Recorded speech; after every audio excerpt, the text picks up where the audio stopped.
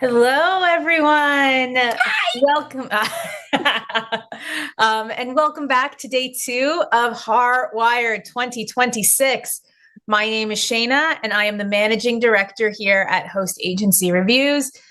Joining me to start the day is the incredible Steph Lee, founder of Host Agency Reviews.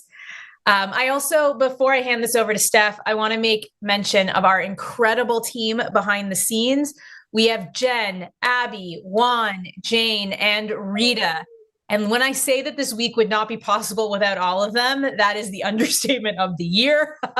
This week would absolutely not be possible with the whole team. So just know that they're all behind the scenes. And for those of you in the comments, Abby is right there with you. So have some fun. The dogs didn't appreciate that I didn't help them out as helpers. So they've all run away, if you saw in the background of Steph's camera. So whether you joined us yesterday or you are jumping in today, we're really glad that you're here. We had an incredible first day focused on understanding the technology landscape, building the right tech stack, and creating better client experiences while exploring the tools that are helping advisors work smarter. So today we're taking things one step further. Today's theme is all about scaling smarter through technology and automation. As travel advisors, there are only so many hours in a day. And at some point, growth stops being about working harder and starts being about building systems that allow you to do more without adding more hours to your week. So that's exactly what today's sessions are designed to help you do. Orion is really wanting something right now. So Hi. Apologies. He gave a little bark to me. So yeah. Well, let's see. So one of the things that a lot of advisors run into is they start getting into things and they're like, I know I need a better system than my blank, but I just don't know where to start. Or maybe you've got all your technology implemented, but you're kind of wondering, what's next? How do I automate these tasks? What do you do to create a workflow? What is a workflow? And then I think the most important thing is as you grow, how do you scale without sacrificing service? Because all of us want to take pride in our companies. And the big part of that is having really good service for your clients. Mm-hmm. So we have good news for you because today's speakers are going to address those issues for you and give you some solutions. So whether you're a solo advisor that's just starting out, someone that's experienced, you've got a team that's growing, you're a host agency leader, a tech provider looking to understand what advisors need more, which is why you should be in the comments sharing your opinion on what you need and what's frustrating you. There is going to be something for everybody today. Yeah. And just like yesterday, we're going to start with an incredible opening keynote before we move into our 4 feature sessions throughout the day. Our feature sessions, as mentioned today, are really focused on practical ways to create those efficiencies, to streamline your operations, improve profitability, and use technology more strategically in your business. So we're incredibly excited. We're not going to be talking about adding technology just for the sake of adding technology. I'm sure anyone who joined us yesterday knows that that's the theme. Don't just add tech for the sake of having tech. But we're going to be talking about creating systems that make your life easier and your business stronger. And I have exciting news for everybody because our APPetizers are back, which is, it's never going to get old. At least it hasn't gotten old in the year that we've been using it for me. So if you're not familiar with our APPetizers, those quick sessions, they're a great way for HAR Wired to be able to show you things directly from advisors. They're going to share, it's an advisor sharing their favorite tool, app, or platform that they're using in their business. And I think personally, the best recommendations come from people on the front line that are living the exact same challenges that you are every day. So they can talk very specifically to it. So that's what the APPetizers are about. So keep an eye out for those throughout the event. And then really quickly, before I toss it back to Shayna, I want to thank our fabulous sponsors because HAR Wired would not be able to happen without them, and it would not be free without them. So we have weekly sponsors and we have daily sponsors. So our weekly sponsors are KHM Travel Group, Travify, and LuxRally Travel. And then we also have daily sponsors, and today's daily sponsors are Dream Vacations, their advisor division, which is their host agency, and Dream Vacations Franchise, which is their franchise division. We have Fay Travel Insurance, Incentive Connection Travel, KHM Travel Group, Nexion Travel Group, Oasis Travel Network, World Via Travel Network, who did a feature session yesterday. If you didn't see it already, make sure to go back and look for that. And also Avoya Travel Network, who also had a feature session yesterday with Mickey, and you can go back and watch that on Tuesday's stream. Absolutely. And the Launchpad is back as well if you were with us yesterday. So yesterday we introduced some new exciting technology companies entering the advisor space. And today you'll get another opportunity to discover innovative tools that you may not have yet had on your radar, thanks to our tour operator friends. So if you didn't know yet, we have introduced tour operator directories.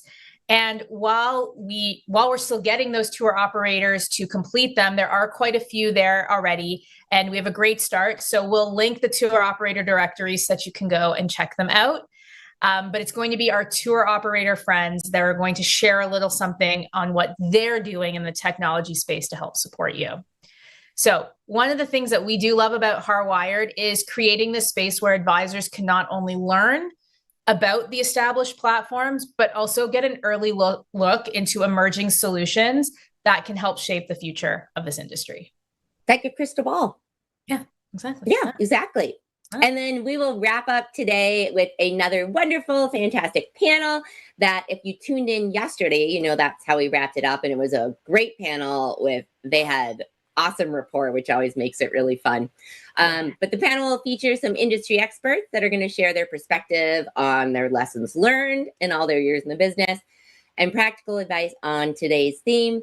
And one of my favorite things about having the panels is that you're getting all these different perspectives. There's not a one size fits all answer. So you're going to hear about their different experiences, their different viewpoints, how they approach things, which is exactly what makes the conversation oh so very valuable. Yeah. A few quick reminders before we get started.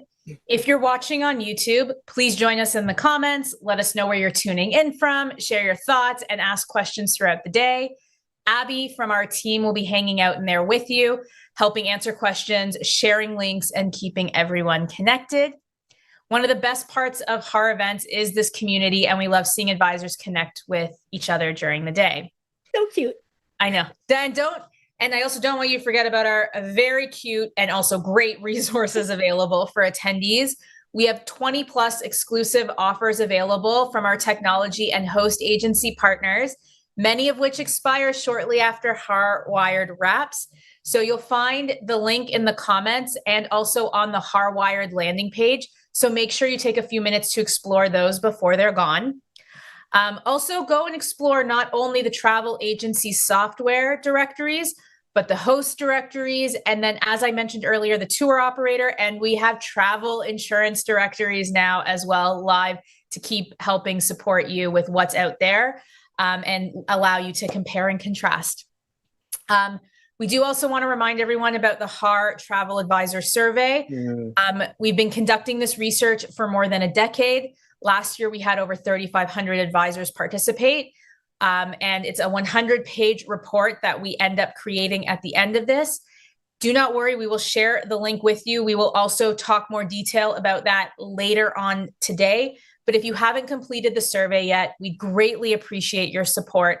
And as a thank you, you will receive a complimentary copy of the report when it's released later this year.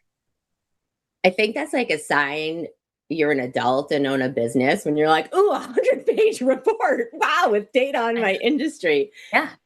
Yeah.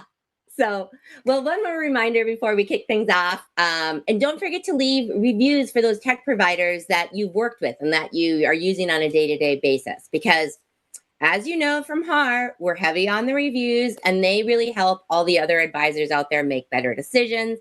They help the tech companies improve their products because on the tech profiles, when you're filling out the reviews, you put what you like about it and what you wish was on there. So the tech companies look at that stuff. And they are one of the most valuable resources to the HAR community. And we need your help to get those reviews. And then plus, if you tuned in yesterday, you know we are giving away 3 $25 Starbucks gift cards to lucky advisors who leave a review for a tech company. But don't forget, we also have the tour operators in there and the travel insurance. So you could be one of the first ones to leave reviews for them too, which is very exciting. So if there is a tech partner that you've worked with and that you've loved, we want to hear about your experience. Abby will drop the link to the tech directory in the comments so you can easily get to it. Not a lot of excuses yet for anybody, or not a lot of excuses for you not to do it.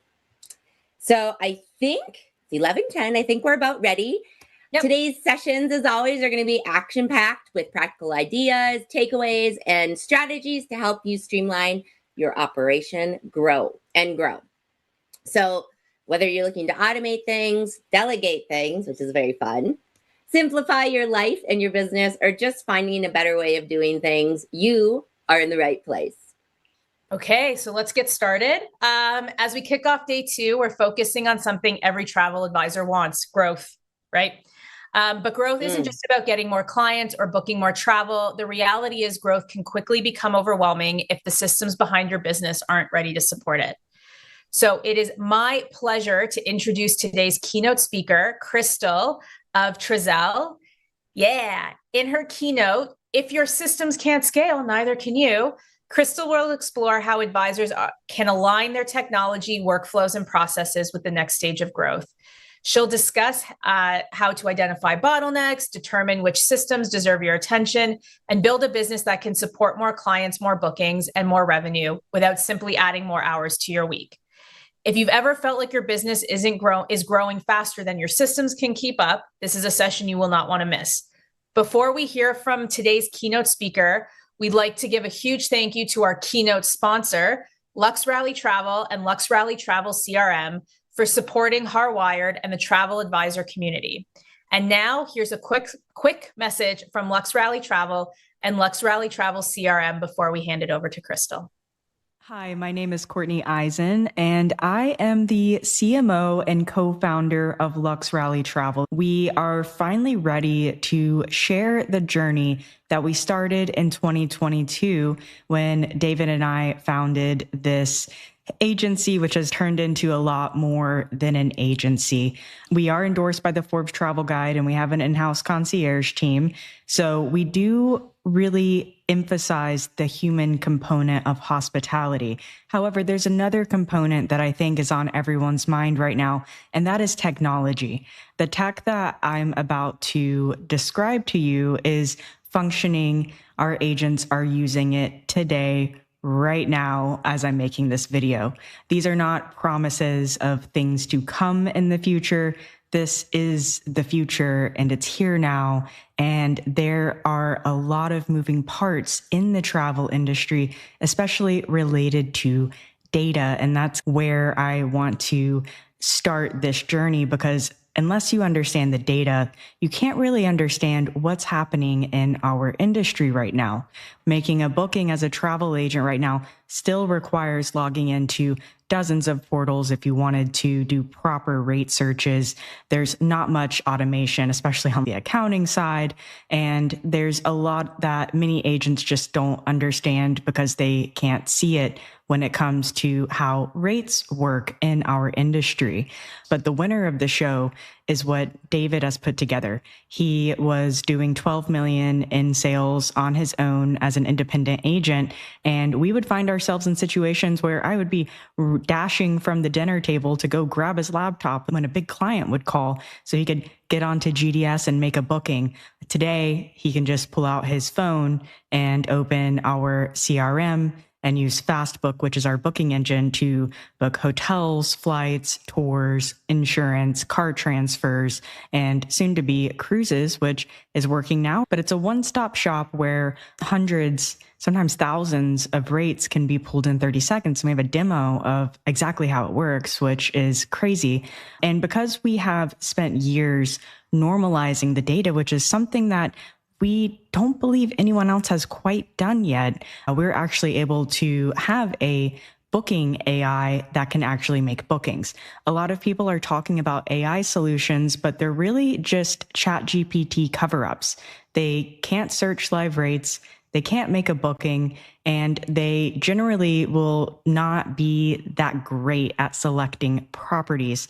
We have proprietary technology that takes away all of that friction. Our AI can take your chat message that you send it and allow you to add a trip to a cart within a few minutes, which is incredible. And again, you can see this in the demo that David leads. So beyond just the booking innovation that we've done, we've also taken a lot of the repetitive tasks that we've seen, everything from the accounting side and the commission matching and collections to invoicing. If anything's booked in our system, it's automatically invoiced. Our average yield is 14%, and that's agency-wide across all booking categories, hotels, air, everything. People that book heavily in our Fastbook system have a much higher yield. Who can use our technology? So our technology is useful for individual agents, but we can also work with large agencies with custom solutions. So either way, it's worth talking to us to understand what we're doing.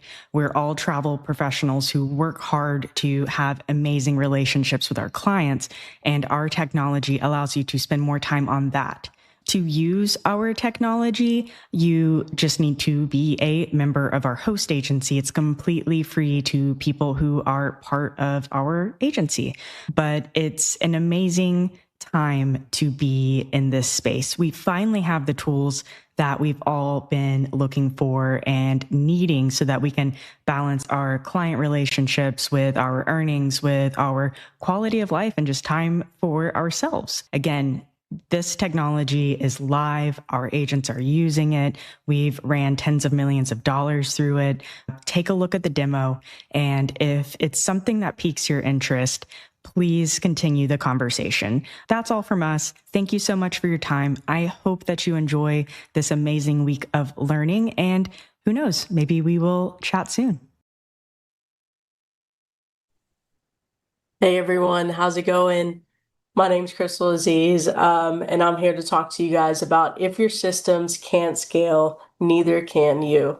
I'm honored to be here with you guys, and just to give you a little background about myself, I love this industry. I started in this industry back in 2016 as a travel advisor, then got promoted to a team lead, teaching advisors or leading advisors that specialized in destination weddings. And then by the end of 2020, I promoted up to the director of operations so I could really see the full end-to-end of how the agency was working. And also in that year, we transitioned from an office to a remote situation. So a lot of systems had to be built, a lot of uniform ideas had to come together so that everyone's on the same page.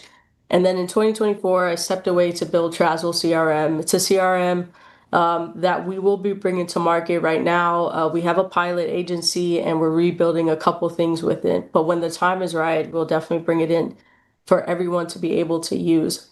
So anyone that knows me knows that I love efficiencies and I love time and I love to, block out my time and try to get the most out of my day. And I wanted to give you guys a little background on why time is so important to me.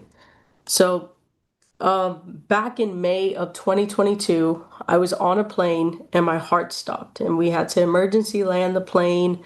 And it was scary. I didn't know what was happening. I had traveled the world my entire life, been on so many planes, never had this issue. And so my doctors thought it was like maybe altitude sickness or something, which seemed a little strange because I was used to that lifestyle. Then 5 months later, October of 22, it happened again. It happened again, and I was like, okay, this is not good because it was in Mexico in front of my team. And then I really started to feel like time was not on my side. And again, the doctors didn't really know what was happening. There was nothing that we could do to stop it. And 4 months after that, February of 2023, my heart stopped again. So imagine this, what is going through my mind during this time and not feeling like time is on my side. So I'm like, I have to reevaluate my life and think about how I really want to spend it. So the quote that was kind of like in the back of my head the whole time was like, time is more valuable than money. You can get more money, but you cannot get your time. And I really started focusing on how I can improve my time. And so two things were happening. I had this big wake up call. I was working my butt off, young on like ambitious kid, and was like spending a lot of time at work, but I knew I wanted to spend more time with my family and my friends. And at the same time, AI and automation was having an uptick, right? So people started using it, more tools were coming out, and I really wanted to get the busy work off of my plate so that I could spend more time in the places that I wanted to. And so the whole presentation that we're going to talk about today is really based on time and how you want to be spending it. And when you do free up time, what can you be doing with that to improve your business and even your personal life? So what I did, I'm going to give you the step-by-step on what I did. So I spent 2 weeks watching myself. There was I listed every single task I was doing. I put a tally mark next to it. So after the 2 weeks, that's quite a bit of a long list when you think of writing down everything that you did. And I could see that there was patterns in the tasks that I was doing. And I split them up into three different buckets. The first one was the static bucket, right? That was the same thing every single time. And it was asking for reviews, it was end of the week reports, it was the same process, same thing that I had to do. There was no variations of it. Then the second bucket was the variable. So I would have to do the same things over and over and over, but the details were slightly different. Maybe it was for a follow-up, right? Maybe it was writing for a social caption. And it was the same process of how I got to that point, but it would be a different result at the end of it. And then the third thing was like the unique bucket. These were things that were different every single time, things that I couldn't plan for, mid-trip crises. It could be a hard conversation with a coworker on how do I really needed to use me to solve this because I couldn't think of any other way to get it done. So with the three buckets, after I mapped everything out, I noticed that the static stuff, I could use tools that were coming out which to automate it. There's tools like Zapier, Make, N8N.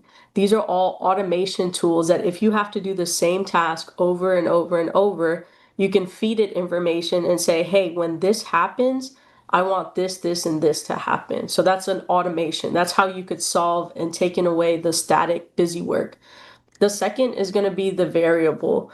This I could use AI to kind of help me. Again, I had to take certain steps, but the details were slightly different. So AI could help draft up those details for me. I could get the job done quicker by using AI in the different forms that I needed to for the variables.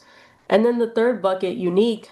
Unfortunately, there was not a technology that could help me with those, right? You need the human aspect, you need the human touch. These were everything that I need to use my brain, my personality, my knowledge of the space to be able to solve these unique cases that really came up. So with all of this, at the end of this presentation, we're going to go through a example where it's like combines automation and AI. But first, I want to just talk about AI and using AI as a thinking tool. It's not only there to write your emails, which it can write great emails, but you can help it to build your business out and save yourself time to implement these ideas. So I'm going to go through 4 different prompts and we'll talk about each one. The first one is, we got to make money while we're sleeping. Advisors are doing so much, and there's money that is left on the table that I've noticed while being in the industry for the past decade that a lot of people aren't doing.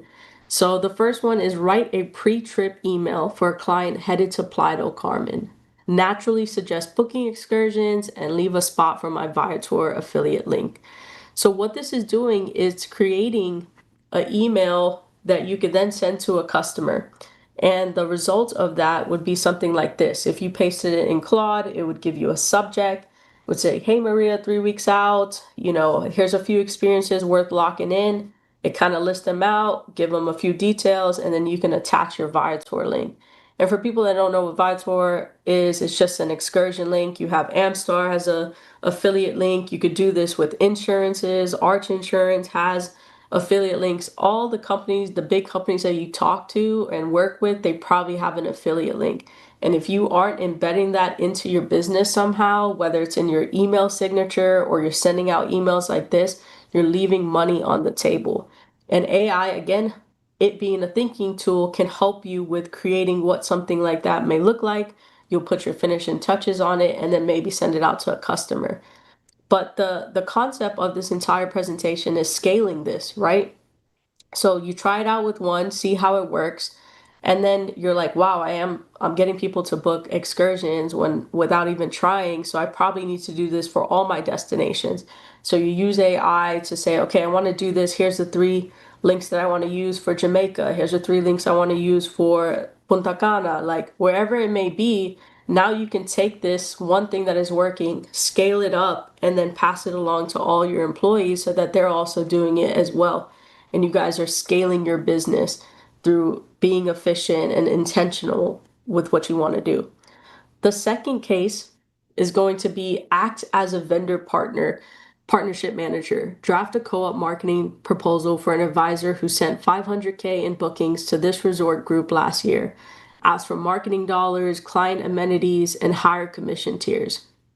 Let's be real. I've sat in your guys' shoes. You know who your top suppliers are. You know who your top vendors are. You know who your top resorts are, your top cruise lines, and you're giving them business. And receiving awards are great, but at the end of the day, you really want a partner that's going to support your business and how you promote yourself.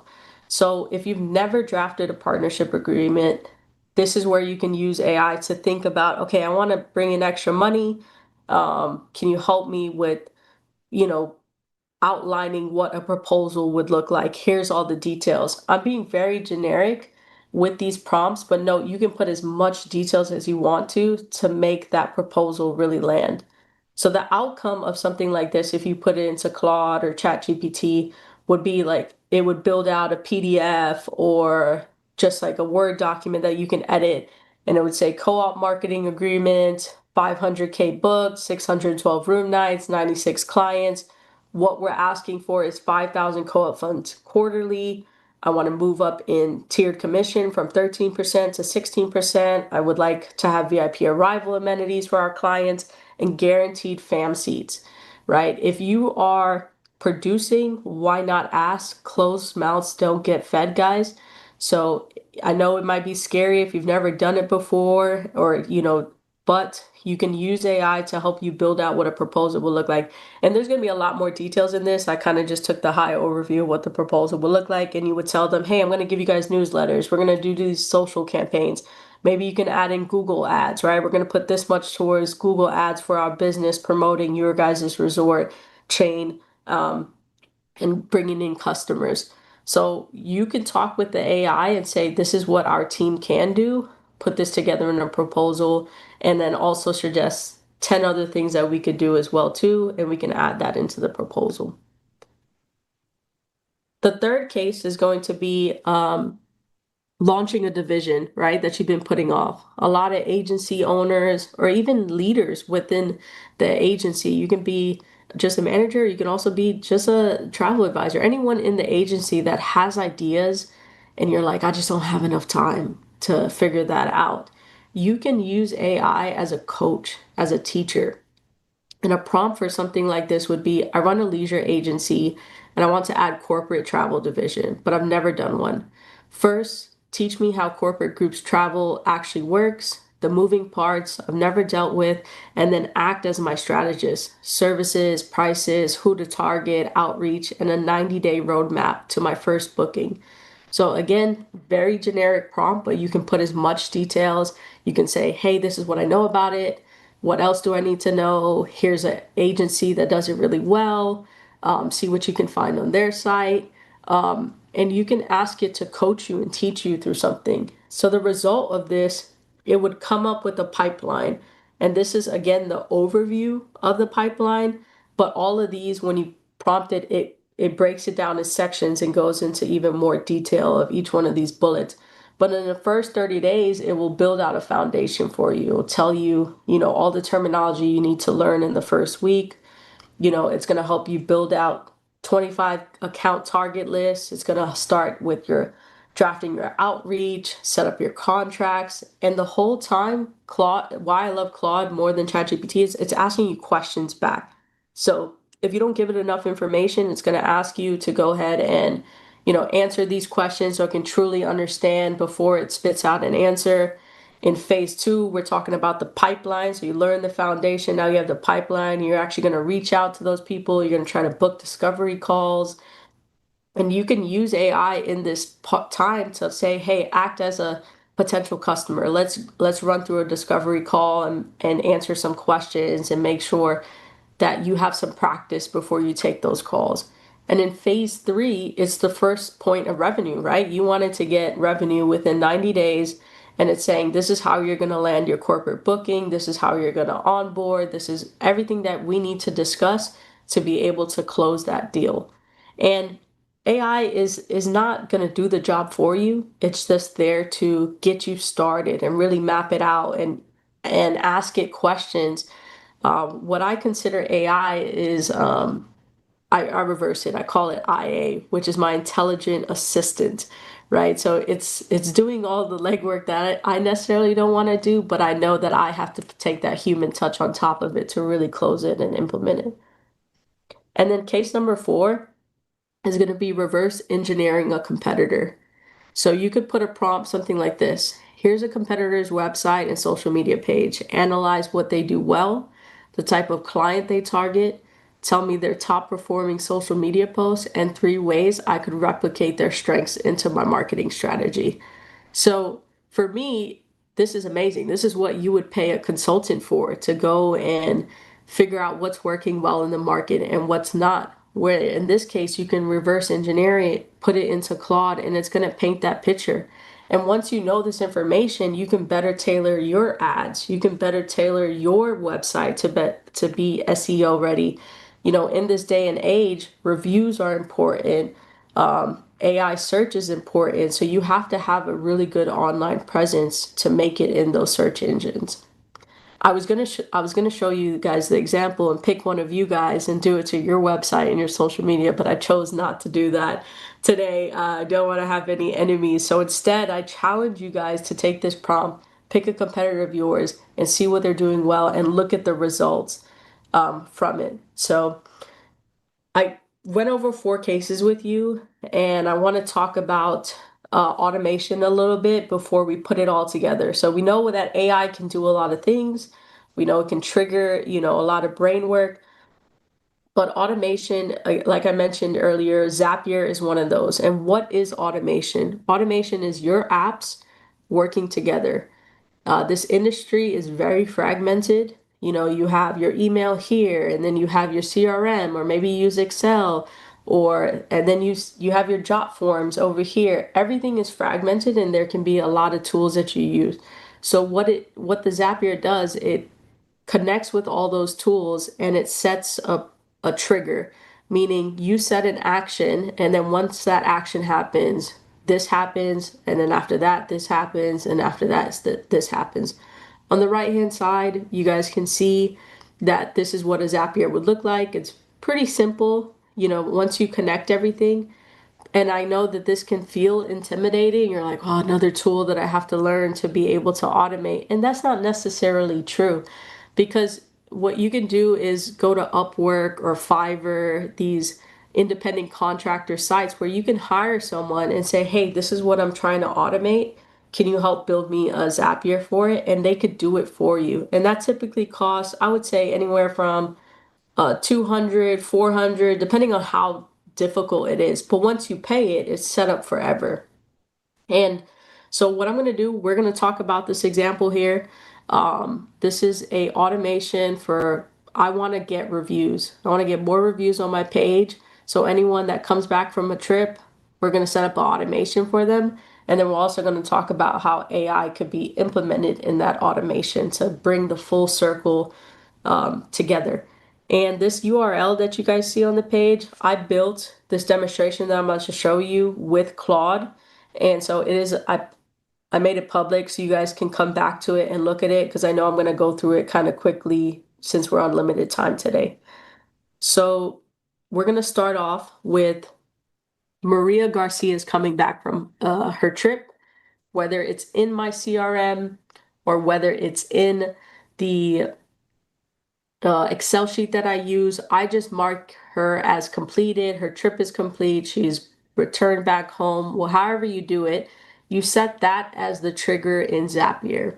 So you say, as soon as I do this in my CRM, I want you to trigger this flow. And what would happen is the Zapier would read it and say, hey, I saw that Maria came back. I've set it for 3 days later. We're going to send Maria an email. Obviously, the information is there of where she traveled to. Or you could make this email very generic. It doesn't have to be detailed. And then say, I would love you to leave a review. It could take 60 seconds and you have your Google link. You can have your wedding wire, the knot, wherever you like to put reviews for your business. You can attach it there in the email and it will trigger her to take that action. So what happens is she just left a review. And all you did was just mark something complete in your CRM, which you probably already do anyways. But because you built out this automation, you're automatically getting just reviews, requests coming in, and then they actually take action on it. And again, reviews are so important, especially in this world. You want to have constant, up-to-date, great reviews all over your page. And now this would be considered an automation. This is a very simple automation, basic automation. But if you did this by yourself for every single client, how much time are you wasting? How much time does it take to do that when a system could do it for yourself? This is a scalable automation. And it's not only for you, it's for your entire team that you could set this up.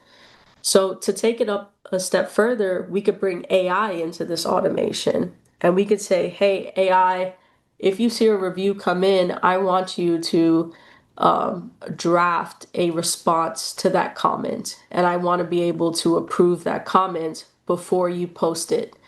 So here, Claude could step in and say, hey, it saw a new review came in. It's drafting the comments. And then it's sending you an email that says, hey, Maria left a review. Here's my comment. And you want to approve it, or you can edit it first before it posts it for you. So you don't have to go log into Google. You don't have to go do any of that. It's coming to your email, and all you have to do is approve it or not. And this probably maybe takes 30 seconds, maybe a minute, depending on if you need to edit it or not. And it's pushing it through the pipeline. The next step after you approve it, the system, again, you've built this out as Zapier, the system is going to send Maria another email just thanking her for her review, saying that it made your whole week, and ask her, if there's anyone, a friend, a sister, a coworker who's been, putting off a trip from booking it, that you would love the opportunity to help. And you tag whether your website, whether it's a job form, your client intake form, whatever it is, the action that you want her to share with other people, you would put this here in your email, and then she could just share it with her friends. So at the end of this, what's going to happen is, say the next day you log into your CRM or you see your job form, incoming emails of there's a Jessica Rivera who now is requesting an anniversary trip to Secrets Mock Shea. This is her budget. These are all the details, and she was referred by Maria. This whole process is considered a system, an automation with AI. All you had to do was take simple steps, mark it complete in your CRM. It triggers all of these things. All you had to do was approve a comment, and now you have a referral. So think about what this could do. What do the numbers look like for something like that? And so what it makes, so imagine the average of that referral maybe is $200, $300 commission. Pretty simple, basic. You guys are all elite advisors. You're probably making way more commission on that. But let's just say for this number, it's 200 to 300 per referral that you're making commission on. For the year, that's about 2,400, 3,600 for the year. That's if you got one referral every single month. It costs you $200 to build this out one time, and it runs forever. You're probably paying $20 for Zapier. There's a free option, but I would recommend paying for it just so that you don't get capped off on any limitations. And then you're paying $20 a month for Claude. And so that's $240 in the first month, which you'll probably make back on the first commission, but then it keeps running, and that's where your profits are. And you could do this for yourself. You're making over 2,000 just by doing this per year. If you do this for a team of 10, think about how much extra income, or that's just basing it off of one referral. What happens when you get 5 referrals in a month? How much extra income can you bring into a business just by automating things that used to take you a lot of time? So hopefully that lands. Hopefully you understand it. Again, I did go through it fairly quickly, but you guys can go visit the URL and dig into this whenever you want to. I'm going to go back to the PowerPoint here and just reiterate, this is my thinking partner. Claude is my thinking partner. It's not only just the person that I write emails with, I strategize, I ask for coaching. It can really simplify your life. You can put as many things you want in there and say, hey, where can I cut time? You can use it to help you. So my ask for you guys is pick one of the things that I told you guys about today, audit yourself, try to figure out where you can start using AI and automation, or drop an affiliate link in one of your emails to your customers and see if they book. Ask a vendor for more money, right? Ask them for a stronger partnership, and this is how you see that partnership working, or brainstorm that big idea that you kind of been putting in the back of your head for so long. I know I threw a lot of tools at you guys today, so I just wanted to create this screen that kind of outlined a couple of AI platforms, some specialty AI tools like Whisper. If you're not a strong typer, you can use Whisper and it types for you. You know, you can build voiceovers over videos with 11 Labs. You can do Magic Studio with Canva, build amazing marketing material. And then you have your automations like Zapier, Make, NAN. Again, I showed you the basic of an automation and where AI can come into it. But explore these tools. All of them probably have some type of free tier. You don't need all of them. Just get one or two, play around with it, see which one you like more, and start from there. So thank you guys so much for your time today. I really appreciate it.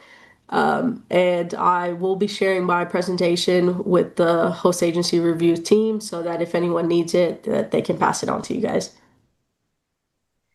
Well, thank you for that.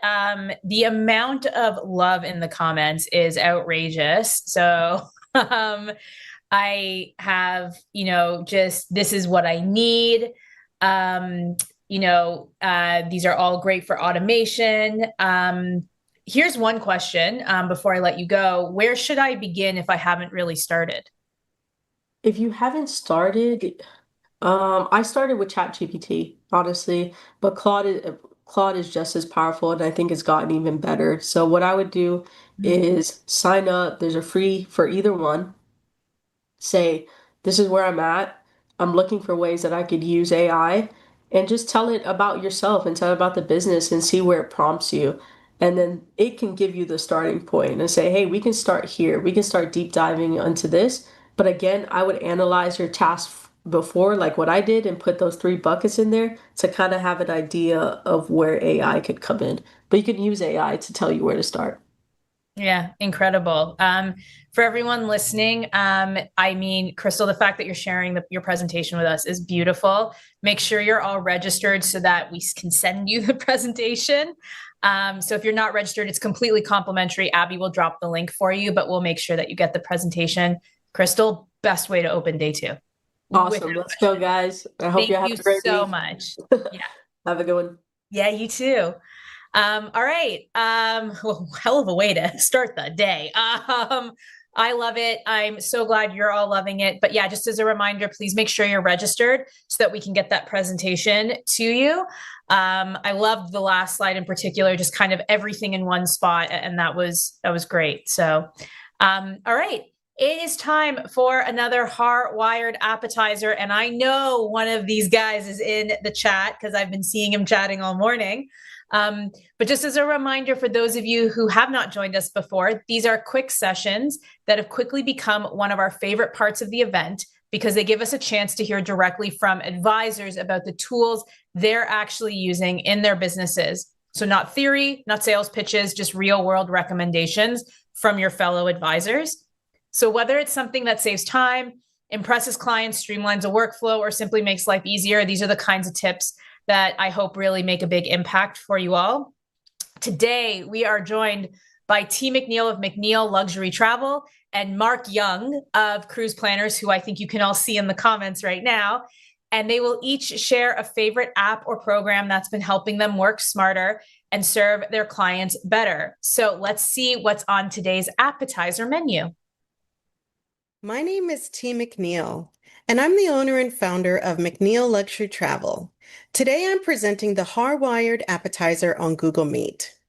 Before I begin creating an itinerary, it's important that I establish a deep connection with my clients in order to truly understand who they are, how they travel, and what experiences matter the most to them. That's why I rely on Google Meet as a core part of my business. Video calls allow me to connect with clients face to face, no matter where they are in the world, and they create a much more personal and collaborative experience than a phone call alone. Google Meet is integrated with my business Gmail and Google Calendar. My favorite component of Google Meet is a relatively new tool called Google Gemini, an integrated AI assistant. During my client calls, Gemini automatically takes notes, records the meetings, and generates a transcript and call summary. Once the meeting ends, Google Meet emails me the complete meeting package. This process has become invaluable to my business because I can immediately share the notes with my clients. They leave the video call with a clear written summary of what we've discussed, key decisions we've made, and a recording they can revisit at any time. This creates transparency and improves communication, both of which leave my clients feel fully supported throughout the planning process. Google Meet combined with Gemini allows me to stay 100% present during these consultations, rather than constantly multitasking or worrying about manually capturing every single detail. Instead, I listen carefully to uncover my clients' priorities and their travel hopes and dreams. This process builds the kind of trusted relationships that are essential in luxury travel. From an operational standpoint, Google Meet and Gemini improve both efficiency and accuracy. When I begin designing itineraries, or I have to coordinate with hotels, cruise lines, and transportation partners, I can quickly reference the meeting summaries and transcripts to confirm my clients' preferences and their travel details. Nothing gets overlooked, and my clients receive the high-touch service they expect. For me, Google Meet isn't just a video conferencing platform. It's an essential business tool that helps me communicate more effectively with my clients, stay organized with my business, and develop a more elevated client experience from beginning to end. Have fun. Hi, I'm Mark Young. I'm a travel advisor with Cruise Planners. One piece of technology that has made my life much easier as a travel advisor is my customer relationship management software tool, a CRM. As advisors, we are not just booking a cruise or a vacation, we're managing relationships, preferences, dreams, budgets, timelines, anniversaries, passports, payments, documents, and follow-up. Without a good CRM, all of that information can get scattered between email, text messages, notes, and memory. My CRM gives me one place to keep the important details about each client. For example, I can track what kind of travel they enjoy, where they have been, what they want to do next, who they usually travel with, and what special occasions may be coming up. If a client tells me that they want to take their family to Alaska someday, well, that should not disappear into an old email.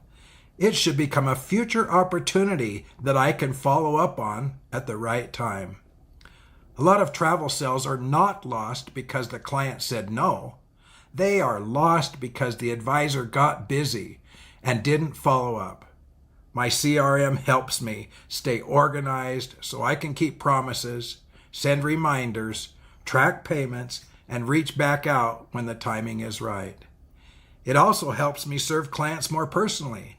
When I can quickly see a client's history and preferences, I don't have to start over every time. I can say, last time you loved the smaller ship experience.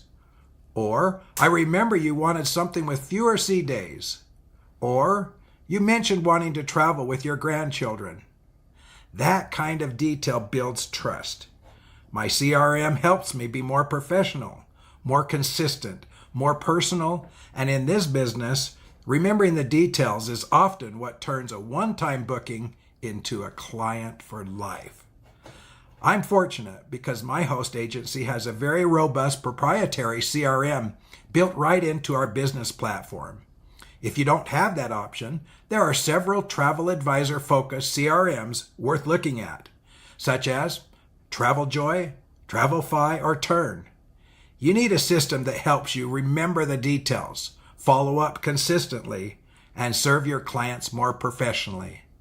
Thanks for listening, and success to you as you continue on your travel advisor journey. Well, thank you for that. And I know that we definitely have Mark in the comments, so ask him any questions you want. So we are now on to our feature sessions today. So the first feature session of the day was going to focus on something that many advisors are sitting on right now without even realizing it, and that is data. Every day, advisors are using CRMs, itinerary builders, forms, email platforms, and other technology tools to run their businesses. What many don't realize is that these same tools are also collecting valuable insights about clients, sales, marketing, performance, and business trends. The challenge isn't gathering the data, it's knowing what to do with it. And that's why we are very excited to welcome Josh Stevens, the Senior VP of Strategy and Growth from Global Travel Collections, for a session called Data Equals Decisions, Using Insights to Drive Strategic Growth. In this session, Josh will explore how advisors can use this information already available within their businesses to make smarter decisions, identify opportunities for growth, better understand client behavior, and ultimately build a more profitable and intentional business. You'll learn which metrics actually matter and what they can tell you, and how to turn those insights into action. Whether you're a numbers person or someone who usually avoids spreadsheets at all costs, the session will help you think differently about the information your business is already generating.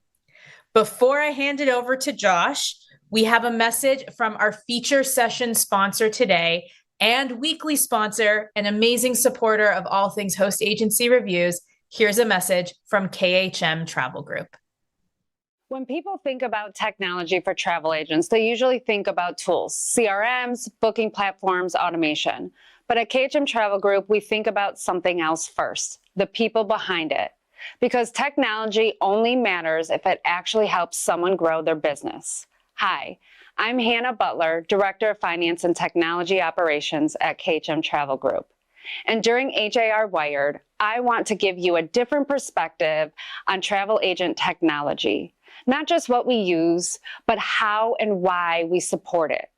Our agents rely on a full ecosystem of tools, booking platforms, CRM integrations, marketing systems, reporting tools, all working together to support their day-to-day business. That includes our CRM options to help manage client relationships, our agent portal as a central hub for business operations, supplier booking tools, marketing platforms, and integrations that keep everything connected and efficient. But we don't believe in overwhelming agents with tech. We focus on intentional technology. That means tools that are easy to use, systems that actually save time, and integrations that make sense for how travel agents really work, not how we wish they worked. One of our core values at KHM Travel Group is people first. And that doesn't stop at customer service. It applies directly to our technology. Every system we implement or improve starts with a simple question. How does this help our agents? Not what's the newest tool, not what looks impressive, but what actually works for them. Our agents aren't just users of our systems. They help shape them.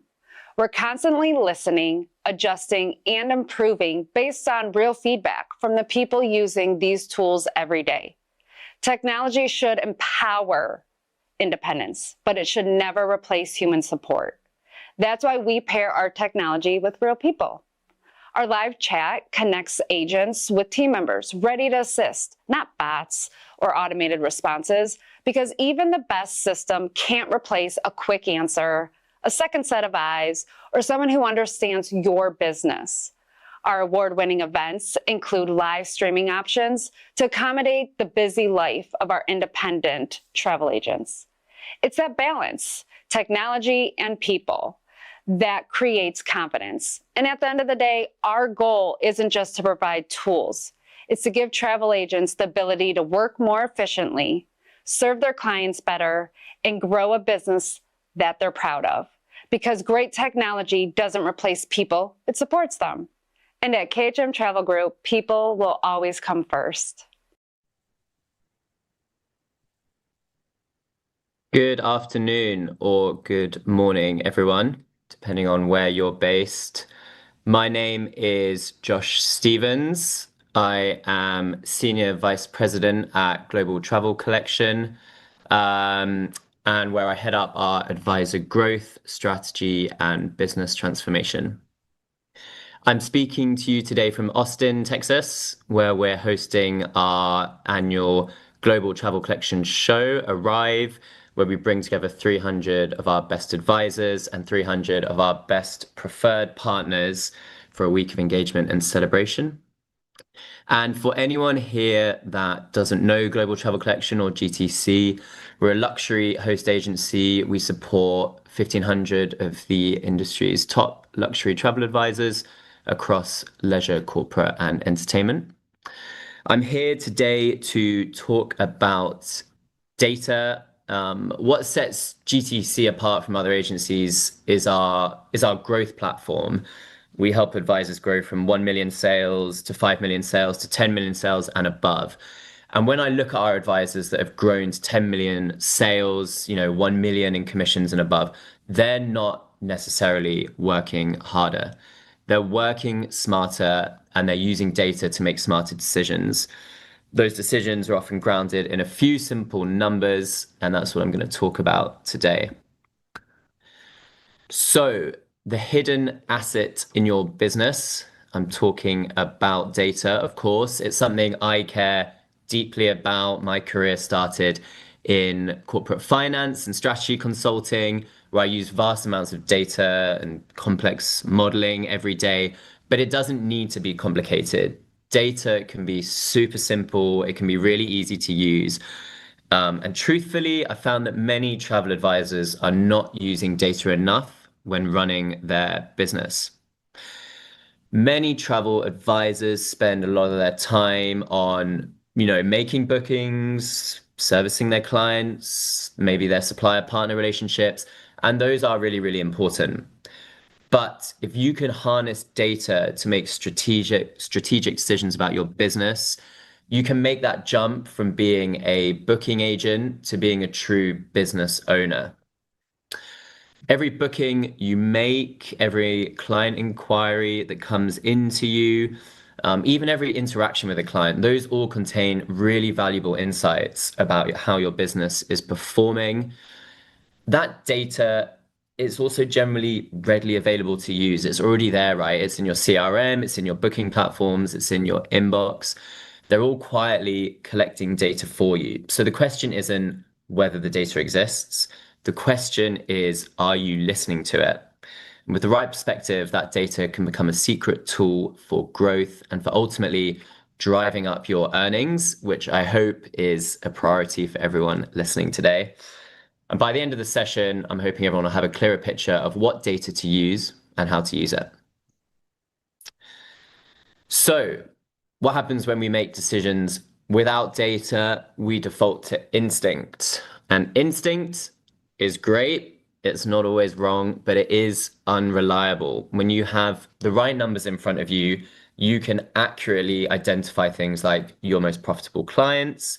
You can improve your close rates. You can focus your energy on the opportunities for your business that actually move the needle. A few questions that I'd like everyone just to think about for a second, maybe, ask yourself, do you know what your conversion rate was last year? Do you know what your most booked destination is year to date? Do you know who your most profitable client is? Those are the types of KPI or key performance indicator that can be super, super helpful in running your business. And the shift I'm talking about here, and I guess I like to think of it as, not working in your business, but working on your business. It's not a technical shift. You don't need to become a data analyst. It's about a change in perspective, really. It's about taking the time to take a step back from your business and think about what actually are the drivers of profitability for you. Stop asking, how do I book more trips this week? And start asking, what type of trips should I be booking? What type of business do I want to build? That's the shift. And it's powered really, honestly, by just a small handful of numbers, not a really complicated system. And you can decide which numbers those are. But I'd like to talk about a few examples today. And again, as I said, the data is probably already there. Everyone books in a different way, but there's a whole bunch of data in whatever systems you're booking in. Maybe it's supplier partner platforms. Maybe you book in the GDS. Maybe you book on an online booking tool. All of those generally have data available for you to use. If you use a CRM, amazing. A lot of our advisors here at GTC use Planet Easy. That's a fantastic tool to collect data on things like client inquiries, conversion rate, client interactions. And then maybe your accounting tool or your invoicing tool has, it will have data in it, and it will probably be, again, readily available. At GTC, our advisors use our proprietary Advisor OS or Xeon sometimes.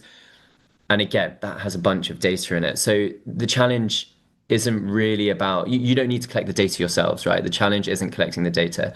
It's knowing what to use, how to use it, and how to make it kind of easily digestible for you. So that is what we're going to cover. I'm going to jump to talking about some metrics now and try and make this a little bit more real. So 5 metrics or 5 KPIs that I would like everyone to walk away from this session feeling like they understand and they know and they want to use. Inquiry volume, number 1. Conversion rate, number 2. Average trip value, number 3. Average revenue per client, that's a super important one that we're going to come to. That's number 4. And finally, net profit and net profit margin, which I really, really want to stress is such an important metric for transforming your business. You don't need to track all 5 of these perfectly from day one. I just want you to understand what each one tells you about your business and understand really that these metrics are the foundation of running a business strategically. So let's go through them one by one. So metric number 1, inquiry volume. How many qualified inquiries are coming into your pipeline each week or each month? It's your starting point, right? It's the top of your funnel. And I want to stress that word qualified inquiries. Not every message you get from a potential client is a qualified lead, a qualified inquiry. We're talking about people who are serious about traveling, serious about booking with you. And so, everyone is fielding 1,000 different emails, messages, WhatsApps these days. So a CRM tool can be a really, really helpful system here to track inquiries that are coming in. And, you would need to deem when they're qualified, when they're not. You can track that in your CRM. And where are inquiries coming from? Once you have that data point, you can start answering questions. So if you know your inquiry volumes, you can tell, okay, maybe you have too many inquiries for you to handle. That's fantastic. And that needs to maybe speak to tweaking your marketing. A lot of our advisors use our agent profiler system to have profiles on our GTC website, but maybe you need to change your profile to make it slightly more specific about your specialities so you get the right types of inquiries coming in. Or maybe you have plenty of leads, but you're not converting them. That would be a different issue to solve. And I'm going to take us into number 2 now, which is conversion rate. So conversion rate is what percentage of your inquiries are actually becoming confirmed bookings. And I want to pause on this one for a second, because this isn't just a sales metric. This is a quality of life metric. Everyone who is a travel advisor, who's running a business, it takes up so much of your time, right? Looking after your clients, confirming the bookings, everything that goes around that. And so your conversion rate is a way to, keep a hold on your time and improve your quality of life generally. If you're converting 1 in 5 inquiries, I want to stress that this changes by the different type of advisor. Some advisors have a low conversion rate, and that's okay. But if you are converting 1 in 5 inquiries versus 1 in 3, that's a meaningful shift in how much energy and time you're spending on people who aren't going to book with you. That's time you're not spending on your best clients, right? Your profitable clients, the clients that mean the most to you. Conversion rate reveals your sales effectiveness, but it also highlights maybe where your process is breaking down. So again, are you getting the right types of lead in? And do you have the right systems in place to convert those leads? And again, this might come back to your marketing. Are you interacting with your clients in the right way? Do you have automated marketing going out? Do you have a presence online so that the inquiries that are coming in are more likely to convert so that your time is being used efficiently? And maybe you could think right now about the last 5 inquiries that came in and didn't convert. Is there something they had in common? Was it just the wrong type of inquiry? Was it price or timing? Maybe life just got busy and you didn't follow up. An honest answer to that question can help you, discover something about your business and maybe make a change. Okay, so let's move to number 3, average trip value. So total sales divided by total trips booked. And this is a really good reality check on whether you're actually growing. Here's a pattern I've seen.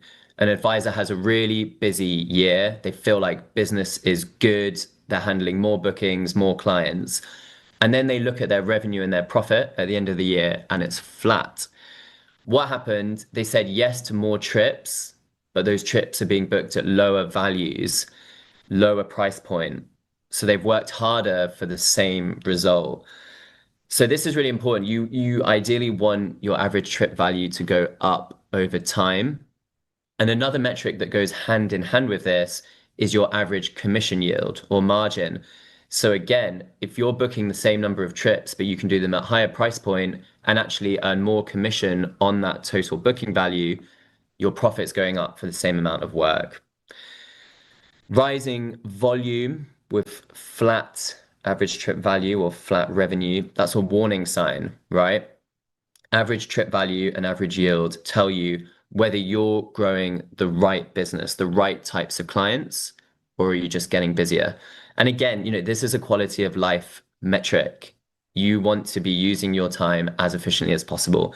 So I'd really recommend tracking this monthly. It's a pretty easy metric to track if you've got a system that can tell you number of trips booked and total sales value, as most people do. If not, you can track that yourself, in an Excel, in a CRM, wherever. And if this is a metric that's declining, that tells you early on something needs to change before it's too late, either in the types of bookings you're taking in, or maybe even just what you're charging. And I'll come back to that later on. Okay, average revenue per client. I think this is a really, really important KPI.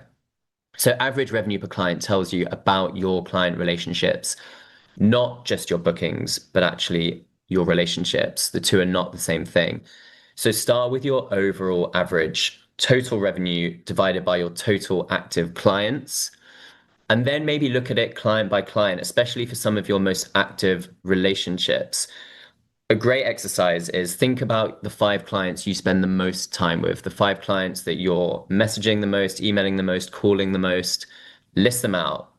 And then go and look at who your 5 most profitable clients are, or your 5 clients with the highest average revenue. 9 times out of 10, those lists are not going to match. And that tells you something really important about your clients, right?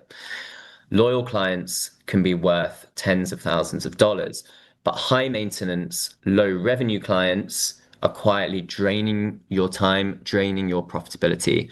Data makes that visible so that you can make a conscious choice about who your clients should be.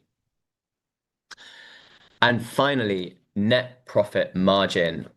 Revenue and sales are great, but they are vanity. Profit is sanity. Profit tells you what is really going on. A lot of advisors, they know their sales number, they know their gross commission number, but they maybe don't know their net profit number, and that is a problem.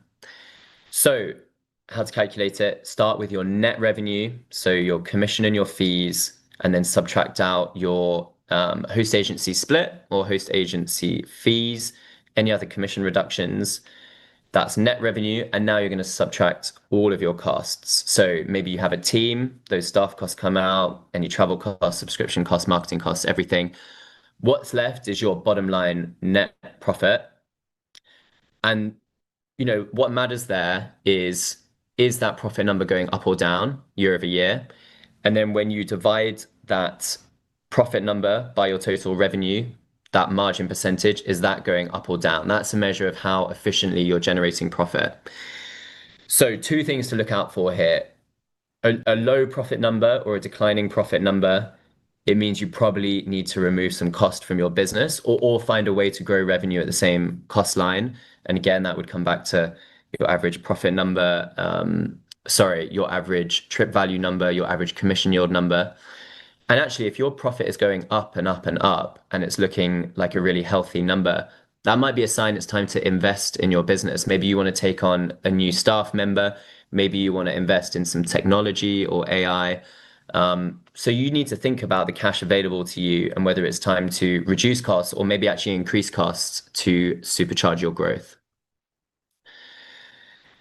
So 3 levers to improve profitability. If you're tracking those metrics that we just spoke about, you're going to start really easily seeing if your profit is going up or down, and then some of the metrics that can track that and can actually drive that. So your average trip value, your conversion rate, your revenue per client. If your profit is declining, 3 things you can do. Raise fees. I hope everyone here is charging fees for their time. Commission rates are variable. They're declining across some product categories. We all know that. If you're not charging explicit consultancy or planning fees, you're absorbing that commission decline yourself. And the question is not whether you deserve to charge for your time. You do. You are a travel advisor. You are an expert in your field. The question is whether you are charging fees. And I hope you are, and I hope that you are increasing them as your expertise increases. Shift your product mix. Number 2, are you booking certain products out of habit rather than strategy? Products like cruise, luxury, FIT, land, they can carry meaningfully better commission economics, but also booking your agency's preferred partner product is probably going to be at higher yield. And are you attaching air to your bookings? Are you attaching hotel to your air bookings? Your clients are probably booking air if you're booking their leisure. If they're going on a cruise, they're probably booking air. If you've booked them hotel, they're probably booking air. So can you take that on, and is there profit to be made there? At GTC, we really pride ourselves on our air program, and it's a great way for advisors to boost their revenue and their profits.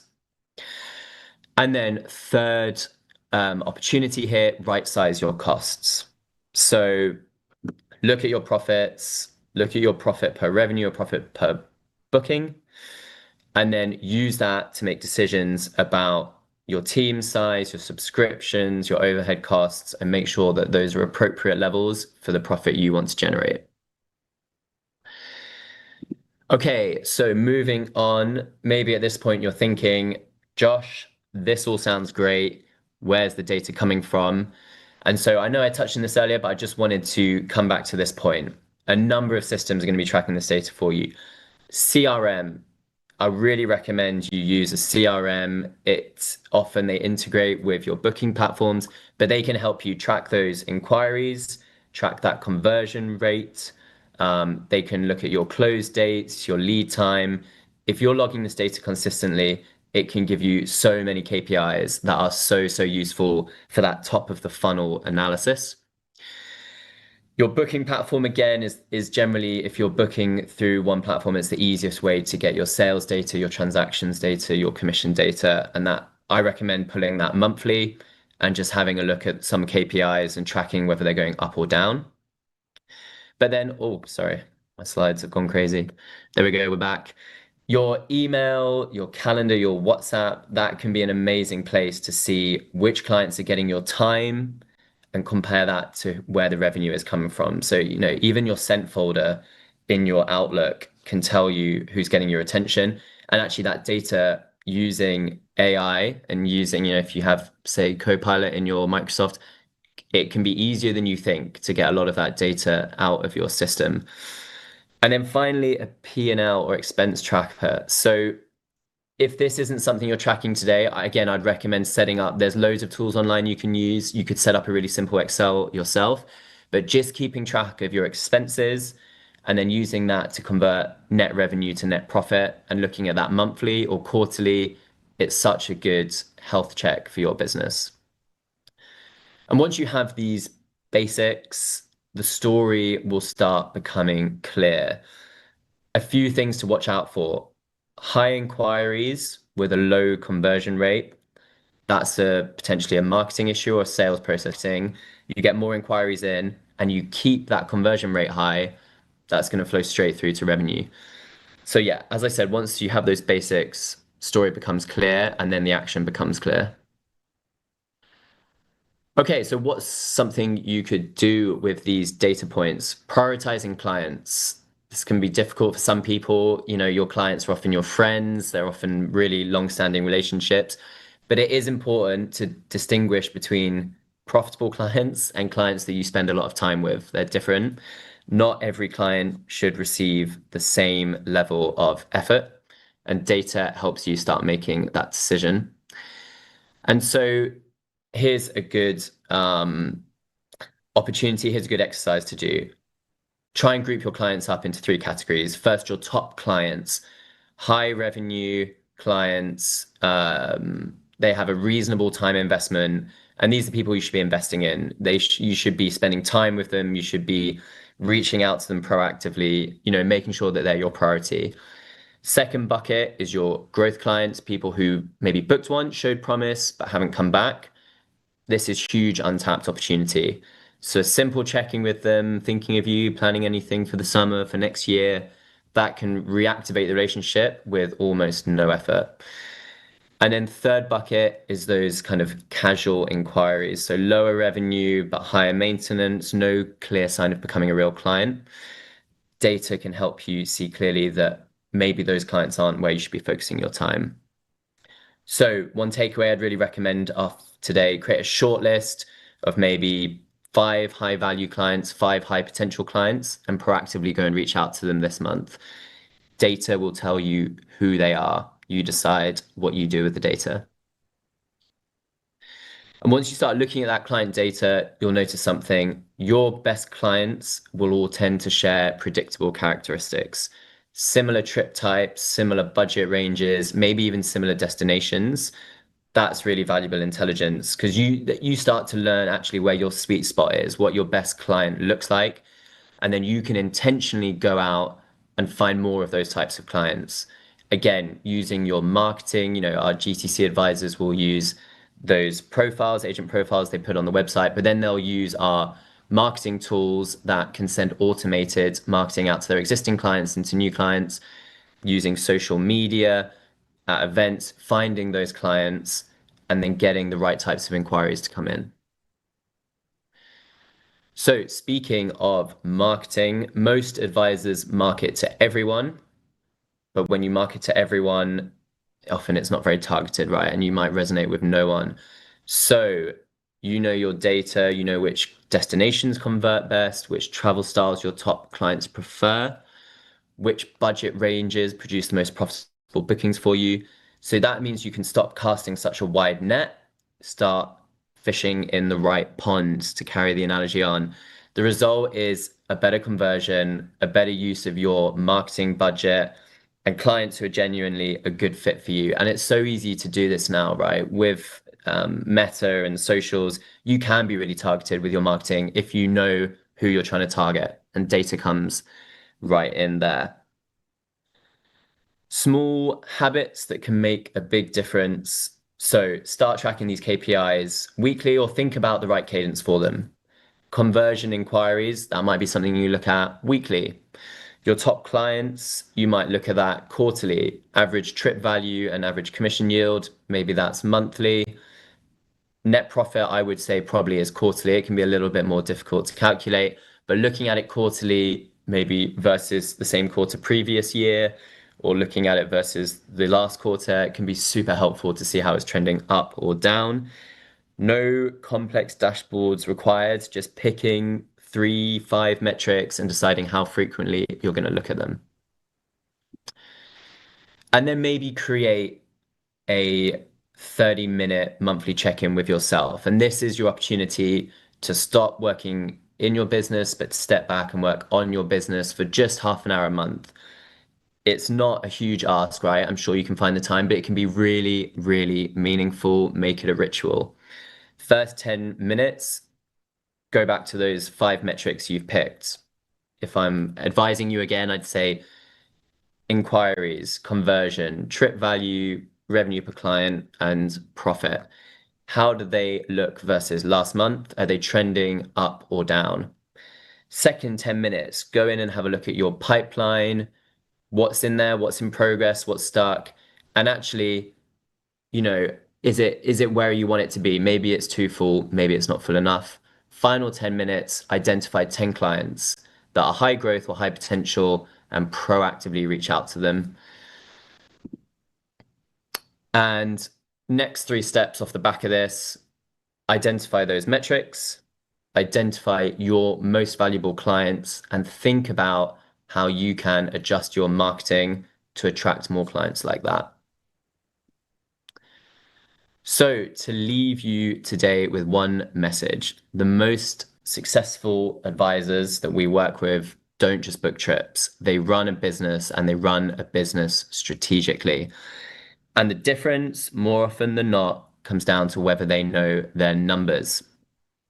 High performing advisors use data to decide where to spend their time, where to spend their money, to refine their client experience, to refine their marketing, and to scale intentionally. I want to say that again, to scale intentionally. The insights already exist, the data exists. The advantage comes from using that data regularly and making decisions based on it. So I think that is my time up, but I want to say thank you so much for joining us today. Thank you for listening to me. If you want to go any deeper on any of this, I would love to chat. If you want to know more about Global Travel Collection, I would love to chat. Please scan the QR code on the screen. It's going to bring up a document. that tells you a little bit more and tells you how to get in touch with us if you would like to chat. And yeah, I would love to have a conversation. Thank you, Shayna, and everyone for having me, and hopefully see you all soon. Yeah, thank you for being here. And I'm the lucky one who got to meet you a couple weeks ago in person. And thank you for joining us. I've seen so many incredible articles over this past week of all of you in Austin having your event. So that's been incredible. We'll also link for everybody. We're going to link Global Travel Collections directory. So if you have questions, you can submit them directly there, and their team is super quick to the punch to respond. So definitely go check them out if you want to learn more. They've also made some really fun announcements this week, so I would definitely take a look at what's going on with GTC, and they're all over the news. Josh, that was awesome. Thank you so much. Thank you, Shayna. Yeah, thank you. Appreciate you guys having me. Enjoy the rest of your conference. Thank you. I will. Have a good one. Bye. You too. All right. So next session, we're already into our second feature session of the day, and we're focusing on something that's becoming an increasingly important topic in today's travel industry, which is the client experience. Travelers today have higher expectations than ever before. They want quick responses. They want clear communication, personalized service, and a seamless experience from the moment they reach out until long after they've returned home. So simple task, right? The good news is that delivering that kind of experience doesn't necessarily require dozens of tools or a complicated technology setup. Joining us today are Jennifer Jacob and Robin Bradley, co-founders from Tique HQ, for client experience powered by tech. So in this session, they'll explore how advisors can use technology strategically to create a more polished, professional, and high-touch client journey. From inquiry forms and automated communications to itinerary delivery, post-trip follow-up, they'll share practical ways to elevate the client experience while also creating efficiencies behind the scenes. If you're looking to create stronger client relationships, build trust faster, and make your business feel even more professional without adding more work to your day, this is a great session for you. Before I hand it over, as a HAR Wired attendee, you have access to more than 20 exclusive offers from our host agency and technology partners. So whether you're looking for a new tool, exploring automation, or considering a host, or just trying to save a little bit of money on products that you are interested in, that you're hearing from this week, there's something worth checking out. Many of these offers are only available for a limited time, and several expire shortly after HAR Wired, so you don't want to miss out. We'll share the link in the comments, and you can also find all of the offers on the HAR Wired landing page. Now, I'm done, and I'm going to bring up Jennifer and Robin from Tique HQ. Hello, hello. Hi. You can see my slides and everything, right? We're good. Perfect. I have my computer plugged in, so hopefully no tech hiccups. But hi, everyone. So glad to be with you guys at HAR Wired today. I am Robin Bradley, co-founder of Tique, and I am joined with my business partner, Jennifer Jacob. And before we get into today's content, I kind of want to take a minute just to tell you who we are and why we care so much about this particular topic, because I think context matters, especially when you're listening to so many different types of presentations. I always want to know somebody knows what they're talking about and understands my point of view, I guess. So Jen and I both built successful travel businesses from the ground up. We grew a host agency together, and Jen eventually sold it. And we love to share that because it means we've been on every side of this industry. We've been the advisor scrambling to respond to 40 inquiries, and we've been that agency owner trying to figure out how to scale without losing our minds. We've lived that like chaos that comes with building something real in this industry. So when we sold, we had a decision to make about where we go next, naturally where we go together next, because we always seem to be a package deal. And what kept coming back to us was how many years did we spend figuring things out the hard way? Like how many systems did we build months too late that would have helped us substantially? How many mistakes could we have avoided if somebody had just handed us a framework that made sense? So That is why we built Tique. Every product, every resource, every course, every template, including our niche community, is something that we genuinely wish we had existed when we were in the thick of it. So we're not just teaching like this abstract theory, we're teaching the exact things that we wish someone had taught us. And apparently it's resonating. Our Tique Talks podcast just surpassed over 620,000 downloads, which is absolutely mind-blowing. So there are a lot of travel advisors out there asking the same questions you guys are. Okay, that's who we are. So now let's talk about why you're here today. Let me see if I can. Canva's always so slow for me. Before we dive in, really quick, some housekeeping. Close some of those other tabs, flip on that do not disturb, and be here with us for the next 30 minutes. We promise it's worth it. So here's kind of like what we're covering today, what a client experience actually is, the full life cycle of a booking, where to automate versus where to stay personal, and then how to build those systems without losing the intimacy that really keeps clients coming back. So lots of really, really good content, we promise. Again, we're Tique. A little bit more context of Tique as a company, because we get it a lot.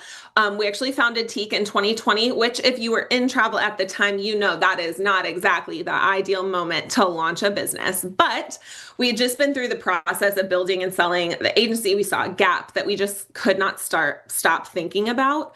So advisors, they had access to the destination training. They had ample booking tools, but what they didn't truly have was that real roadmap for running the business side, how to price, how to systematize, how to sell, how to scale without burning out. And nobody was teaching that in a way that felt practical for our industry in particular. So Jen has a background in human resources and leadership development. I have a background in corporate sales and marketing, and together we took those two worlds and basically created a blueprint for everything that we built inside of our own travel business. And that became the foundation of everything we teach at Tique. So we are workflow strategists at our core. I would say systems and automations are not just topics that we cover. They are genuinely how we built everything you see. So we're excited to get into that with you today.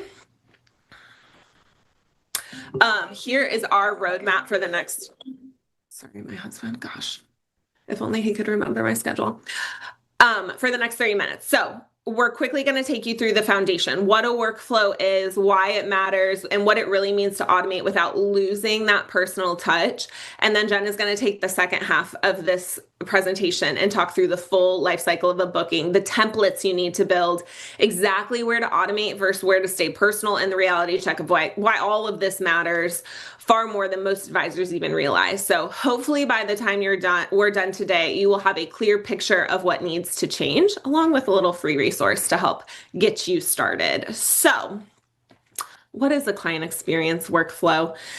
It is a structured framework, a compilation of every interaction, every communication, every touch point between you and your client from the moment that they inquire all the way through post-trip follow-up. So the key word here is structured.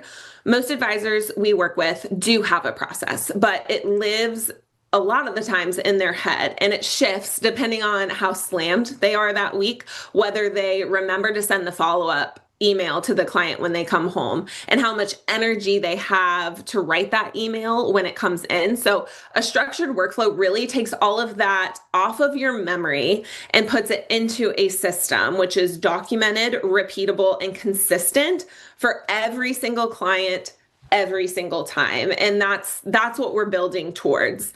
I'm not sure if we even have the ability to chat, but normally at this phase of our presentation, I love a little yes, if you have a documented workflow, and no, if it's living a lot in your head. Maybe I can't see because I'm just on presentation mode, but kind of gauging where everyone is at. I don't know if we have a chat or not. Anyways, the chat is in YouTube. Oh, Okay, all right. Okay. That's an extra layer that we're unfamiliar with, I guess. But okay, cool. Well, hopefully people have some interaction in there. But benefits, benefits of a templated workflow, because here's why it all matters, right? And 4 reasons really, really fast. Brand consistency, first and foremost. When every client moves through the same polished process, your brand feels intentional, and it also builds trust before you even hop on a sales call. Second is time savings.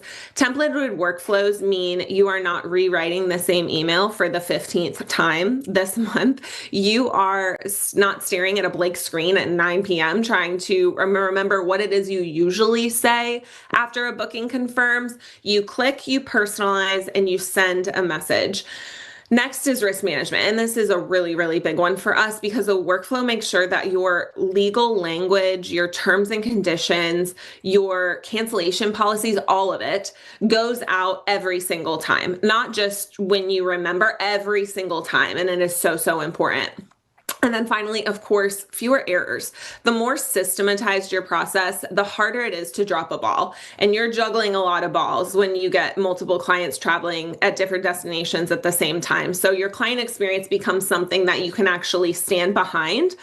And here's the thing that I think really drives this home for us is we have an advisor in our community who went from 40 clients a year down to 18, and her revenue actually increased by 22%. And that's not because she worked harder or got luckier, because she built a process that made every single client relationship more efficient and more profitable. So fewer clients and a better system actually brought on more money. And so that's kind of the power of what we're talking about today and why we stand behind this client experience so intently. And I want to just, before we go any further, I do want to address something that we hear pretty consistently, because I know the word like automation makes some people in this industry especially very uncomfortable. Now, especially so that AI has come on the scene, right? So I want to address that head on, because automation is not removing the personal touch of travel planning. It is not pushing your client through a cold and generic funnel. It's not replacing your relationship, your judgment, or your ability to read the room. Here's what it actually is. It's making sure that your personal touch happens consistently, not just on the days that you remember or the weeks when you have a little bit more space on your calendar. It's making sure that your clients are always guided and never left wondering what happens next.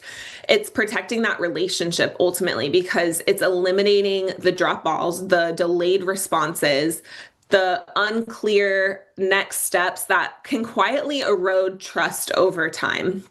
So automation is supposed to give you more space for the work that actually requires you and your brain, the strategic, the thoughtful, the human work that only you can do, because that's the part clients are paying for. That's why they come to you over a ChatGPT or an Expedia or something like that. So there is a phrase that we use consistently that I want to take home today. Structure plus personalization equals scalable intimacy. And here's the line that goes with it. Write this down if you're a note taker. Luxury ends when your clients have to think. I think that is such a good point, because when someone is sitting there wondering what happens next, or chasing down a document, or feeling like they're not really sure what they actually signed up for, that is not a luxury experience. Real luxury is anticipation. It's your clients receiving what they need before they even knew to ask for it. And that's what a great system makes possible. Brand consistency means that your responses are prompt and polished and thorough every single time.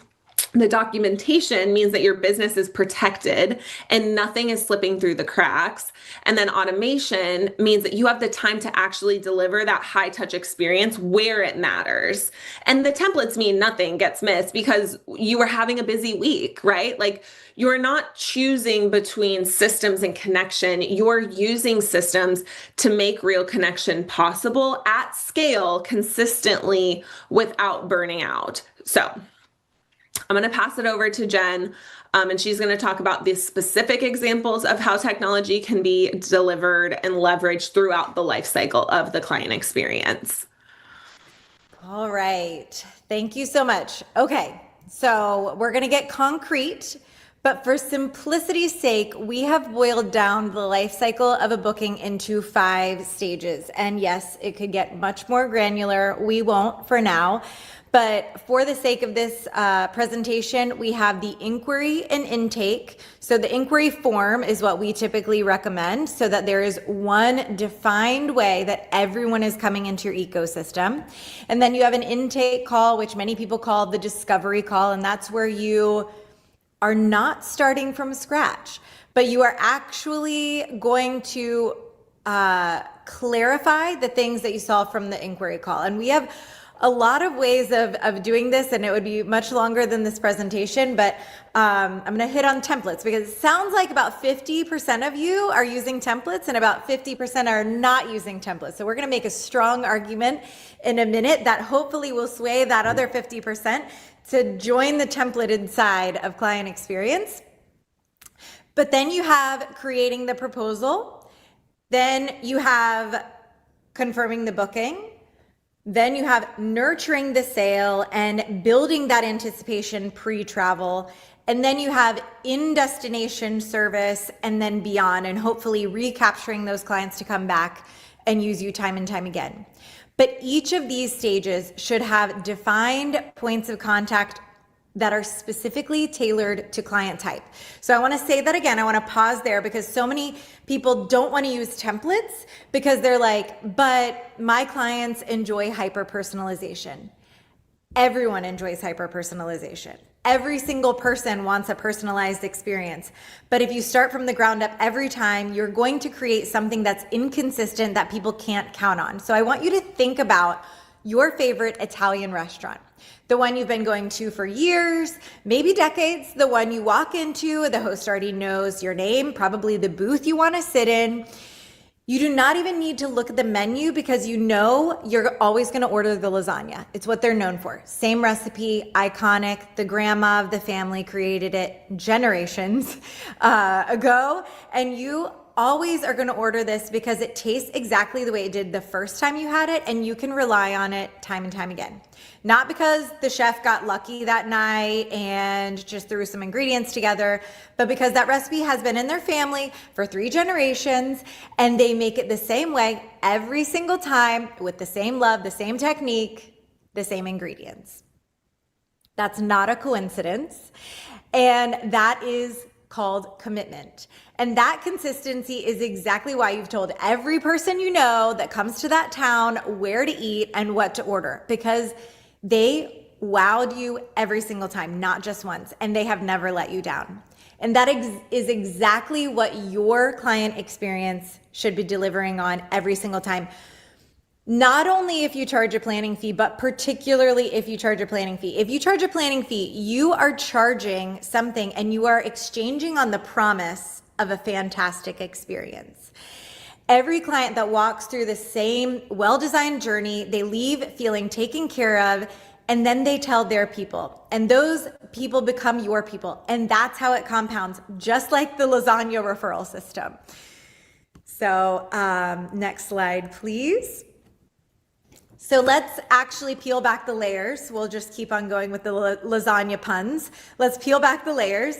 And inside each stage of that life cycle, there are 3 types of templates that you are going to build.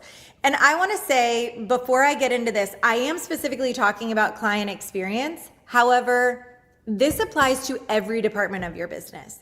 Every single department should have a workflow. We're going to use the term workflow as the steps that a client moves through, but every single department of your business should have a workflow too. You should have a flow for how you do marketing. You should have a flow for how you actually reconcile your finances and review those metrics, etc.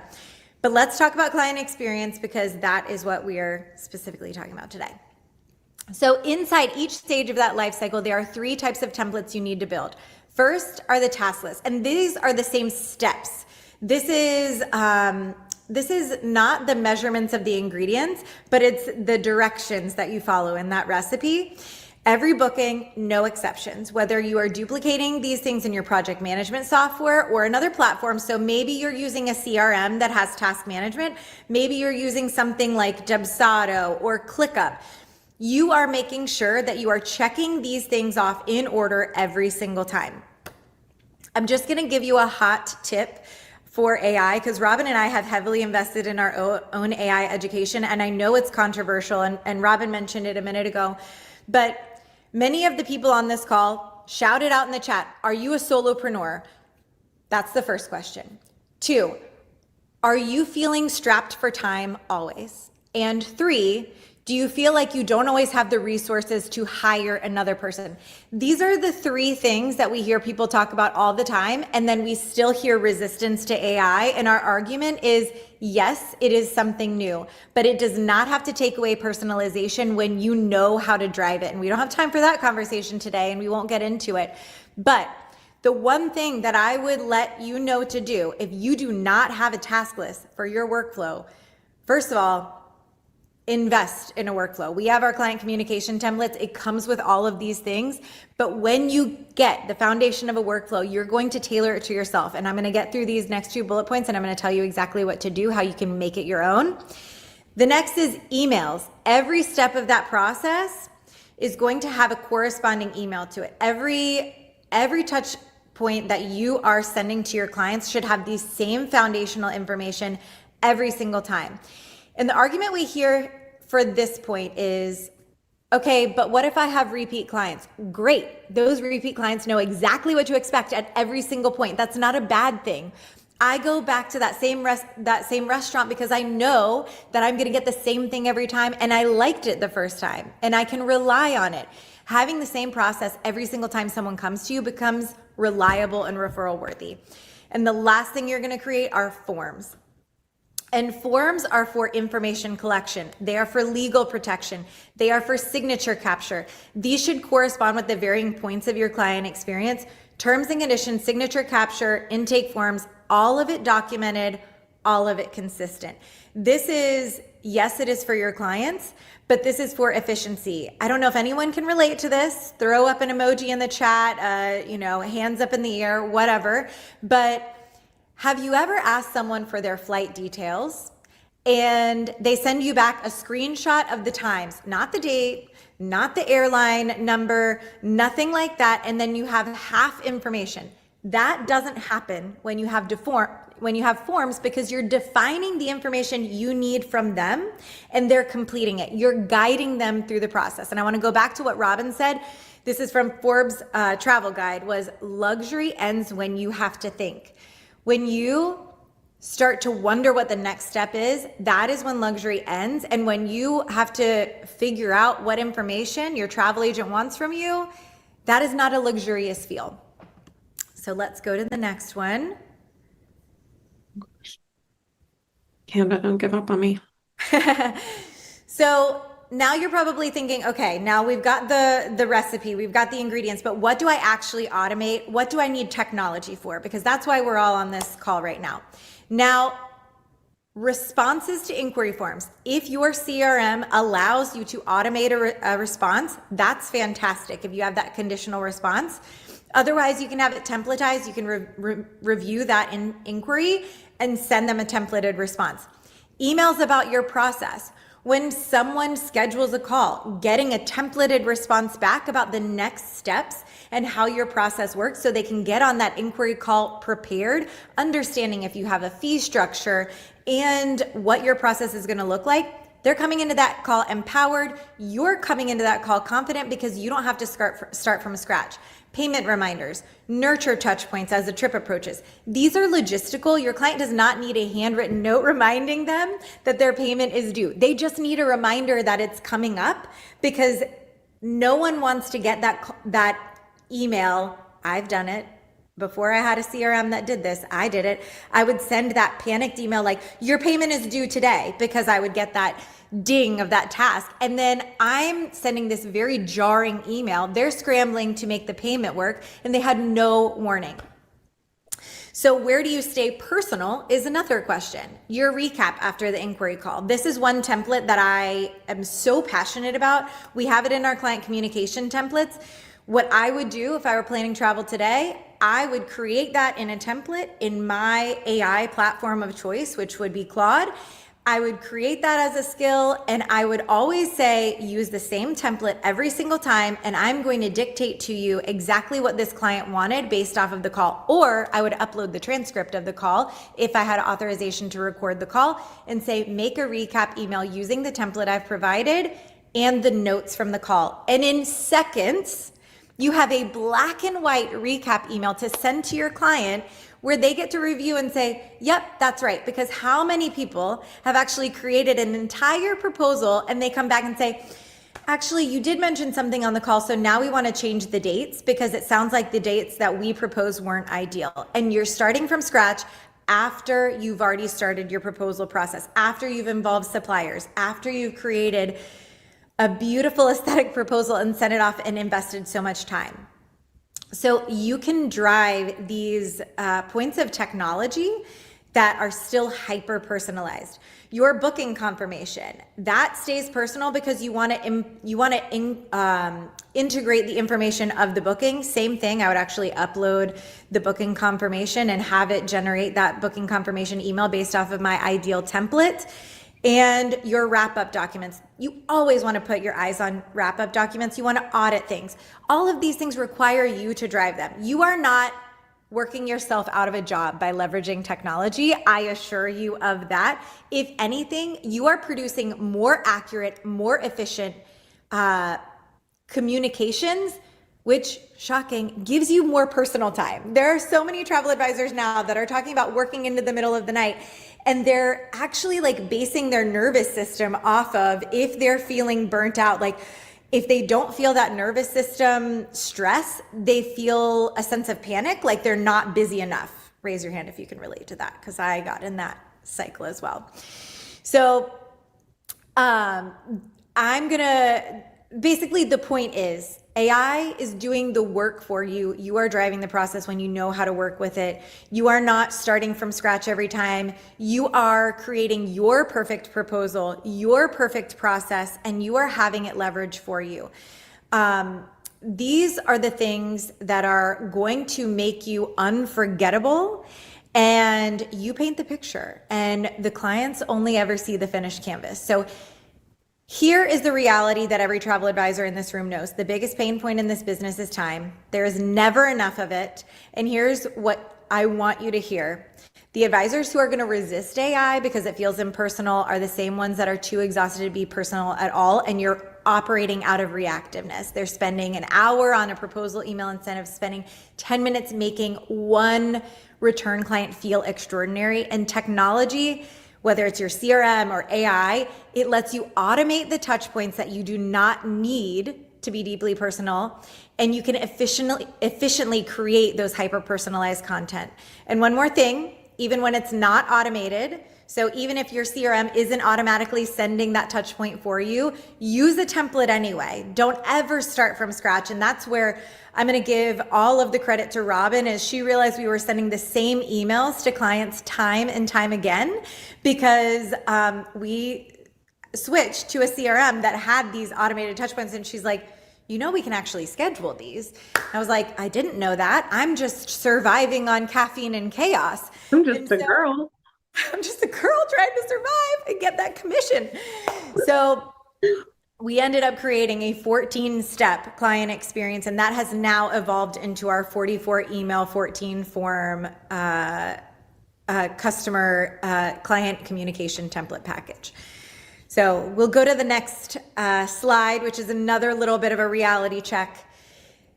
The honest reality check is that you cannot scale a travel business on memory or manual follow-up and good intentions. It just does not work. And a lot of you already know that from experience. And even if it looks like it's working based off of your bank account, there is a personal sacrifice to that. And that comes from your personal time or not being able to focus on a holiday because you're on the phone instead of being at the dinner table with your family. You cannot take on more volume without leveraging the technology and systems that are already available to you. And frankly, at a very low price point, much lower than the cost of an extra headcount right now. And I'm not taking away the value of additional human connection, but many of you are maybe not at the point that you need to invest in a whole headcount, and you don't feel like you can be reliable enough based off of your lead gen to create a salary for someone. So you cannot create a client experience if every step depends on you personally remembering, rewriting, and rebuilding everything from scratch. And you absolutely cannot create a referral worthy is probably the hardest two words to say, referral worthy business on random moments of excellence. The experience has to be repeatable, polished, consistent. Not just when you feel inspired, zoned in, not stressed, and you have extra bandwidth or a little extra time. And I'm going to give another example here that makes it a little bit more concrete. We work with an advisor whose $32,000 booking consumed 47 hours of her time. And to know that you actually have to do time tracking, which is a whole another thing. But it was endless changes, hand-holding, back and forth, and it never seemed to end. Her effective hourly rate on that ended up being about $68. Which, if you're working in a corporate job, probably feels okay, but you're working for yourself and you work for yourself for freedom. Meanwhile, her $18,000 client who trusted the process, respected her systems, respected the boundaries she put in place with these clear templated processes, took 14 hours, $128 an hour, essentially. The smaller booking was more profitable by a lot. Same advisor, same week, completely different outcome depending on whether a system was in place. These systems have to be in place for you to be profitable. That is what you are solving with templates, not just your sanity. Automation and templates are not just for your client experience. They should support your entire business from inquiries to onboarding to sales, operations. And I want to really drive this home because we still get pushback and people are saying, but I work with ultra high-end clients. Great. Those ultra high-end clients that you're booking, what brands are they mostly booking? Probably Four Seasons, Auberge, Rosewood, Belmond. You are selling those brands because they know what they're going to get time and time again, that brand consistency. You know the experience is going to be consistent. You know that the Four Seasons has an app. You know that they're going to have a pillow menu to personalize it. That is a templated experience that is still feeling hyper personalized.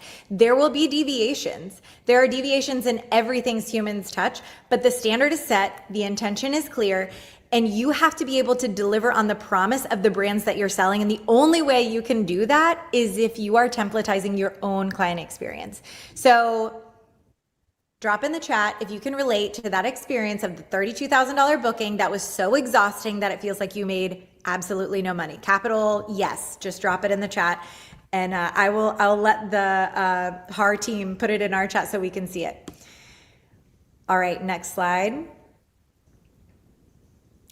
So before we wrap up, we want to give you something, and I want you to beta test it exactly how I was going to say that I'm going to tell you how to work with these templates.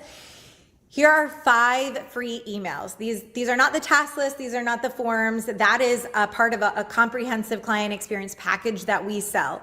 But this is a little teaser for you, and I want you to beta test this. These are our best workflow templates, and they are completely free to you. There's an inquiry response, a proposal follow-up, a booking confirmation, a payment reminder, and a post-trip check-in. These five emails everyone should have. You can grab them by scanning this. And I want you, I wish I could actually drop it in the chat right now, but I want you to look at these and see how you would personalize these. Maybe they're a little bit too formal. Maybe they're a little bit too long because you have very busy clients. This is where the solopreneur can simply not be successful by handling every single detail on their own. I want you to take just one of these emails and I want you to drop it into your AI platform of choice. And I want you to say, I want this to sound like me. And I want you to upload 3 different emails that sound exactly like you. And I want you to tell it exactly who your clients are and see what it does. Okay. But here's the thing about AI is you have to have context. You have to have the pre-written recipe. And that is what we're talking about here with our client communication templates. You have to give it something to work off of to be able to personalize it. But this is the cheat code to working in a hyper-personalized way in an templated way. So that's our freebie to you. That's our beta test that you should check out. And then lastly, we have another little gift for you. I want you to screenshot this. we've compiled 5 must-listen-to episodes that go deeper on everything we covered today. So these are episodes where we specifically talk about leveraging technology to either automate or templatize your client experience. And those episodes, the third bullet down, 134 through 138, is a real home run. That is Robin and I talking through everything we would do in our client experience if we were to do it all over again today. And you're going to hear a lot more about the templatization and how we would enhance that, how we would personalize that, how we would tweak it to our audience. So these episodes are definitely worth listening to. This is all found on Spotify, Apple. Tique Talks is the podcast. So screenshot this, go into Apple or your podcast platform of choice, download these, give them a listen, and hopefully this helps you understand how technology can continue to elevate your client experience, not threaten the hyper-personalization of your business. All right, HAR team, that's us. Thank you so much. And thank you for joining us. And thank you for all those incredible resources for everyone. So thank you. And we will definitely see you again soon. Yeah. Yeah. All right, everyone. So it's time for another Launchpad session, but with a bit of a twist from yesterday. So on day 1, we highlighted emerging technology companies building tools specifically for advisors. And today we're turning our attention to something equally important, the technology being developed by tour operators to help advisors research, quote, and book more efficiently. So as technology continues to evolve across the industry, many tour operators are investing heavily in platforms, booking tools, advisor portals, and the digital experiences designed to make it easier for advisors to do business with them. These innovations can save time, simplify workflows, and help advisors better serve their clients. So today's Launchpad gives you a chance to get behind the scenes, look at some of these tools, and see how leading tour operators are using tech to support the advisor community. Today, you're going to hear from Intrepid Travel, Exodus Adventure Travels, and Colette as they showcase the technology and booking experiences their organizations have developed for all of you. We'll be playing these presentations back to back, so sit back, take some notes, explore the innovations. We will also share our tour operator directories. All 3 of these companies have one, so go check them out. So let's head to Launchpad Tour Operator Edition. Hi, I'm Tara. Welcome to Intrepid. I'm here to walk you through some resources that you have available as travel advisors. Here's the quick scoop. We're world leaders in small group adventure travel. And for more than 35 years, we've specialized in fully escorted experiences, ranging from one-day urban adventures to weekend getaways to fully immersive multi-day journeys across 120 countries. And what really sets us apart is that we own and operate our destination management companies. We have thousands of guaranteed departures and a variety of travel styles and themes, from classic cultural touring to active adventures to premium travel, family trips, food-focused itineraries, hiking, cycling, expedition cruising, and even women's-only departures. And for clients looking for something more personalized, we can customize nearly anything with as few as 4 passengers through our tailor-made program. So whether your client is 20 or 80, backpacking through Vietnam, cruising Croatia on a small ship, embracing Machu Picchu for the first time, or seeking a more elevated, purpose-driven travel experience, we are the experts that you can trust. Not only are we fully equipped with BDMs in every region, but another major selling point is our 24/7 global agent support. Your clients are never traveling alone. We have on-the-ground teams and emergency support available as well, all around the clock. That level of service really provides peace of mind for both you and your travelers. I've included a 1-800 number here, as well as an email and a live chat link so that you can book your next adventure. But the first place I really recommend starting is the Agent Hub. This is essentially your one-stop shop. Here you're going to find marketing materials and social content, recorded webinars and destination training, any current promotions that we're running or advisor incentives, and we do a lot of contests. It's designed to make selling Intrepid easier for you and give quick access to the tools that you can actually use with your clients. And all you need to do is sign up with us. I love our product guides and our destination-specific insights because they really help you sell. Are you looking for travel inspiration? Our media library is packed with ready-made content. Think hero images that you can easily use as your own. And if today is just the beginning of your journey with us, our training modules are there to keep the momentum going and make you the real experts. Next is the agent booking portal. This is where you can search itineraries, compare departures, hold space, quote, and complete bookings directly online. The portal is user-friendly and it gives you real-time pricing and availability, making it easy to confidently book while sitting with your clients. You're able to access client documents, invoices, and manage all existing reservations in one place. So whether you have a quick question about rooming or inclusions or itinerary details, our team is there for a live link chat. And in a few quick steps, you'll have passengers booked in no time. You'll need first and last names and date of birth to hold for up to 5 days. Here you can also add single supplements or request to be paired with another traveler. And throughout the process, you can really see your commission adding up. The final page will show your booking reference and it will confirm the hold. So once you've booked, travel documents come. Essential trip notes are immediately available and will show you the status of each component. You'll receive an invoice and a client invoice on request once our sales team has had a look at it. And our website is fabulous. You can filter practically anything, but if you're trying to decide between multiple departures or trip styles for a client, our comparison feature makes it easy to view them side by side and identify the best fit really quickly.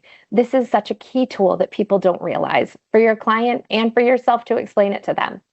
It's going to include things like the style of the tour, meals, vehicle use, accommodation level, physical rating, and any activities that we have that are included or optional.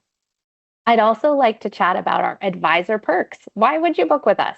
We offer competitive commission levels and you receive a 50% discount because we believe that you need to travel with us to sell it with personal passion.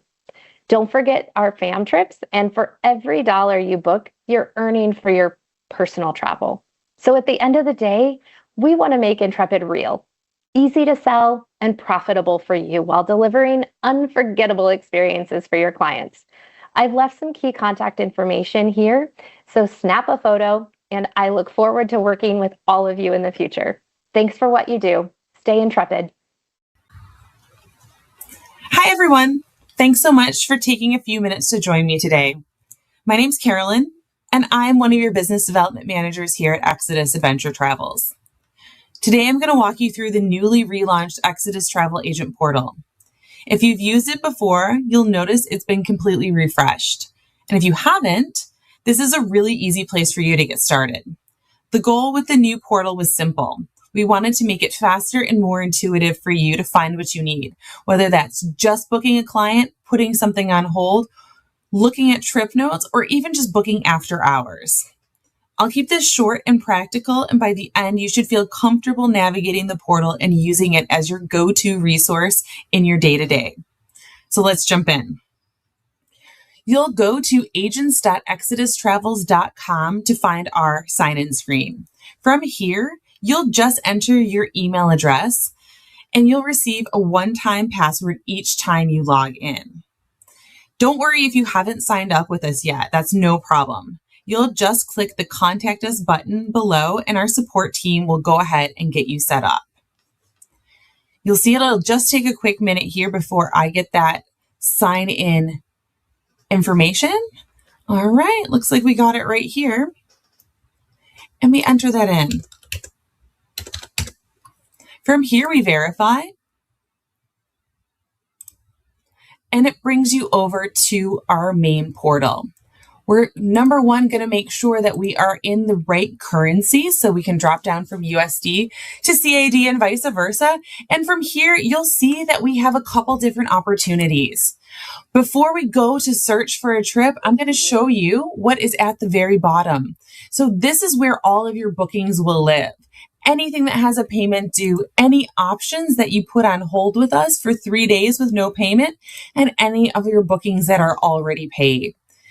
If it is not showing up for some reason, you can always enter in the booking reference or the last name of your customer here to manually find the booking. Up top, this is where everything is going to be stored. So we can search for a destination by name, by activity, or by departure month. So it gives you an opportunity to drop down and find exactly what your customer is looking for. If we drop down to activity, you'll see all of the different niche style of travel that Exodus operates that you can choose from.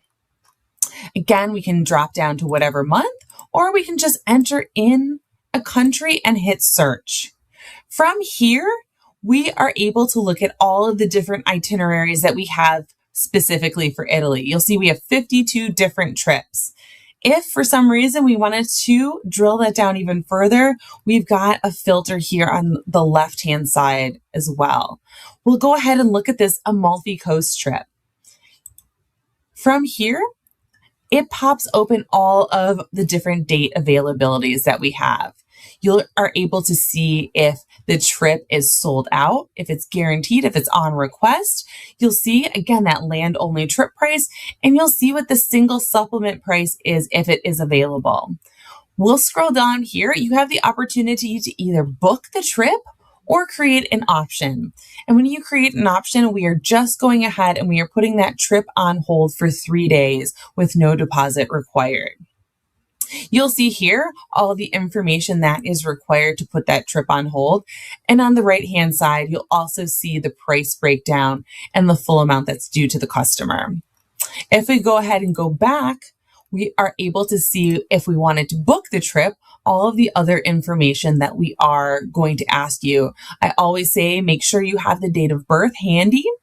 And if we need to add in more than one passenger, we have then the option to add any extras in and to do our payment. But the one thing I do want to note as well is we have an opportunity to look at trip notes. So if we click this button right here, we are able to then look and see everything that is included in on this trip. This is all the same information you'll find from our website. So we are on a guided group. We're going to Italy. It is our walking and trekking niche and the activity 3 out of 7, a moderate trip. It'll show you this is an 8-day land only and that our ages on this particular itinerary are 16 and above. As you saw pop up over here, if we get stuck, if we get lost, we also still have our live chat feature that pops up within the portal. From here, we give you the trip overview, the itinerary, the accommodation, any food and drink info, what's included, our transportation, our weather seasonality, our joining instructions, what to take, our little checklist of essential equipment, and any practical information, and again, how to go ahead and do the booking. I'll always love to print these trip notes as a PDF for customers directly. But once we're ready to go ahead, we will go through the book this trip section and make a booking. Once that booking is done, you are able to see it here in either your options held, or if we took payment, you're able to see it right here as well. If you get stuck at any point, feel free to contact us here at Exodus at agents, AGENTS, at exodustravels.com. Thanks so much and have a great day. Hey there, I'm Kelsey Marchetti, the Senior Manager of Virtual Events and Advisor Programs here at Colette. Today, I'd love to walk you through how our technology ecosystem is designed to support travelers in a more connected and streamlined way, from learning and selling to managing bookings and engaging with clients. All of these resources are brought together within the Travel Advisor portal. This serves as your central hub where you can access learning, manage bookings, connect with the advisor community, explore marketing resources, and register for virtual events all in one place. Each of the tools we'll walk through today connects within this environment, creating a streamlined and efficient workflow. Let's start with the marketing resources section. Here, advisors can stay up to date on current sales and promotions while also accessing a full library of ready-to-use materials. This includes videos, social tiles, and images that can be used to support outreach and client engagement, along with Colette Connection, a complimentary, yes, free, service that allows you to mail your clients a mini brochure tailored to a specific region or travel style, helping you start the conversation in a really meaningful way. Next, we have Colette University, our award-winning learning platform. This curriculum currently has 2 courses. Colette University 101 is a 9-module series that focuses on foundational knowledge, helping you understand what sets Colette apart and how to position our product with confidence. This includes topics like the Colette Traveler, an overview of travel styles, understanding activity levels, and how our tours are designed and supported behind the scenes. From there, Colette University 201 builds on that foundation and focuses on how to sell more effectively. This includes identifying the right fit for your clients, differentiating travel styles like our small group exploration tours, strengthening your approach to upselling and closing, and so much more. We will be releasing a new module every other month for the remainder of the year. The modules are bite-sized, each under 12 minutes, and followed by a short skill check. They're designed to be quick but impactful, making it easy to build knowledge and apply it right away. Also, it's hosted by yours truly. Next is My Colette. This supports both retail and group business by bringing your entire book of business into one centralized view. From here, you can access reservation details, traveler information, and key booking insights in a single place. This level of visibility allows you to quickly understand the status of a booking, review important details, and stay aligned with your clients throughout the process. You can also see which travelers have loyalty points, making it very easy to prioritize rebooking opportunities and maintain long-term client relationships.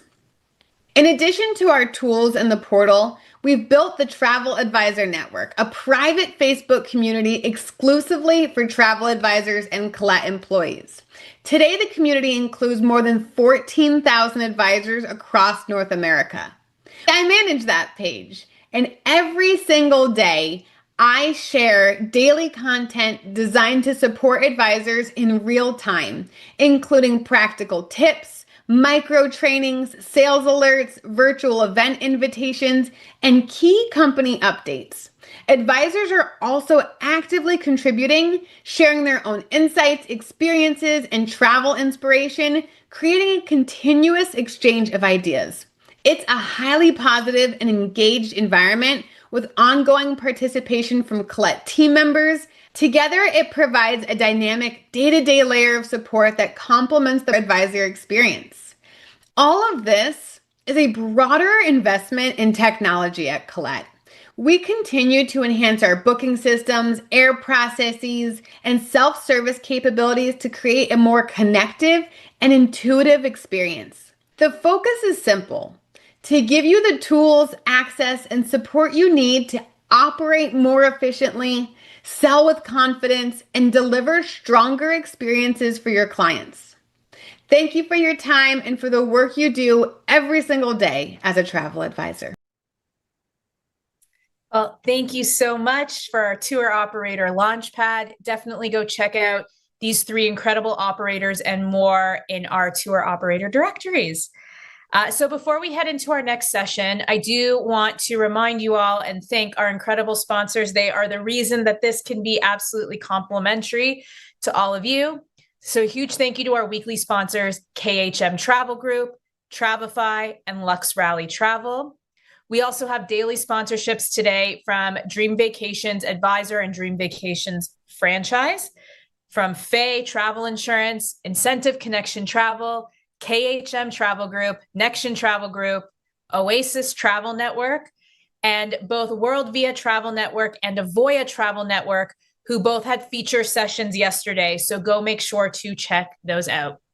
Okay, our next session focuses on one of the most powerful ways advisors can create more time in their business, which is automation.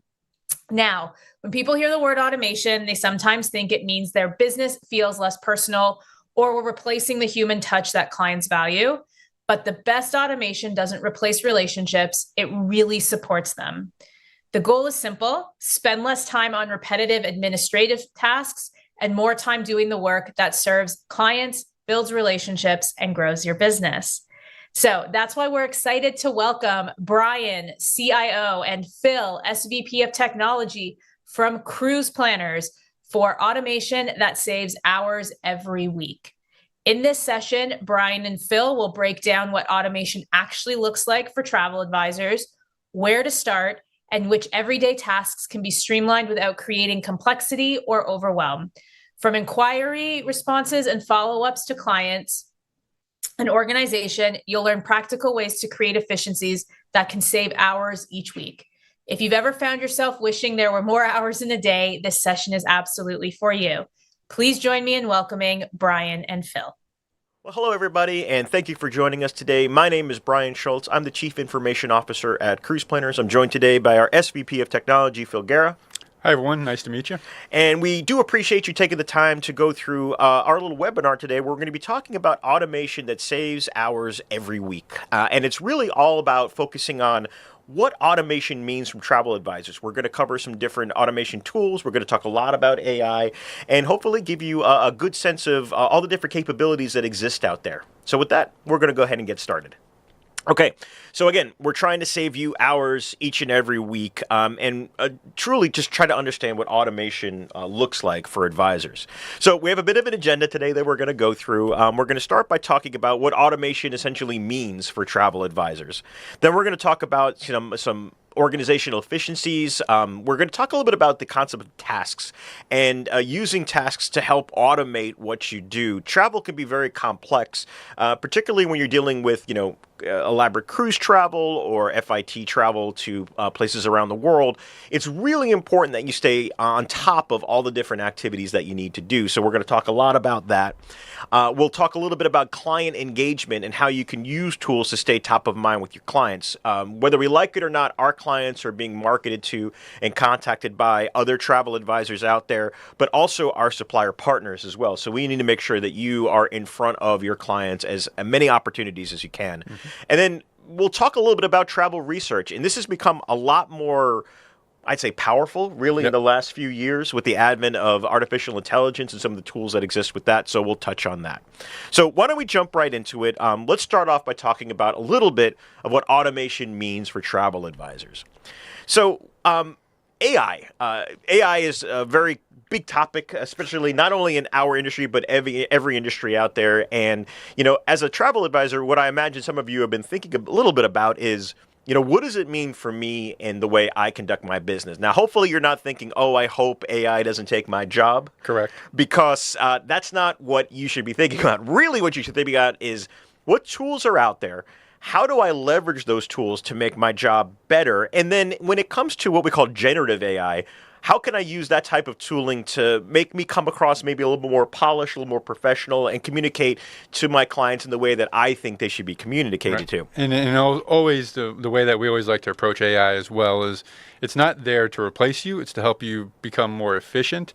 And also you as a travel advisor, you have your own personal experiences that you lend to your clients. So never think of AI as a replacement tool. Like Brian said, it's there to help maybe be more efficient, get things started a little bit quicker, but ultimately you're the difference to your clients. And I would say, Phil, just on that point, is that if you've been a little adverse to jumping into this AI ocean that you're finding out there, I would highly encourage you to think about what we covered today, but just in your daily business process, incorporating more of these types of tools, because quite honestly, your competitors are doing it, right? The person who can get that quote to that client a little bit quicker, who can communicate a more comprehensive vacation summary a little bit quicker, who can be a little bit more comprehensive in what they provide, they're going to win business more than someone else who's just, sort of, doing it sort of the traditional way. It's similar to when the internet came into our industry and people all of a sudden had a wealth of information at their disposal. It's the people who leveraged that and who were empowered by it that really kind of jumped ahead of the curve. So we really think that's important. One of the things that AI can help you do, we think, is reduce repetitive tasks. So think of the things that you do all the time and look at ways in which you can use AI to improve upon that. How can I use AI to more quickly summarize travel options for my clients, or produce more comprehensive summaries or synopsises of different types of travel options? That's what AI is really good at. It's taking content and optimizing that content and making it available. The prevailing thought is to work faster with less effort. And in the past, when we had to do a lot of different research, for example, we would have to search many different websites, go to different portals, read different brochures. There were actually brochures out there at one point, Phil. And that's kind of gone away. So the fact that you now have these different tools, whether you're looking at things like ChatGPT or Gemini or Claude, these different tools can summarize and provide contextual information really, really quickly with very little effort on your part. Now, that doesn't mean you can't, you still have to verify the information that's being provided to you. That's a critical piece of this. But you get the information more quickly. You can ask more follow-up questions and get answers more quickly. You don't necessarily have to rely on a res agent or a help desk or something like that to get what you need. The whole goal is to focus on what we believe the true value of a travel advisor is, which is selling travel and building lasting relationships with customers. The more that you can spend time really listening to your customers' needs, curating itineraries for them, and sort of addressing all of their, sort of wish lists of what their vacation should look like, that's better, right? What isn't great is spending a lot of times in the doldrums of doing research, of spending a lot of time, kind of sifting through different options. Do more with less, do it faster, and focus on what really matters, which is selling and building those relationships. And then we talked about that just a moment ago. Think assistant, not replacement. If you're thinking, oh, what will a travel advisor look like in 5 years, and thinking, I don't know if they're not going to be around, then your mindset already needs to be realigned. What a travel advisor will look like in 5 years undoubtedly is a super powered personal resource that a client can go to help plan an amazing vacation at record time, and in most cases for you, at great value to your customer and usually great commission for you. So when you think about AI as an efficiency handler for you, think of it as a daily assistant, right? So save time every day on those tasks. So when you're writing and editing emails, use an AI to help you do that. When you're reading emails, one of the things I use it for a lot is sometimes I get some very extensive emails and I'm just like, I need a summary. I need the bullet points of this so I can know if there's something I need to action or if I can move on from it. It's really good at that. And that's what I mean when I say summarizing content quickly. Another great example of this is there's a lot of presentations given in our industry from supplier partners, maybe your host, maybe in industry services, things like ASTA and whatnot. And we would love to participate in every one of those webinars, but it's quite honestly not reasonable nor practical for you to do that. But get those transcripts. If you can't sit in on it, every one of them will provide those transcripts to you. Use AI to summarize those transcripts and pull out the bullet points that matter most to you. And then social media, it's a big part of what all of us do, not just today and in the past few years, but going forward, it's going to be one of the primary ways that you're going to be in front of your customers. So what I suggest you do is use AI to help draft social media posts, sometimes draft entire social media campaigns. For example, if you're into group travel, for example, and you're looking to promote that group on a social media platform, whether it's Instagram, Facebook, whatever you're using, if you use AI and sort of set the concept around it and then ask it for the cadence, it can actually draft different strategic social media posts that you can put in front of your customers to get engagement from there. And then I'm sorry, Phil, did you have someone to add to this? Well, it's just another point that's not on here that I just thought of as we were talking about this. And another great usage of AI is particularly when you have meetings, right? Oh, yeah. So we do this a lot on our side. When we meet with our team members, whether it's in person or, remote, we will fire up a meeting recorder And one of the best things that I love about it is that it will send you a recap of that meeting right when it's done. And it key takeaways, action points, who's doing what. So definitely utilize those, especially if you have a small team or a large team that you're working with. Always incorporate, whether it's Zoom or something like a Fathom, incorporate that into your meeting processes and just listen to what you guys are talking about, and then it will summarize it for you perfectly. It's a great AI assistant in that regard. Yeah, I would even argue if you're having conversations with your BDMs, that's a great thing. Turn on your note taker. A lot of the systems already have note takers built into them. Capture that, bullet points, and one of the things that's really great about that, and it's a really great thing you've brought up, Phil, is that a lot of times you could actually go to the bullet point and say, actually, I want to see in the recording when this took place, and kind of jump you right to that part of the recording. So you're not necessarily having to go through every bit of that webinar. You can jump right to the piece that's it's meaningful to you. Yeah, it's great if it's an hour-long meeting, and maybe the point that really steps out to you is at the 50-minute mark. You don't have to watch the whole thing. You just jump right to that 50-minute mark. But not this webinar. We want you to watch everything that happens. Yeah, in this everything's webinar. a key takeaway. There you go, for sure. Chatbots are what we call productivity benefits. Chatbots are becoming the dominant way that brands or systems engage with users who need specific information. Chatbots are everywhere. You have probably worked with a chatbot, even if you didn't know it. And chatbots sometimes can be a bit frustrating if they're not getting you what you need. But they're getting smarter because the way in which AI is being leveraged is that most AIs have what we call a feedback loop. Essentially, as you interact with it, it's learning and getting better and better at what it does. So chatbots are an excellent way of sort of, incorporating for a business or even an agency, a way of communicating with their customers to get common questions answered, to get information. You could even, some chatbots have intelligence about individual bookings, so they could tell you about, departure and arrival dates, key pieces of information. So chatbots, they're ubiquitous. They're everywhere. There's only going to be more of them, but they're going to be really smart.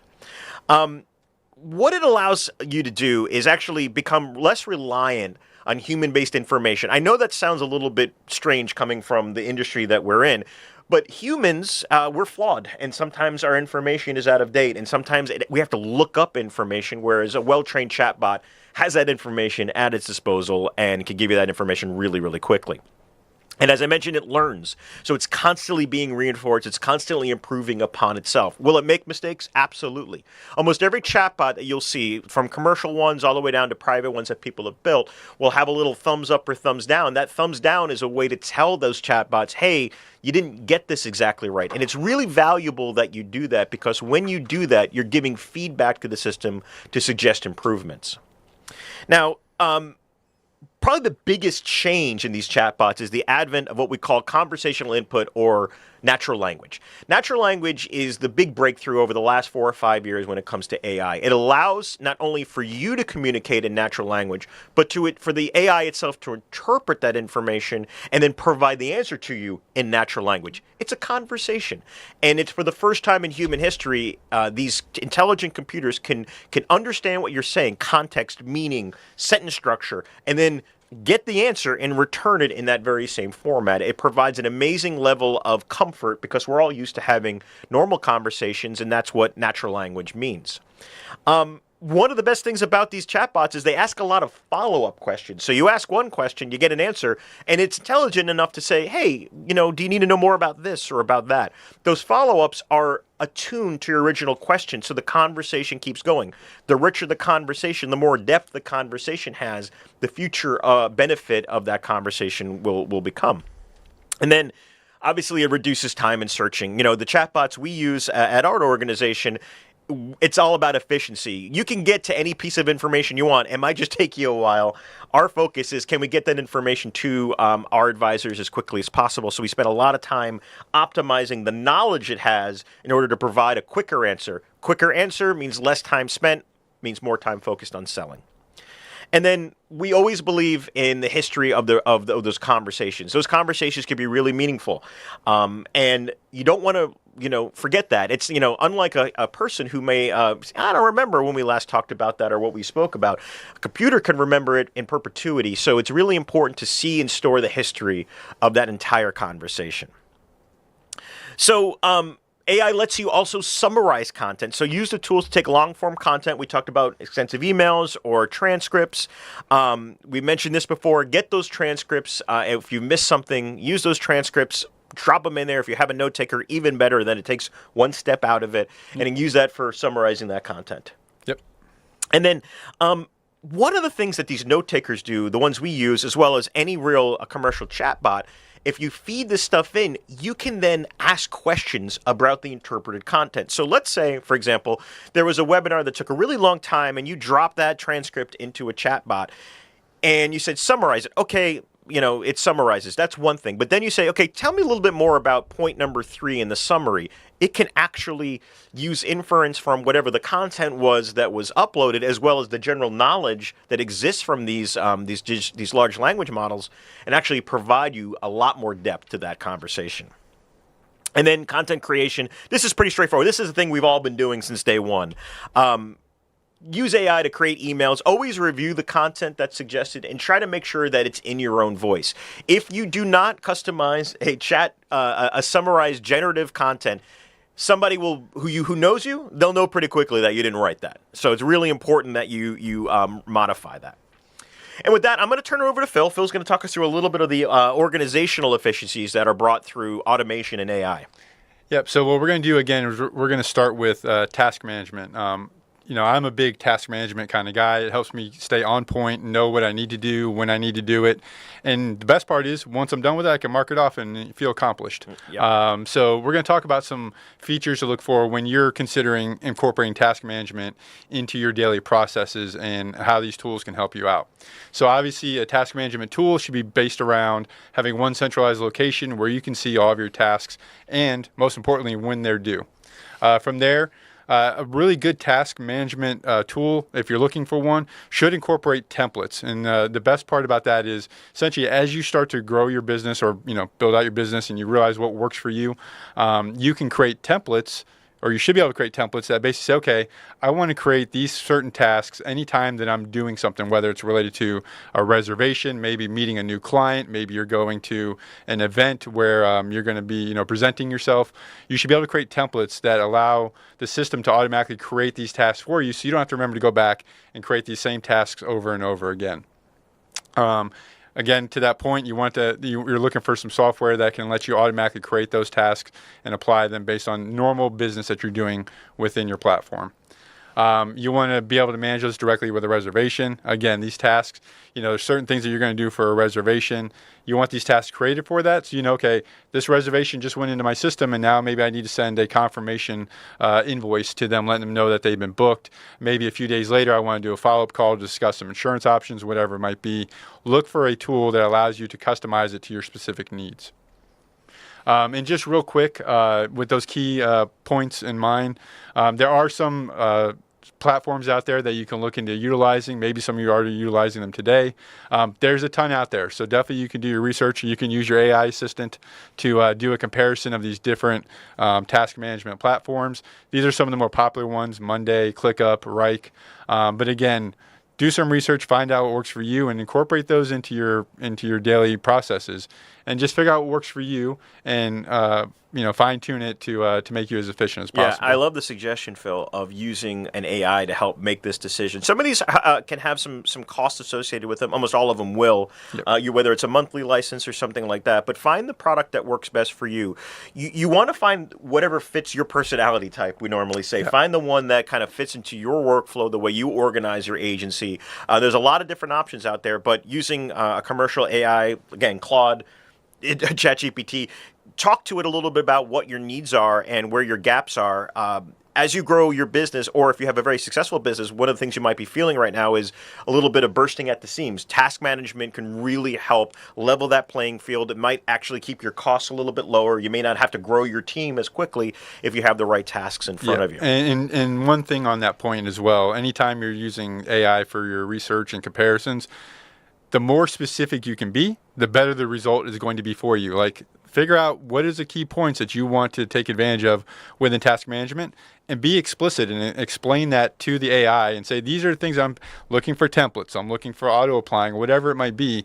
The more information and context you can give the AI for its comparisons, it will make sure that it hones in on what specifically you're looking for. If you just say, hey, tell me the difference between these three, you're probably going to spend more time interacting with the AI than getting the information that you're actually looking for. Sure. What about some other automated client communication, Phil? Yep. So you definitely, again, want to look for a platform when you're working your business that's going to allow you to have automated client communication. One, it keeps you connected, like Brian was saying earlier. You want to utilize touch points to bridge the gap between booking and departure. So that's a pretty common thing. Sometimes those bookings can be a long, lag way between when you book them to when they depart. You don't want the only time to hear from you to be when you book them and then, hey, you're going on a trip 18 months later. The messaging obviously should be, relative to the trip they're going on. So you want a platform that allows you to customize and even insert content based on what type of trip they're doing, whether it's a fit, a cruise, whatever it might be. And then the nice thing about these client communication automation tools is that it allows you to stay consistent in your brand and your messaging, right? It starts to learn your voice. So instead of I don't remember how I worded that. It worked out really well. You can take advantage of it for the automation. What else do we have here? Automated communication stays on brand. Important information is displayed in a consistent, familiar format, right? It's your voice. They know what to expect from you. You want to utilize multiple communication methods. So obviously email is a pretty popular one. Text messaging is becoming more and more popular. So you want a platform that allows you to take advantage of both of those. And you want to communicate, that essentially allows you to communicate with your clients the way that they want. Some prefer email, some prefer text messages. And then, of course, with that platform, you're looking for automated email and text messaging. So it allows you to see a history of things that you've sent out. More importantly, when it was viewed and when your clients interacted with it. So it's a great way for you to know how you're reaching out to your clients and how you're interacting with them. And then obviously there should be some sort of a queuing system so you can see what's going out, when it's going out, and it even allows you to maybe make some changes to the content before it gets sent. And then the emails that you send out should be specific to your client's booking and set at strategic touch points. You don't want to overwhelm your clients with a bunch of emails in a short period of time. If it's, again, longer period between booking and departure, you want to space those out and hit them at strategic points. Final payment due, maybe time for some insurance options, maybe it's time for specialty dining. So you want a platform that allows you to build out that sort of interaction and touch points based on how you're interacting with your clients. And then obviously you have another option for text messages. You want a platform that allows you to reach out for text messages. I will say this. Email can be a little bit more, generic as far as the touch points. When you're using text message, you want it to be very specific, right? You don't want to hit them with a whole lot of text message and a lot of information. It should be more action driven, like, hey, you have a final payment that's due. That's like an action point. Hey, your insurance is up, that sort of thing. Absolutely right. Yep. All right, we're going to switch and talk a little bit about some client engagement now. So, Phil, talk to us a little bit about, what does it mean, client engagement, and how can automation help us with that? Yeah, so obviously client engagement, it's not just about booking a trip. In order to be able to stay top of mind and interacting with your clients, you want to engage them at different points throughout the life cycle of meeting them, booking them, and hopefully repeat business as well. So in order to do that, you want to take advantage of some tools out there, primarily like when you're engaging the client to start with and maybe they're a lead. You definitely want to take advantage of a proposal or an itinerary builder. And what are some key features that you should be looking for in this?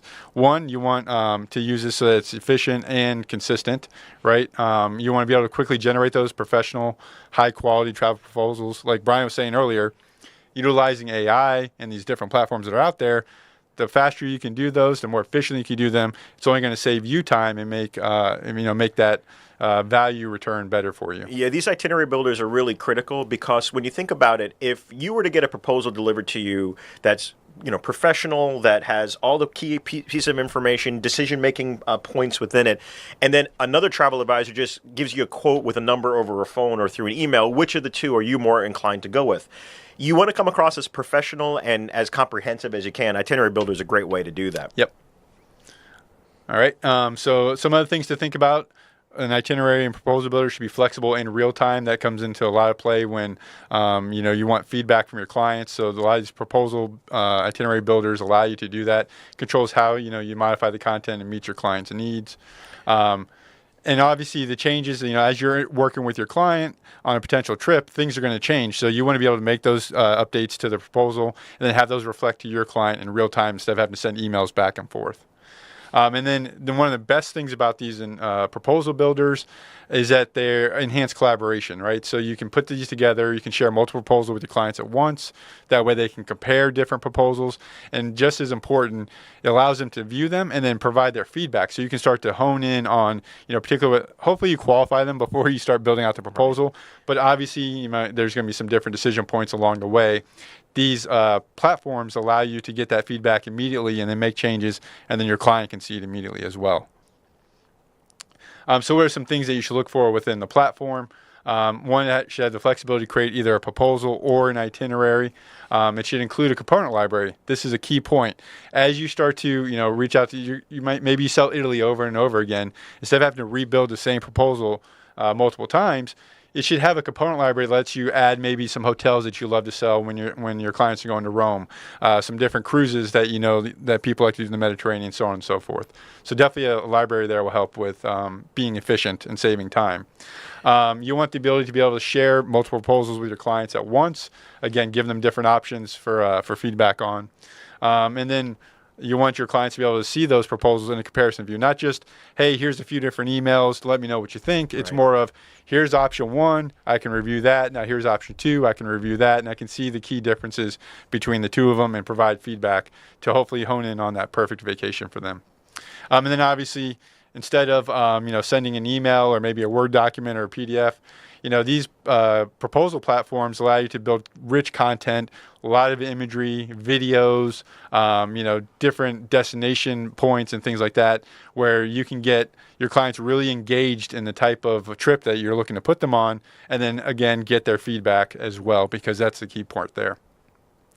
And then just like before, here's a couple of key options that you have out there. These are great itinerary proposal builder options there. Travelify, TravelJoy. Again, just like before, utilize AI to do the comparison and summarize the differences and find out what works best for you. And then the final thing that I'll talk about is basically staying engaged with that top of mind marketing. So you want to cast a wide net with offers. Obviously, you guys have different offers that you can put out there. Send those out to your clients that are opted in to receive that information. You want to utilize automated marketing tools that you can send out on a weekly or monthly basis and reach out to them for potential leads. This type of marketing obviously can focus on offers. So there's offers that come out every time from the suppliers that you work with. You want to curate those and get them out to your clients so that they have different travel options that they can start discussing with you. And then another way you can reach out and engage with your clients is, instead of being more offer driven, you can actually change your approach and make it more, I'm going to inspire with experiences. Again, you as a travel advisor are the ones that know those locations best, so you can send out maybe a monthly touch point about hot locations. And again, this type of marketing, instead of being offer driven, it's more focused on experiences and giving them the destination. So again, think of inspiring versus selling. And then for targeted marketing, you want to use event-based touch points for existing clients. Great example of that, you want a platform that allows you to basically say, for my clients, I want to reach out to them on their birthdays or their anniversaries or a client referral. Great way to use automation for that. Milestones are a huge thing. People love to do one thing when it's coming up on a milestone, birthday or anniversary. They love to go somewhere and travel and celebrate. So utilize a platform that allows you to say, hey, 8 months before their 30th birthday or their 40th birthday, I want to reach out to them about maybe going on a trip. Your call to action should feed directly into your client database as well. And then another thing here is basically the idea of set it and forget it. You want to be able to set up your automation to be able to reach out to your clients based on when their birthdays are happening, their anniversaries, and things like that. So it's a great way to stay top of mind with your clients. And then the final thing that we have here is using that task management tool to help you stay on top of these things and to remind yourself of important client birthdays and automating those emails. And then basically this is, you want the platform to be able to cultivate a list of milestone birthdays, because those are going to be some hot leads that you can follow up on. And you want to reach out to them in advance, right? If they have, again, a 40th or a 50th birthday coming up, you don't want to reach out to them the day before and be like, hey, happy birthday. You want to reach out to them again, probably 8-9 months in advance to start planning that with them. And then you want to include a call to action to make sure that you get their information and get that process started. Right. It's really important that there's a call to action in everything that you guys do, because a great email, great content, I don't care if it was written by you or AI, if there's no follow-up or call to action, you're missing an opportunity. Absolutely. So we're going to close this out and talk a little bit about research. With the power of AI, research is just more readily available than it's ever been before. So you could use things like chatbots for travel-related questions. Again, we talked a little bit about natural language, but how about natural language for travel search? We don't have to be beholden to those little point-and-click screens that we're so used to using. Natural language is a great way to use your voice or typing in order to get that result. So chatbots are really ideal for this type of work, right? They're ideal to take a travel-related question and present information that's unique to what you're looking for as an advisor. But be specific.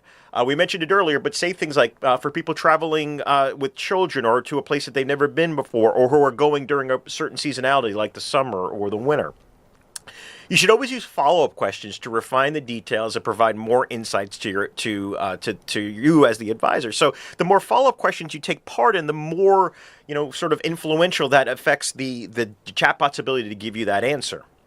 So traditional search, it's filled with a lot of complex forms. We're all used to this. You go to that form, it's got a million choices, drop-down lists, text fields, date selectors. But with natural language, customers have become more sophisticated, and they're looking for more specific types of travel, so we can support that, not through forms, but through natural language, which allows for a much more free-flowing input strategy, which allows those systems to deliver and refine results based on voice-driven input, which dramatically speeds up the process. Imagine just saying to your chatbot, actually, I'm looking more for this, than having to type all that out or going to some form to refine it. So with that, we're actually here to wrap everything up. Thank you, Phil, so much for joining me today, being my co-host for this, and I hope everybody out there really enjoyed what we presented today. At Cruise Planners, we have a special event coming up. I call it the Taste of Green. Go ahead and grab your phones if you can and scan that QR code there. You'll be invited to a registration form that takes you to everything about our Taste of Green, which is an event that we put on here at Cruise Planners. It talks about all the tools that we have available to our advisors. And most of everything that we covered today, in some form or fashion, exists within our platform without the need for third parties. And it's a great way to learn about everything that Cruise Planners has to offer. In specific, a lot of our technology offerings that we think would be a great opportunity for you. Thanks to everybody for joining us today. And again, thank you, Phil. Yep. Thanks, Brian, and thank you for joining us. Well, thank you, Phil and Brian and the Cruise Planners team. We've reached our final feature session of HAR Wired 2026, and we're ending with a topic that I think is top of mind for many advisors, which is marketing. So for many advisors, marketing can feel like a never-ending cycle of trying to figure out what to post, who to email, what to say, and when to say it. So it often feels a bit more reactive than strategic. But what if your marketing worked more like a system than a series of one-off activities? So that's exactly what we'll be exploring in our final feature session of HAR Wired, your marketing flywheel, with the incredible Jane, founder of Solstice Collective and also part of the HAR team. If you happened to like the HAR Wired landing page, Jane created it. So in this session, Jane will show you how advisors can create simple, sustainable marketing engine where content, email, and social media work together to build visibility, and momentum over time. Rather than constantly starting from scratch, you'll learn how small, consistent efforts can compound, help you stay on top of, losing my words during the last feature session. Here we go. Helping you stay top of mind with clients and strengthening relationships and generating new opportunities more efficiently. So it's a perfect session to wrap up 2 days of conversations about tech, systems, and scalability, because at the end of the day, growth isn't just about working more efficiently. It's also about creating consistent momentum for your business. So I'm going to leave your screen now, and please join me in welcoming Jane. Hi, everyone. I'm Jane. I am the owner and founder of Solstice Collective. We are a website design, social media management, and branding company. So we deal with all aspects of this marketing flywheel, as we will be talking about today. Thank you again for being here. And yeah, let's get started. Not only am I the owner of this company, but I am also very familiar in the travel industry. I have been a travel advisor myself since 2018 and a travel agency owner since 2021. So I'm very familiar. So when it comes to marketing flywheel, when I think of the word flywheel, I feel like this is exactly how marketing feels when it comes to your business. It feels like something very different, like a treadmill. So for the next half hour, I want to give you a way to think about your marketing where the work you do this week in the future doesn't just disappear, but it actually builds on the work that you did the week before, the month before, where content, email, and social stop being 3 separate to-do lists and they start all working together again, like a wheel. So again, I am Jane, and I have been in your seat, and I still am as a business owner, trying to repurpose content and all of that.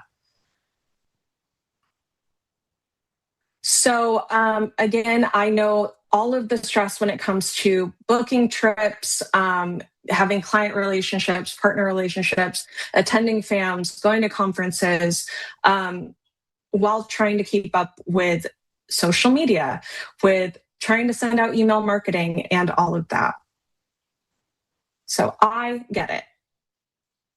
So there's a few parts to this. Part 1 is the scramble.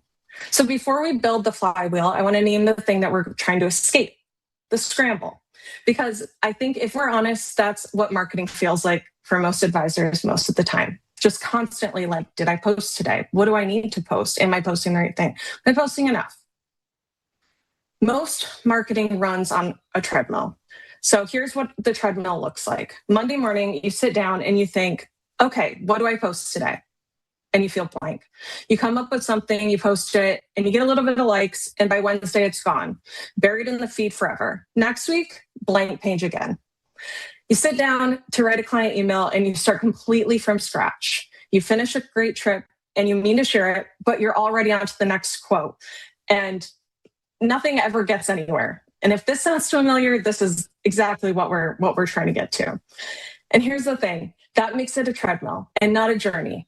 You're running hard, but you're not actually going anywhere.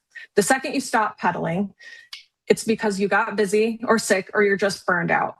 And the visibility stops with you. Nothing you made is still working for you. Nothing's stored up. Every week you start from zero. And as travel advisors, I feel like we have so much content that we shouldn't have to start from zero. And it's not a you problem, it's a system problem. So here's the hidden cost. And the treadmill has a cost that's bigger than just being tired. It quietly creates feast or famine. And I think every advisor in this room has lived this. When you're busy, peak season, everyone's traveling and you have zero time to market. So you go quiet. Then the season ends and things slow down. And then suddenly you need the bookings. We all know that time of the year. So you scramble. You're posting like crazy. You're sending the emails that you finally can get to. And you're just hustling. And usually this is like the end of the year time too. So you're also busy with everything else, holidays, your own personal travel. But by then, your clients have half forgotten about you because they haven't heard from you in 3 months. So here's the gap. The silence between your bursts of effort, that's where the opportunities can leak out. That's the repeat client who booked with someone else because that person stayed in front of them. That's the whole goal of the marketing flywheel. Flywheel exists to close that gap so you stay even visible even when the seasons are too busy to think about marketing at all. So here's the flywheel. So let's build an alternative. Part 2, the flywheel. This is the mental model I want you to leave with today, even if you forget everything else. Stop pushing harder and build something that spins. So what is a flywheel? In the most literal sense, it's a big, heavy wheel. And the thing about a heavy wheel is that it's going to be really hard to get moving. That first push barely does anything. The second push is a little more, it's slow, and honestly, it can feel discouraging at the start. But here's the magic. Once you get the wheel turning, it's going to create its own momentum and you're going to be golden. it's going to want to keep spinning. And every push you give it after that, it's going to keep going and going faster, and it's going to help you build. And the wheel does some of that work for you. So it's not just you pushing and you hustling and you doing all of that. And that's what your marketing can do for you. The goal is to not push harder. The goal is to build something where each thing you do makes the next thing easier, where your effort accumulates instead of evaporating. Same energy you're already spending, completely different result, because now it builds. The first turn is the hardest. I really want to be honest with you about how this feels over time in 3 phases, because managing your own expectations is half the battle.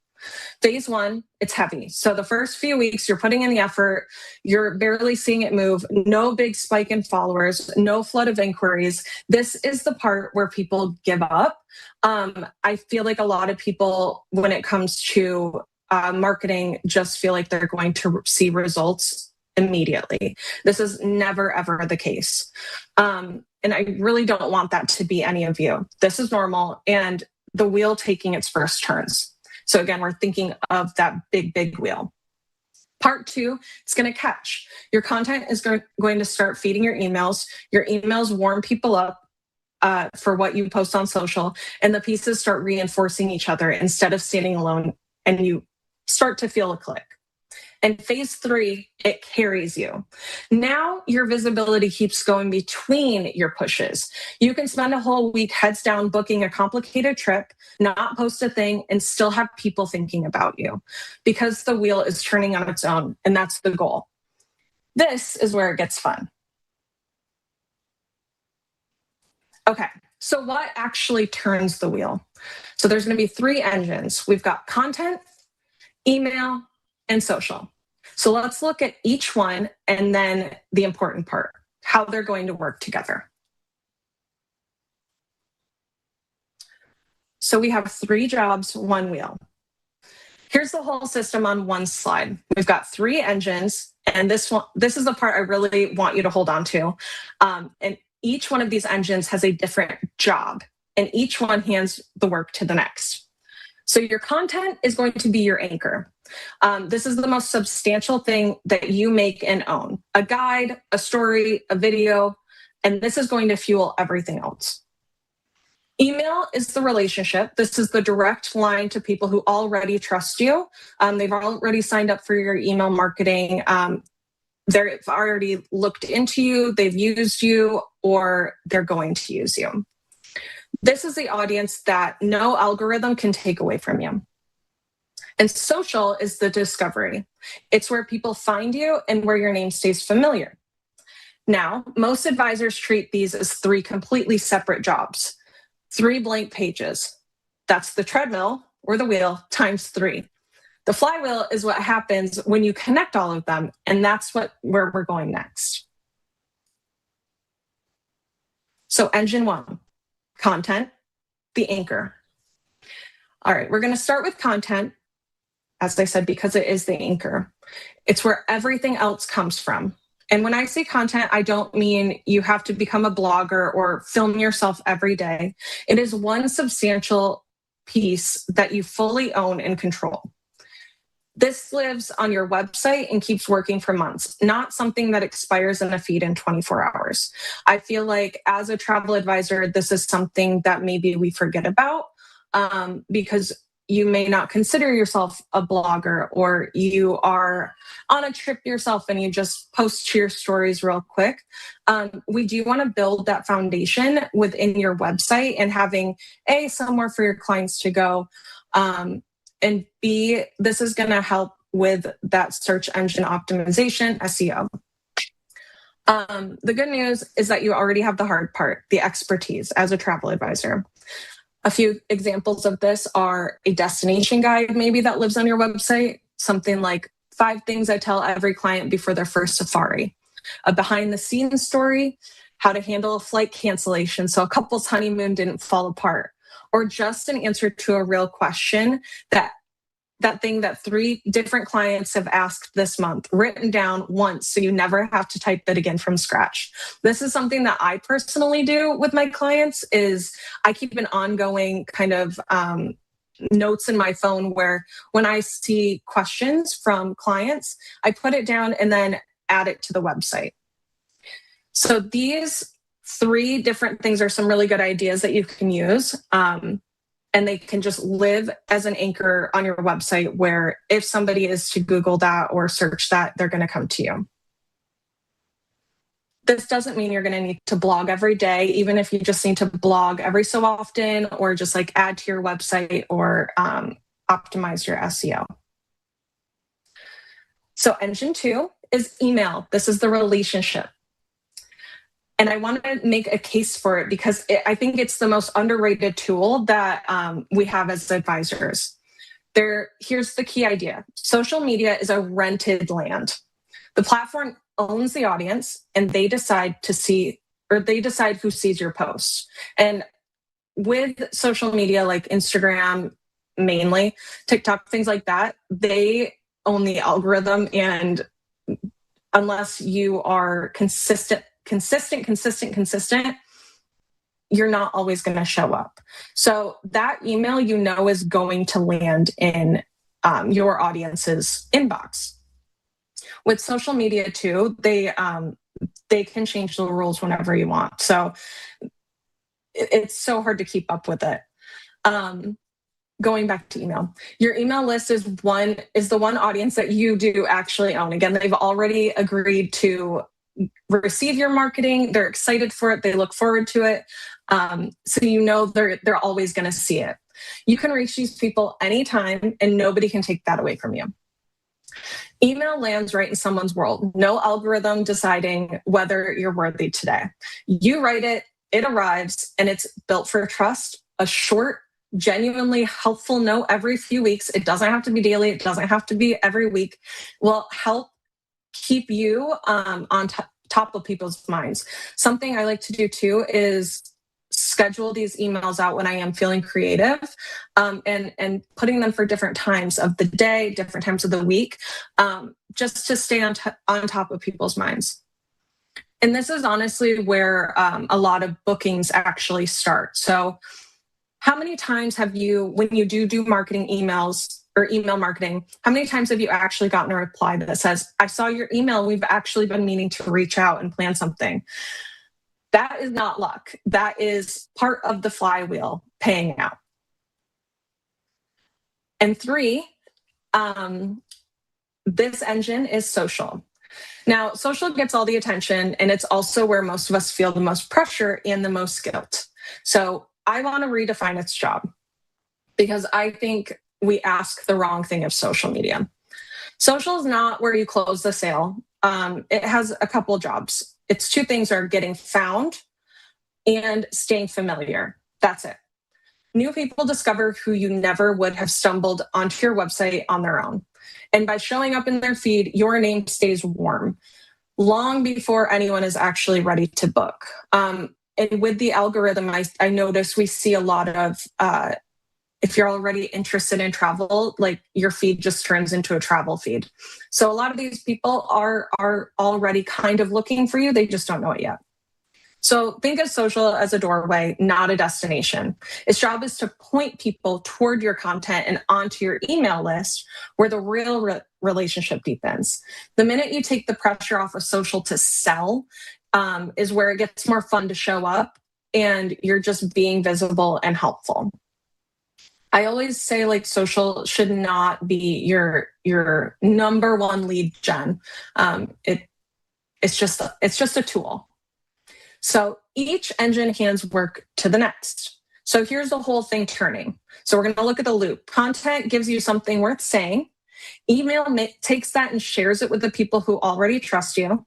And social spreads it even wider and brings brand new people right back to your content, which starts the whole loop over again. And this is the unlock. This is the thing I most want you to hear today. No single post has to carry the load. On the treadmill, every post has to be brilliant because it's all you've got that day. On the flywheel, no one piece is doing the heavy lifting. The wheel is. So we're just going in a constant circle. The connections between the engines are doing the work. That takes so much pressure off of any one thing that you make. So here's the beautiful thing. Create it once, use it everywhere. So this is going to bring us back to the first of 3 takeaways that I want you to actually leave with. Here it is. Don't make more content. Make one piece and then let it show up everywhere. I promise you, the advisors you follow who seem to be everywhere, they are not creating more than you. They are not sitting down to 15 blank pages a week. They're taking one really good idea and squeezing everything out of it. One genuinely useful piece of content can be a full week of visibility across every engine. So the goal is not post more. The goal is to repurpose smarter. And let me show you exactly what that looks like with a real example. Okay, so let's make this the most relatable and concrete. So say you write one blog post, the best time to visit Japan. That's it. That's the one thing that you create. Watch how far that goes. First, it's your content. You publish it on your site, and that's the anchor everything points back to. Then it becomes an email, a short note that says, thinking about Japan, here's when to go, with a link to the post. So we're going back. Same idea, new touch point. Then it becomes social. Pull the 3 best tips out of it into a quick carousel. So that's post 1. Take a photo and one surprising line, like cherry blossoms peak earlier than most people think. That's post 2. And then talk through a single tip to the camera for 20 seconds. That's a reel. Post 3. Same idea, 3 formats. So one afternoon of work became 5 touch points across all 3 engines. And every one of them points back to your website and your list. That's the flywheel turning. And notice you only had one genuinely original idea all week. And I feel like it doesn't have to be Monday. It doesn't have to be Friday. It can be when you're feeling the most creative too, because that is also the beautiful thing about social media, your website, emails. You can do them whenever. Your emails you can schedule to go out the next morning. Your posts you can schedule to go out whenever. Your blogs you can also schedule, or you can write them then. No one is waiting up on you. No one's going to be bothered by it. It's just you can do it whenever you're feeling creative. Be useful far more often than you sell. Takeaway number 2. And this one is about how you show up, not just how often. The fear I hear from most advisors is, I don't want to be annoying. I don't want to be the person that's constantly selling in their feed. And good, me neither. So don't be. Here's the trick. People almost never book the first time they see you. They book the advisor who stayed helpful and familiar until the moment was finally right for that. So the ratio matters. The vast majority of the time, you're just being useful. So tips, stories, a peek behind the curtain, real recommendation. That's what makes you worth following. If somebody comes across as salesy and always selling, I mean, a lot of times that turns people away more often than not. Every so often you make a clear, warm invitation and where you've already captured them and you just say, planning travel this year, let's talk. Because that kind of does remind them, oh, they book travel. That's how it is in my experiences. And because you spent all of that time being genuinely helpful, that invitation doesn't feel salesy, it just feels natural. And you earned the right to ask. You put in the work. Okay, now making it run. So that's the model and the engines. Last part, the practical stuff. How do you actually start this without it becoming one more overwhelming thing on your plate? We're going to make it run. Because as I know, social media can be a full-time job and if you're already doing this full-time, you don't have time for it. So takeaway number 3, this is the one that gives you permission to relax. You don't need to be everywhere. You just need to be consistent in 1 or 2 places. I see so many advisors try to run Instagram, Facebook, and TikTok, and Pinterest, and a newsletter, and a blog all at once. And within a month, they're exhausted, and they've gone quiet on all of it. And then they're right back on the treadmill feeling like a failure. Trying to do everything is the single fastest way to do nothing consistently. So here's a whole strategy.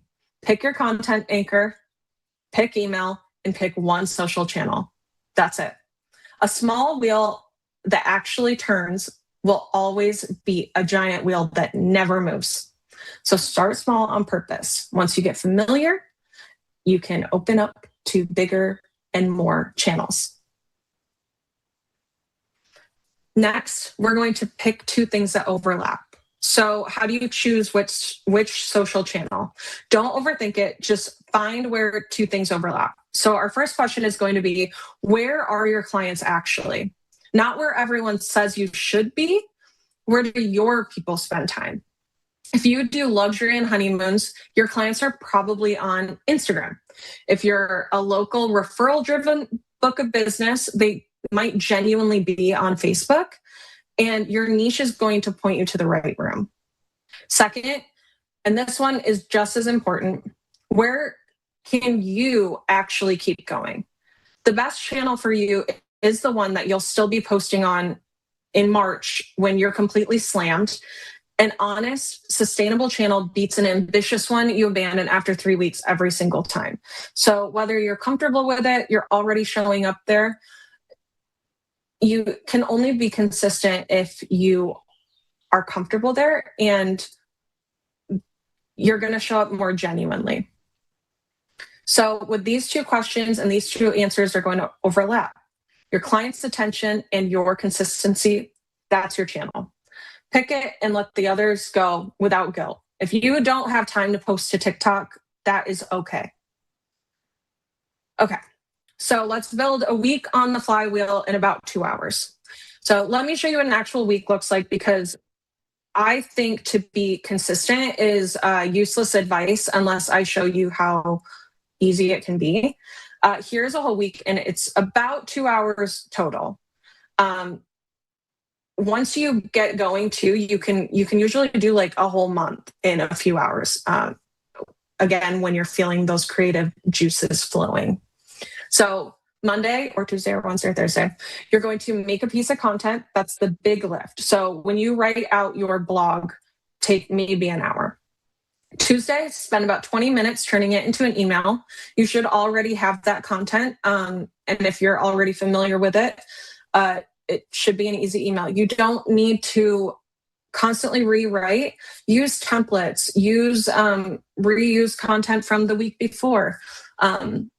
Just spend about 20 minutes turning that into an email. Wednesday, 15 minutes pulling a highlight out for social. Thursday, 15 minutes just replying and engaging, being a human in the content and in the comments, not many chat every time. It's useful in some situations, but actually engaging with other posts. And Friday, you're going to make one more social angle from the same piece in about 15 minutes. So you're going to notice it is the same source of material all week. You're not inventing 5 different things. You're spinning one thing 5 ways. And here's a pro move, batch it. So again, feeling creative, sit down once a month, once every other week, and make your weekly pieces in one go. Then you can you don't feel as overwhelmed during the week. Or some people like myself do feel more comfortable doing it a few times a month versus that one, because then I maybe forget. Familiarity is built in one turn at a time. Now, why does this consistently matter so much? So you've probably heard the rule of 7. It's the idea that people need to come across you at least 7 times before they finally act. I don't want you to fixate on that exact number. The principle is what matters. Familiarity is built through reputation. And that's exactly how the Flywheel works, and not off of one post. A single post almost never lands the booking. It's one touch, but content plus email plus a few social posts all spun out of one idea that stacks up those touch points fast in a single week. Do that week after week, month after month, and something shifts. You stop chasing attention, you stop that hustle mentality, and you become the advisor that people already feel like they know. So when the trip finally comes up, you're not even really in competition. You're just the obvious person to call. And that comes from being helpful and creative and not salesy. Ignore the vanity matrix. A quick word on measuring, because I don't want you drowning in analytics or losing sleep over your follower count. Ignore those numbers. Watch 3 honest ones instead. 1, is your email list growing? Bigger this month than last? That's your owned audience. Remember, the number that actually compounds. 2, are people replying? Replies and DMs are worth so much more than likes, because a conversation is where a booking actually begins. And 3, which is my favorite, and it costs you nothing, just ask. Every single new inquiry, ask, how did you hear about me? Your clients will tell you exactly which engine is doing the work, and you can do more of that. That's it. List growth, real conversations, and 1 question. You don't need a dashboard. That can be overwhelming. And I know I only have a few minutes left, so I'm going. So this week, or I guess next week, because we are on Wednesday, start small. And so let's start and make sure that you walk out of here, my presentation, knowing exactly what to do. You don't launch a flywheel. This is going to take a few turns. So here's a month that gets it moving without overwhelming. Week 1, pick your 2. Choose your content anchor and your 1 social channel. And if you don't have an email tool yet, set a simple one up, just decide. So I really like Flowdesk because you can schedule ahead of time. You can make templates, you can reuse things. It's really user friendly. Week 2, make 1 piece, write that 1 guide or tell that 1 story your clients keep asking you about. Just one blog post or an FAQ section, anything like that on your website. And then week 3, spin it out. Turn that piece into an email and 2 to 3 social posts. And then week 4, you're going to repeat. That's the whole thing. And that repetition is the strategy. That's a totally doable month. And by the end of that month, your wheel is already going to be turning. So 3 things to remember. If you forget the diagrams and the weekly schedule and everything else, hold on to these 3 things. 1, create once, use everywhere. 1 good piece of content can fuel a whole week across email and social. Don't make more. Make each thing work harder. Oh, here comes Shanna.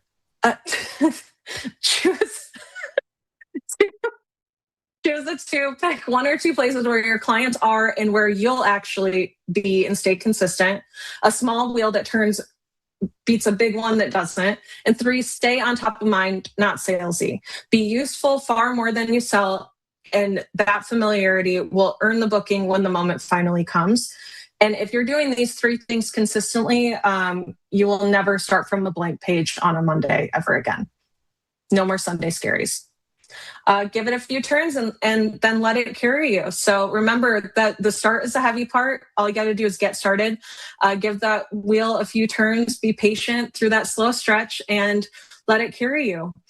Your future self, the one who isn't scrambling and hustling and freaking out for bookings during slow season, will thank you. We'll thank you later. And it's June, so get started now. So thank you, everyone, for having me. I genuinely am happy to be here always. I love HAR.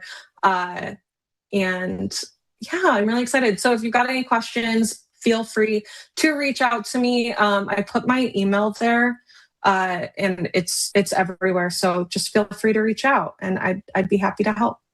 Yeah, and we'll link Solstice Collective's directory, so you can always reach out there directly too. She also happens to have a host agency reviews email address, so you can always reach out to her there.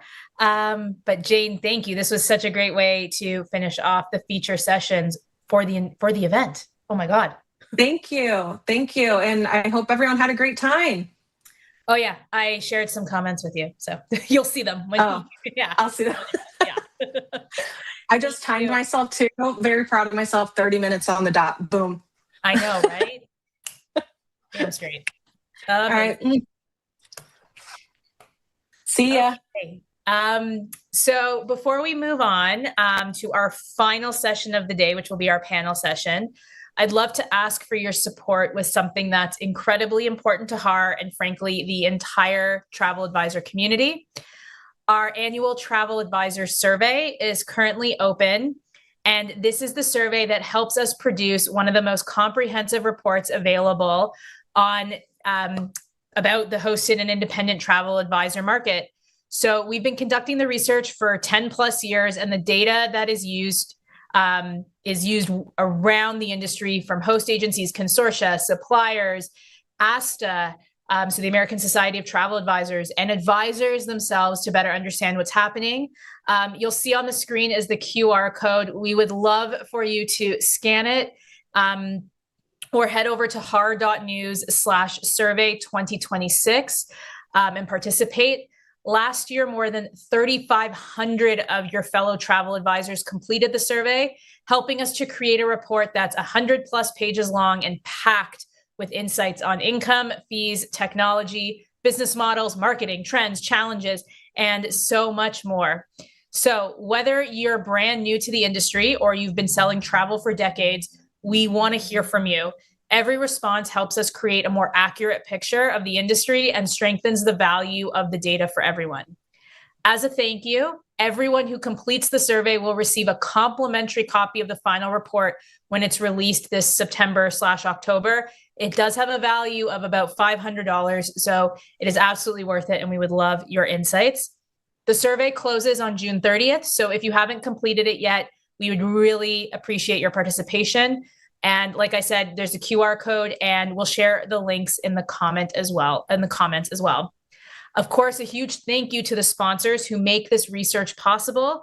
Our title sponsor for the report, LuxRally Travel, our platinum sponsor, Outside Agents, our survey sponsor, Cruise Planners, and we have IMG Global Travel Insurance, who has sponsored our brand new section this year of the report, which is about travel insurance for 2026. So thank you for helping us to continue providing the data and insights that support travel advisors and the industry year after year.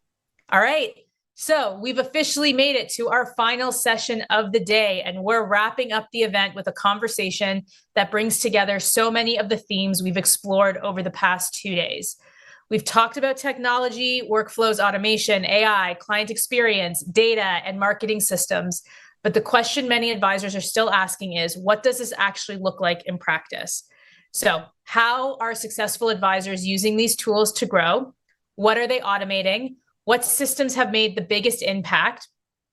And if they were all starting over today, what would they do differently? So our final panel session of the day is how top advisors scale smarter, systems, automation, and AI in action. Joining us today is Allison, founder from Lead Smarter Company, Sandra, founder of Travel Marketing and Media, and Chad may be joining us. So we'll let you know, we'll keep you posted. And he's the co-founder of Outside Agents. The conversation will be moderated by Dan Christian, founder of the Travel Trends podcast. So together they'll share real world experiences and practical lessons learned while growing their businesses. You'll hear how they approach systems and automation, where they found the biggest efficiencies, and what they've recommended advisors automate first, and how they balance technology with personalized service that clients value most. So if you've been wondering how to apply everything we've discussed over the last 2 days in practical, sustainable ways, this conversation is for you. Before we get started, we'd like to thank our panel sponsor, Tern, for supporting today's discussion, and HAR Wired 2026. They will be back for their demo tomorrow morning, so you do not want to miss that.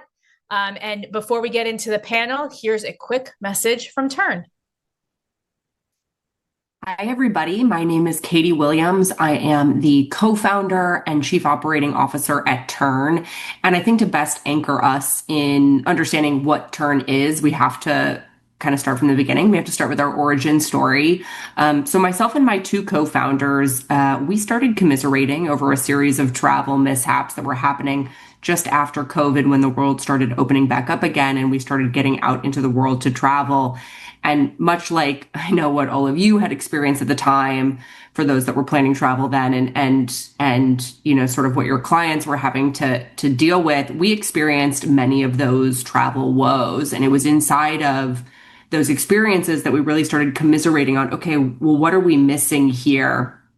And as you might imagine, what that pointed itself to was travel advisors. The travel advisors are at the center of what happens when you have a professional who understands the nuance of traveling to certain destinations. And at that time during COVID, the nuance of the regulation that was changing minute to minute.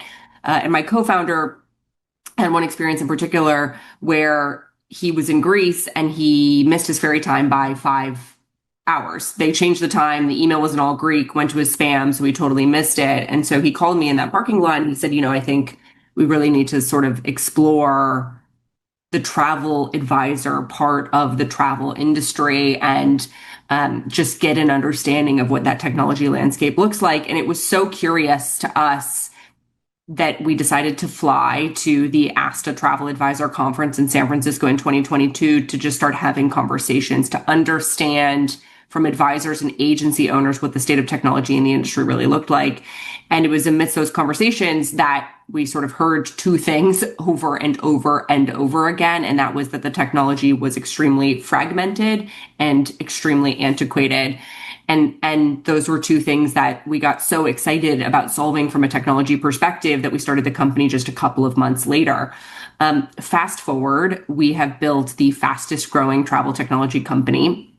And we think the reason for that is because there is a tremendous need among this audience to build and revise existing tech stacks that need overhauling so that we can operationalize what people need to be able to do better, smarter, faster. And we are on the precipice of the craziest, one of sort of the biggest tailwinds in technology in a really long time with the integration of AI, with agentic AI. And so, you know, as we really started to think about what it meant when we were going to start this business, I think what we came to very early on was that truly in order to unlock the next era of efficiency, we needed one vertically integrated system. Gone are the days where advisors and agency owners are operating out of 6 different systems to run their business.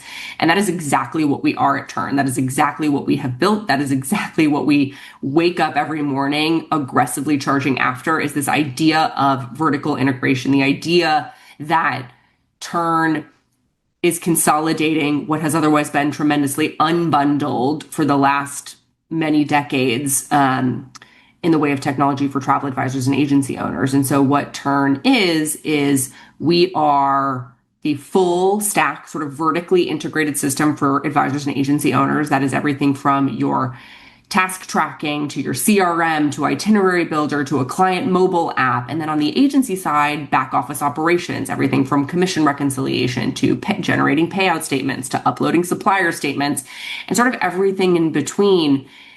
And the real value of that is that the data is all completely interconnected. And so what that's just a fancy way of saying, when we say vertical integration, these are all just fancy ways of saying that the same data that you are entering in the earliest sort of nascent stages of trip planning, of travel planning, is the same data that you ultimately need to get paid out your commission. Those have been wildly different experiences in separate systems in the past. And so that is what we're building at Tern, that sort of coherent, vertically integrated single system.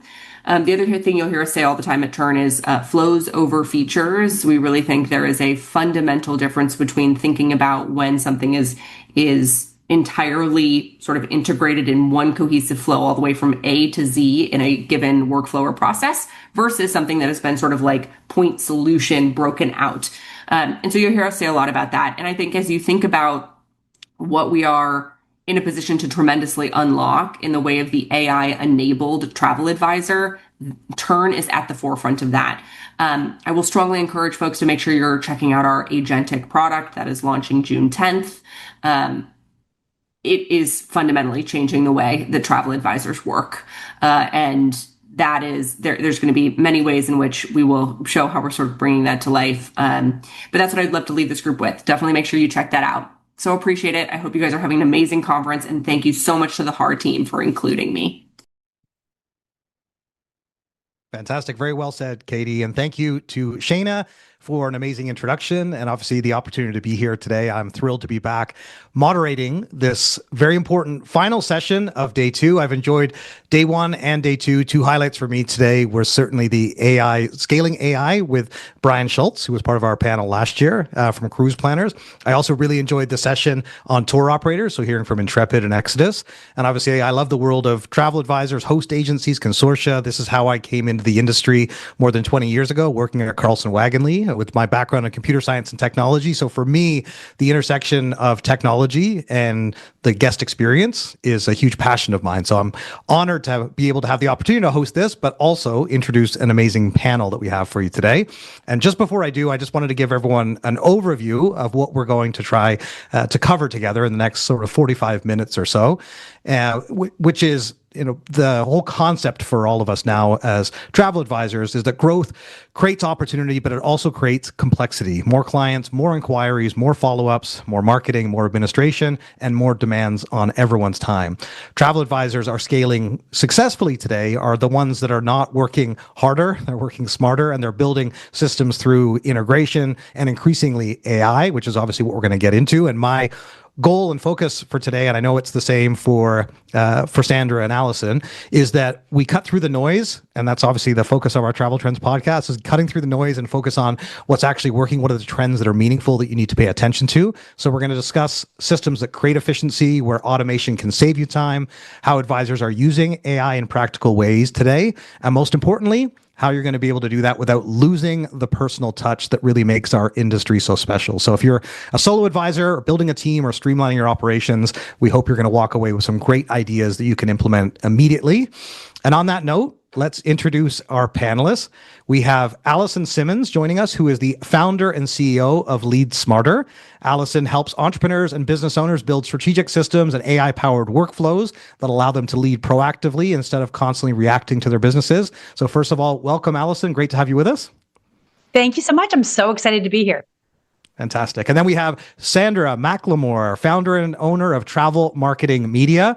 Sandra McLemore is a travel industry veteran with more than 28 years of experience as a travel advisor, business owner, speaker, and television travel expert. And she's worked with more than 42,000 travel advisors over the years. So welcome, Sandra. Great to have you with us. Yay. So happy to be here. Awesome. And we may have one additional panelist that might magically appear throughout our conversation. And just so you know, all of a sudden magically happens. That person is Chad Burt. He's the founder of Outside Agents, and we'll bring him into the conversation as and when. But we've got 2 amazing panelists here to help us better understand the travel advisor opportunity around AI. And so on this one, I'm going to start with Sandra first. And what I'd love to ask you, Sandra, and I'm sure it's top of mind for everyone that's joining this and has been a part of the sessions yesterday and today, is that everyone wants to automate and use AI.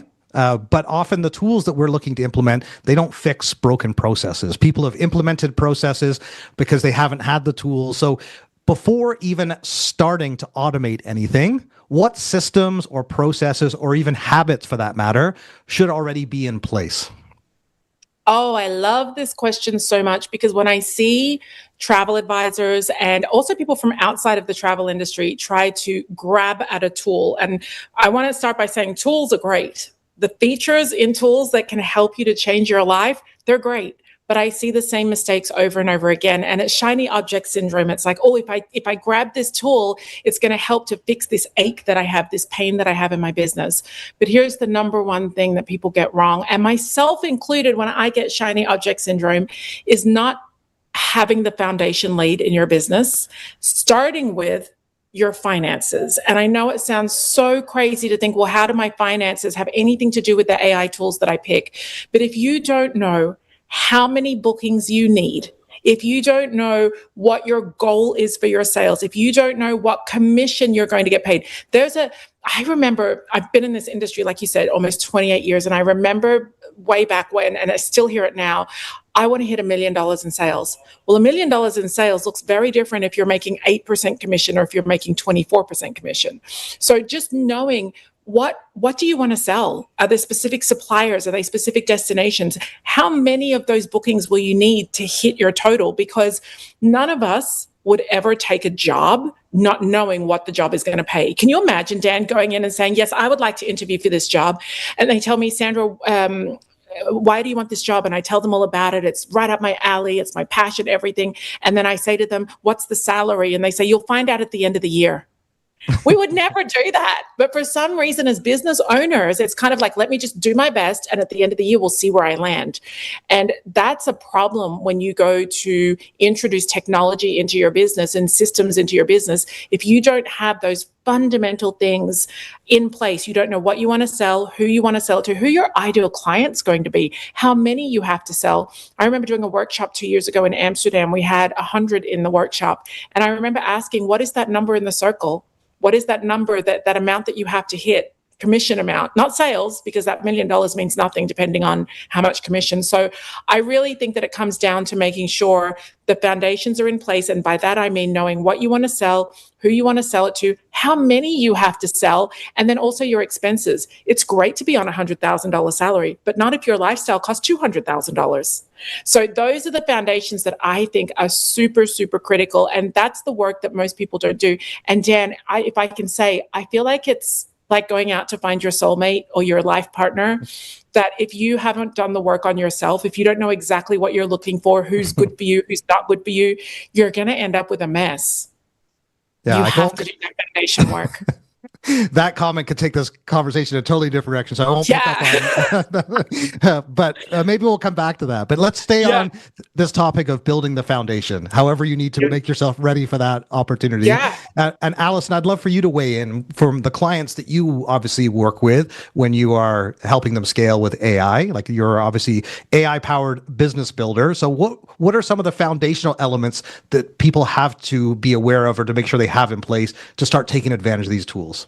Oh my gosh. Well, I feel like Sandra just nailed it. I mean, she just spoke to every solopreneur, small business owner out there, is that if you don't know how the money is coming in, all of the tools in the world can't save you. Like, you don't need more tools. I think a lot of it's just sometimes you gotta pound the pavement. You gotta do the job yourself manually, and you gotta just crank out the hard work until you start seeing traction. And that includes lead generation. That includes researching your ideal client so you understand the messaging and the pain points that they're experiencing. And hot tip, if you want to know what your clients are thinking, go to Reddit, because that is a gold mine of what everybody's sharing, love, hate, and everything in between. But if you really want to grow a business, understanding the messaging for me is one of those things where I think a lot of people, they know what they mean, but their ideal client isn't speaking the same jargon that they're speaking as a business owner. They're just describing pain points about travel, right? They're just complaining about losing their luggage on that airline. They're not thinking about being proactive. And so I think there's a lot of messaging, and that's a big foundational piece. Understanding the actual things that are going on in your client's head that they're not posting on social media, but it's waking them up at 2 a.m. and they're worried before they leave for Italy the next day. Yeah. And this is where, I mean, AI in the real world, and there's been some great conversations already on this topic. And there's certain things I think it's going to be important to revisit if people haven't seen other sessions, and other things that I think they're just important for everyone to wrap their head around. And Sandra, I'm going to come back to you on this one, because there certainly is a lot of hype in AI. We did an AI summit in 24 and 25. Host Agency Reviews has been a big part of that. We're doing our next summit again in October. And the whole idea was to try and help people in our industry figure out how to utilize AI and how to embrace it and actually showcase real valuable use cases, because that's something that I found frustrating. The whole reason we created, and the reason I love that this conference exists, is because people actually need hands-on advice, training, recommendations, and so they need to hear from industry experts that actually use these tools. And so my kind of also building on that foundation is, when you look at advisors and how they're successfully building AI into their day-to-day operations, what would be some good examples of that? I think it's about looking for the tasks that you have to do over and over again. If there is something that you have to do over and over again, that is the first thing that you should automate, because automating something that just takes a long time, but you only do it twice a year, like your taxes. Automating your tax processes is really not that important. Taxes are important, but you only do it once a year. Whereas if you had to do bookkeeping, for example, and I want to give a non-travel and a travel, maybe a piece of software that helps to categorize your expenses, because you sit down and that might take you 200 expenses, a half a day or a whole day every month. That repetitive kind of task is the task that I see the really successful people automating. So I would say, when you wake up every day, what are the things that you do every single day? They are the things that you should automate first, because those are the things that will free up more time for you. Those are the things also that you just have to do over and over. They don't require you, a human, to do them over and over. I'll give an example. One of the things that I have to do every single day in my business, like all of us, is check my email. I have to read my emails. I have to think about what they're saying, and then I have to make a reply. So one of the very first things that I automated in my business this year is I set up a skill that reads my emails in the morning, drafts a response, leaves it in my draft folder, because AI and I don't trust each other like that yet, that I would just let it send on my behalf. I don't think you should ever. And then I get a little summary, a daily briefing texted to my phone. So when I wake up in the morning, I get a text. It says, there are 56 emails in your inbox. 10 of them are deemed important. We've written replies to 8 of them. These are the things. And then I go in and check it. That saves me time. So I think, like, when it comes to what to automate first in your business, 2 things. One is the thing that you do over and over. The other one, I would say, and maybe people won't disagree with me, but just for another perspective, is something that you could easily make mistakes on, that has a high stake. So it might be, instead of typing up people's passport information or handling of credit card information, as long as you're using the right tool, then anything that's going to avoid mistakes that could leave you exposed, they would be the things that I would automate first in your business. I'm just going to ask you one follow-up to that as well, because you mentioned a number of really interesting, valuable points there. So as we think about automation, because if for someone on this call or listening to this that is trying to wrap their head around automating, because there's that trust level, because we went through the generative AI, now this agentic AI. Generative AI, as we all know, was great for content creation. Agentic AI can now make decisions on our behalf. So it can actually not only create the email, but it can reason out what it should reply and make recommendations to us and try and make decisions on our behalf. And so there's a trust level with automation, and you just highlighted an important one, which is you're not trusting it yet to actually send the email. It can draft something, but you're going to review it and then you're going to send it. So if there is another good example of an operational change that you would make that could increase productivity or profitability, as you mentioned, or you just overall satisfaction with working with a travel advisor, what are some of those small operational changes around back office or automation that you've seen that have really worked for travel advisors? Oh, I think it would be one of the ones where travel advisors spend a huge amount of time, and that's in preparing proposals. Preparing proposals, doing research, and comparing and contrasting properties between each other or cruise ships between each other. And I think that there's great value in being able to dump a large amount of information. And one of the speakers yesterday, he was brilliant, and I can't remember his name, but he gave a good example. You might have 3 cruise lines. You might have a Celebrity, a Norwegian cruise line, and maybe Virgin Voyages. And you could literally copy and paste everything on the page for each of those websites, for those itineraries, dump them into AI and say, create me a table that will compare each of these against each other. Don't make up information, don't assume anything. So we put some guardrails on here, and help me to decide, help me to compare and contrast them. Or you could also layer in, and here's the client that I'm looking at. 3 kids age between this and this, it should automatically say, well, Virgin's not a good option for you because that's adults only. But I think if you're going to do that, again, it's about putting guardrails on, but then also verifying that later. I think that's one of the operational areas that I see comparing and contrasting suppliers for your clients in order to do the proposals. That's great. Thank you, Sarah. Thank you, Sandra. And to come back to you, Allison, on this topic of what to automate first, what would be some of your recommendations? Yeah. So, well, in general, just to clarify, everything Sandra's talking about is AI automation. There is just plain old automation, right? And just to make a distinction, because in my world, people get it very confused. Straight up automation is like you buy now and immediately get an email in your inbox saying, and it's a canned email. Thank you for signing up for this, this offer. Here's the bonus. Here's the link, right? So automation that is the same, no matter what the input is, it's the same output, right? Automation. AI would be you're trusting AI to make some decisions for you. And so I think there are a lot of things that we can automate that don't even need AI. I love though, Sandra, because this is about AI. I love what you're doing with your emails. Very similarly, I have the same thing. Her name is Lucy. I name all of my little AI agents. I give them names.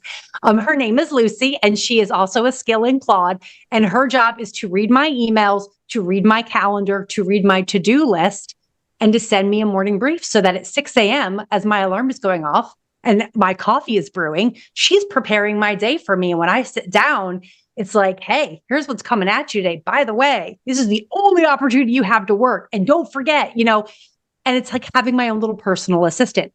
So I would say that every business owner needs their own little personal assistant that you can build inside of a Claude skill, but you could do it in ChatGPT. You could do it in any LLM, honestly, if you can connect it to all the things. So that's like piggybacking on what Sandra said. I would definitely start there. Other things that you can be automating in general, your marketing. I know that there's a big thing about being authentic in marketing, and you don't want to let AI create your content for you and just throw it out there because, oh my gosh, we have seen so much AI. We can all peg AI generated content. We all know the words, no fluff and the M dashes, right? We see them everywhere. I'll just call this one out too. If you see anyone using lives inside your head, that's the new AI key phrase that's popping up everywhere. So I think that when it comes to marketing, though, we can absolutely be using AI to help us with marketing, provided, like Sandra said, we are providing guardrails. This is my voice. This is my style. This is what makes me unique. Every single week, I am sending out a newsletter. This is the format. Question me, interview me.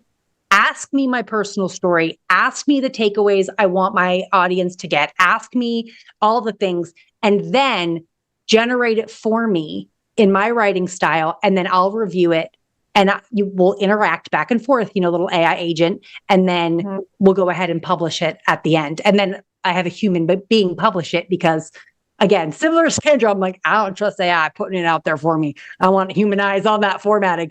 But I think marketing is a great way to have AI come into the picture and help not just speed up the process, but increase the quality. It really can if it's done well.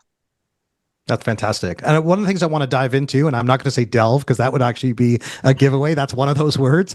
And it is the worst now when you see LinkedIn all the time and people are just using generative AI tools to write everything. And it's like, this is the world that I'm afraid that we're falling into, is that when it becomes insincere and it's just AI agents talking to other AI agents. And so if I'm no longer reading my email or reading my social channels, what world are we in if it's no longer a human and personal connection?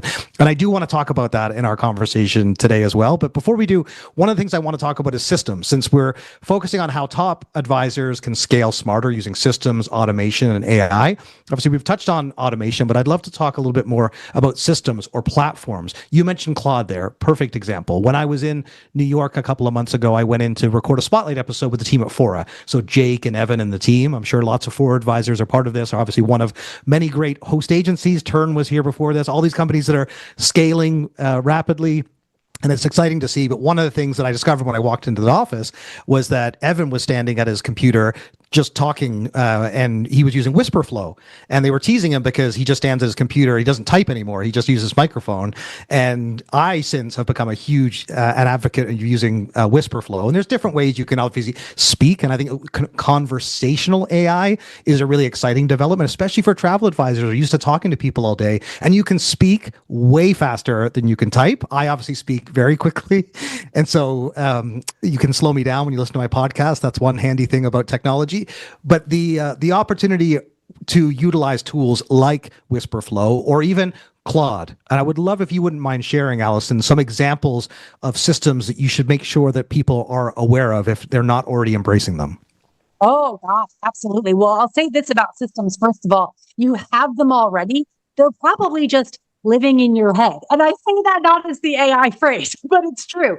I think a lot of people think they don't have systems, but they don't realize they do. They just haven't documented them. And so to your point, if you were just to go into Claude and say, I need you to help me document this client onboarding system. Somebody tells me they want to book travel with me. Here are all the things that I need from them. Here are all the next steps I need them to take.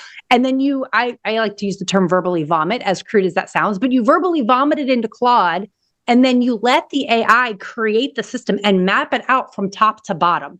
And once the whole thing is mapped out, you put it in a document. I love Notion.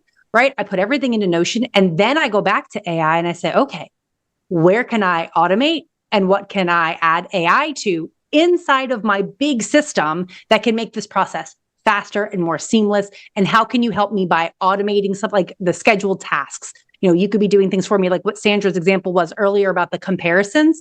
How cool would it be to have a scheduled task that's literally going out? I know there's a lot of compliance things that you need to worry about in the travel agency world, if I'm correct, right?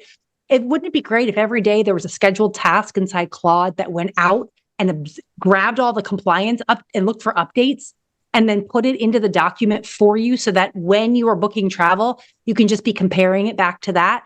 So I'm not really sure if I'm answering the question completely, but for me, that's one of the biggest things that I use AI to help create systems for, is just getting it out of your head. Well, you're bringing up a really important point, and I want Sandra to weigh in on this because I'm sure everyone is seeing the tools that are now available. It started with meetings, and even when we joined this call, someone said, hey, is your meeting, everyone now has an AI bot that joins meetings with them, right? Which can often be annoying. And but there's Otter AI, there's a lot of different platforms that will join the meeting. And now you're even seeing the opportunity to be carrying around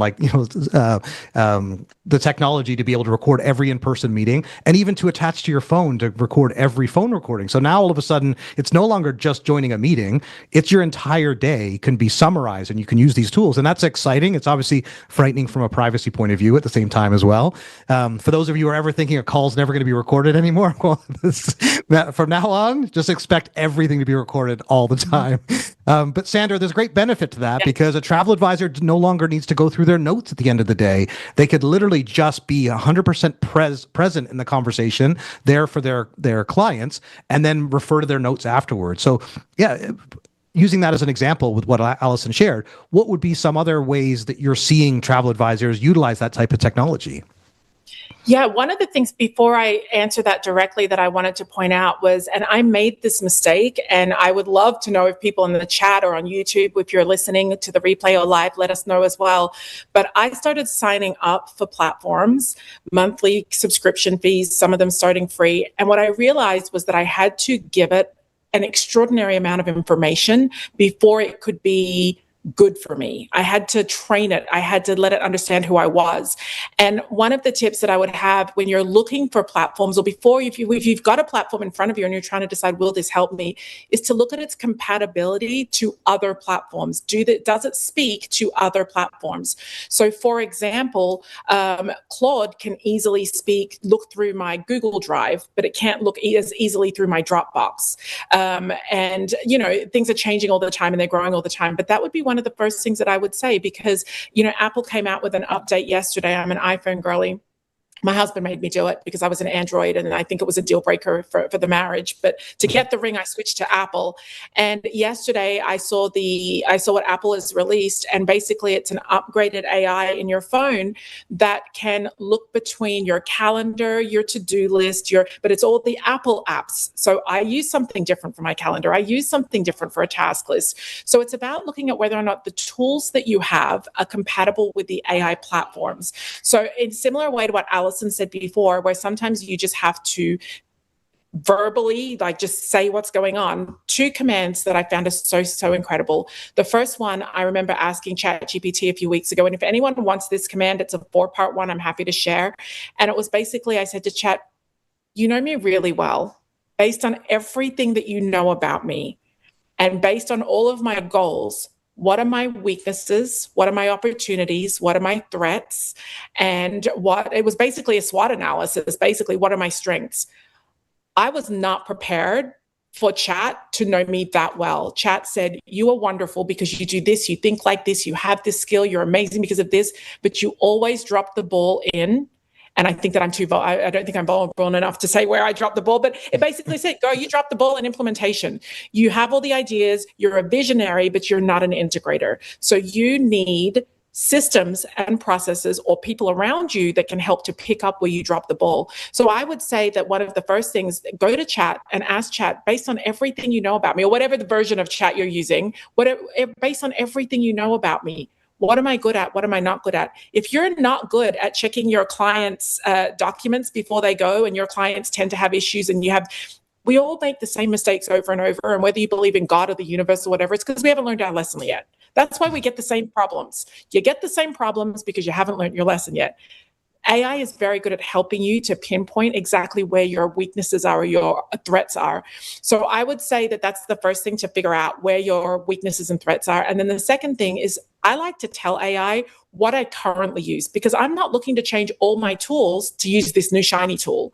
So I will tell AI, I already use Dropbox. I don't use Google Drive. I already use Outlook. I already use playbacks for my meeting recordings and summary note. And then say, what of this can work together? I didn't know that a lot of my tools can work together. I didn't know that by changing out my meeting recording from Otter to something else, that I could have a better experience. So I don't know if that really answers specifically. Please tell me if it doesn't, but I think it's more about the tool compatibility and their ability to talk to each other and learn from each other. Because if you have to keep telling a tool what your brand voice is, what your goals are, who your audience is, you're just going to get frustrated. Yeah, no, I completely agree. And no, you did answer the question. I think the one thing that I would love to segue onto is where it's overhyped. So when we start sharing those examples, and the reason I asked this specific question is because there's a lot of fear around AI. A lot of talk has been around it's just a tool. And even my good friend Gilad Berenstein would often refer to that. And I'd always challenge him back and say, but we've never invented a tool in human history that can actually think and act on our behalf. So it's not really just a tool. And now with agentic AI, it's much more than that. So there's a lot of people out there that are making some pretty dire predictions for what our future looks like. And that feels, for many of us, you're paralyzed by fear. And so there's part of us that are saying we need to take advantage of these tools so that we can benefit from them. And I'm going somewhere specifically with this because I want to get into the human element, because if we think about what technology can do to augment, support, and enhance, and then we need to make sure that we protect what is really the human element that we need to maintain. But before we segue onto that, what do you think of the aspect of this that's overhyped, that is getting people confused about the opportunity or getting paralyzing them with fear because they keep hearing that AI is going to take all these jobs away? Like what aspect of AI, maybe Allison, I'll go to you on this one, because since you have a great deal of expertise in this space and work across different industries, what's overhyped about AI? Oh, there's so much FOMO, and people feel like they need to be AI certified. They need to know how to do all things AI generally. And I keep saying, oh, for the love, no. What problem do you have? Can AI solve it? If so, what tool, like Sandra was saying, what tool solves that problem specifically?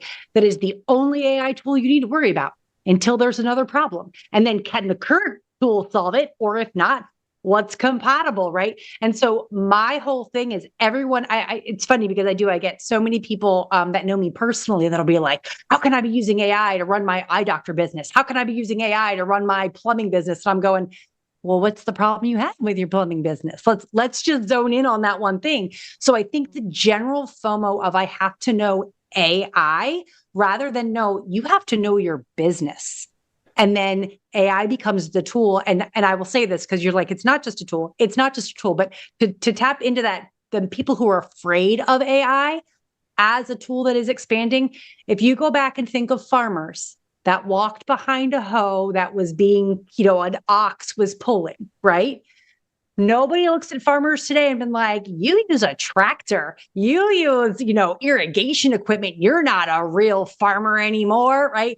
No one says that because we know that the farmer is still the businessman. He's still the one making the decisions at the end of the day. We know that if his crop comes up or doesn't come up, it's really the farmer's responsibility. The tractor just help him get there faster and easier. Doesn't mean farming's easy. It just means that he's able to do more in less time because of it. And I challenge anyone who is afraid of AI to think of it that way. You are still the business owner. You're still the responsible one. You're still the brain. But man, if AI can make your brain go and amplify you, why the heck wouldn't you use it in your business?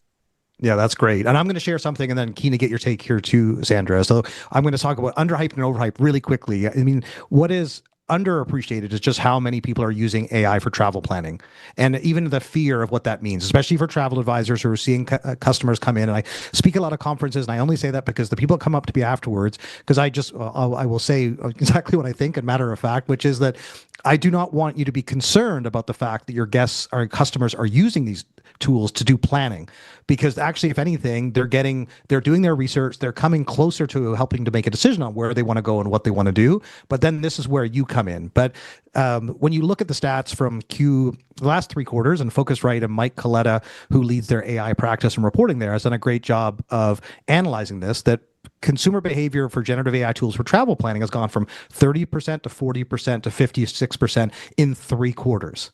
And so now it's at par with Google, and it's likely exceeding Google. And the reality is, right now we're not seeing the implications of it, because people are still booking with OTAs, people are still using Google search as well, because when it comes time to actually making a booking, they don't trust AI to do that. And this is kind of my point about what's overhyped. What's underhyped is people are using it for planning, and actually at a much more significant rate. It's really changing consumer behavior. So that's something to absolutely needs to be paid attention to.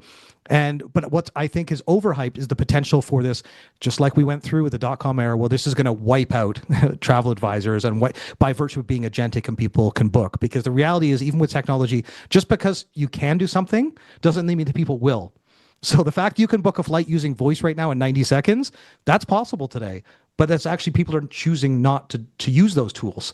And I actually strongly believe that, when you look at the complexity of booking an adventure trip, a multi-day tour holiday, like a luxury yacht experience, people want to deal with people. And so this is reassuring, I think, for all of us. So Sandra, I'd love for you to weigh in what you think is overhyped, so that people are not losing sleep at night.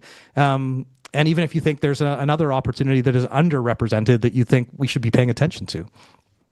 Yeah, I'm going to give a very unpopular opinion, but I think it's always nice to have different perspectives, right? I hear a lot of people say, well, travel advisors are not going to be needed anymore. And I started my career in the 90s sitting in a travel agency taking bookings. And I remember my boss at the time saying, this job you could have forever. And I was thinking, no, dude, I don't want this job forever. I'm at college. I just need to pay my way through. And he said, people are going to book travel forever.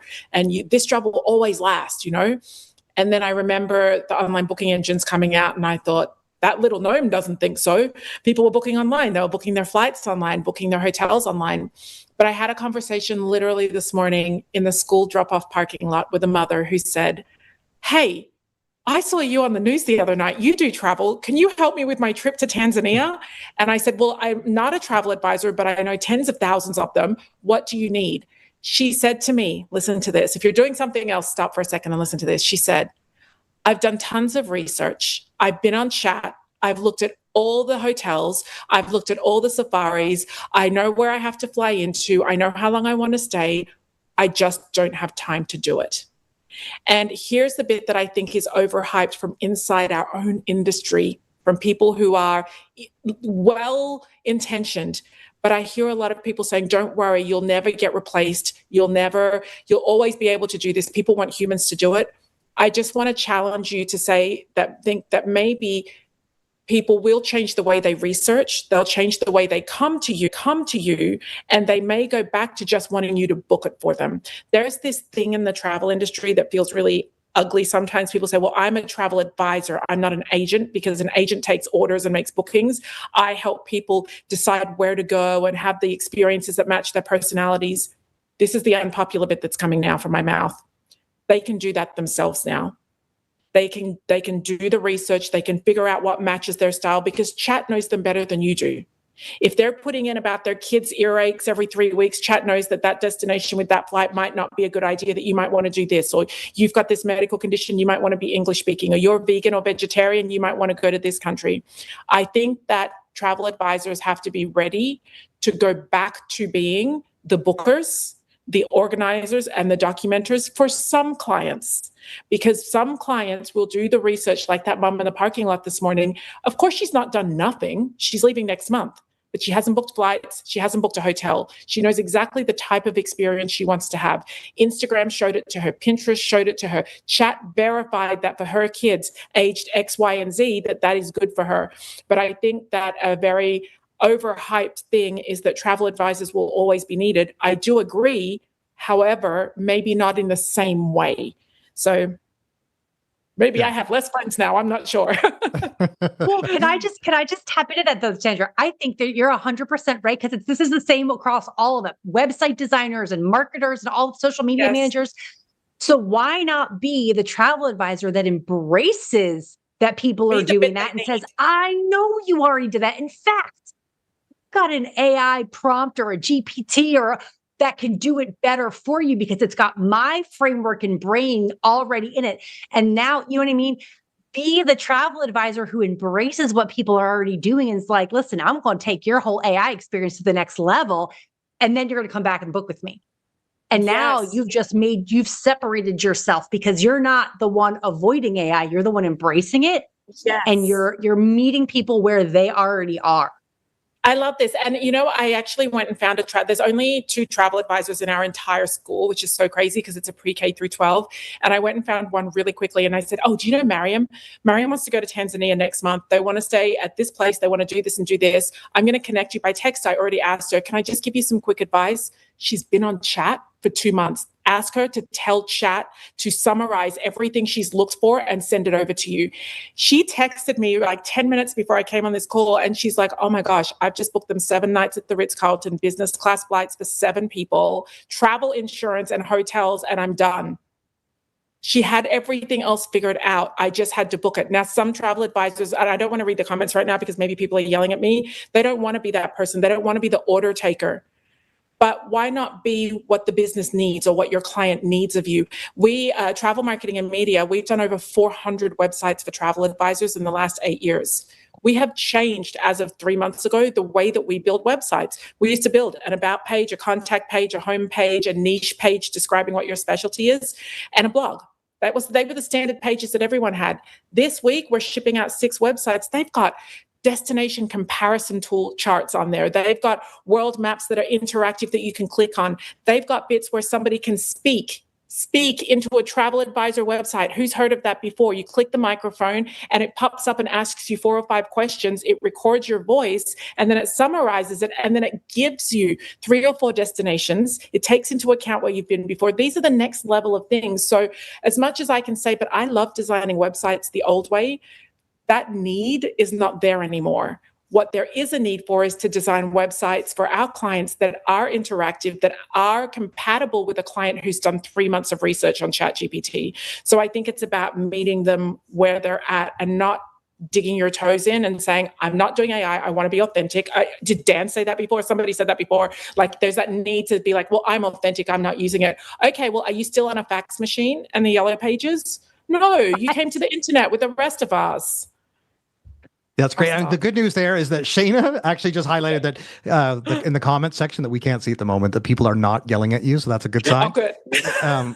And we will go to questions in the next few minutes, but there's one more question I had for both of you, and it relates to this topic about protecting the human element. Like, travel is a relationship business, and exactly what you described is what plays out every day, and why people will take it to a certain point on their own, and then they need someone else that's going to actually help them make the booking.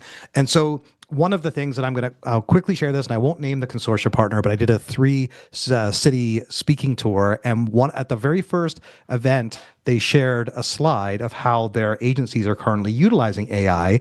And what shocked me, and I had to immediately adjust my presentation to address this, is out of the 10 ways they're using it, 30% were using it for chatbots, and less than 10% were using it for things like back office automation. and I just said, hold the phone, like right here, like literally hold the phone. Like you do not want to be training your customers to deal with a chatbot instead of you. Right. All the benefit of this is to give you more face time to be able to manage those relationships so that when they call, they hear your voice, because they're frustrated by spending 2 months and not feeling any further ahead of what hotel they're going to stay at, how long they should be, and what route they should take on their itinerary. So this to me was like one of those, wait a second, do not be rushing to implement a chatbot to your website. And some people, they get the hype, they hear that that's what they need to do and that's what customers want, and they need to put a chatbot on their website. It's like, no, that is actually the inverse of what would be my recommendation. So let's talk about what travel advisors should not automate, or what they should never automate. Where is the ongoing personal, not only personal relationship, but also the need to deal with a human? So maybe Allison, I'd love to hear your take, and I'm sure Sandra, you've got a lot to say on this topic as well. So yeah, what shouldn't you automate? Right. In general. So everybody, I should say everybody, a lot of people come to me, and literally happened on a sales call yesterday, and they tell me they want to automate prospecting. Can't AI just do it for me? And I'm like, just because it can doesn't mean it should. Like, yes, if you want a list of 1,000 people that probably are never going to respond to you, AI can generate that for you in a heartbeat, my friend. So, but that doesn't mean that you should be using AI to go do that. And so my whole thing, and I don't remember if I said this at the beginning or not, but my whole thing about before you automate anything is, did you do the work manually to make sure the process works? And then you bring in automation. So I would absolutely say, don't automate that initial contact with someone beyond maybe that first email, like if they opt into something and they get that first automated email. But that idea of building that relationship right out the bat, some of my most favorite cold connections are when people send me a little voice note and then I hear their voice. They could use AI 10 times after that, but I heard their voice initially. So there's that initial contact with somebody that I feel like if you can make it personal, whether it is a written note, whether it is a voice or a video or something. I am huge on video because I just like being on camera, but it's also something that I am totally against using AI to generate. No AI video for me. It's just, that's one of those ways that I stay human for my people.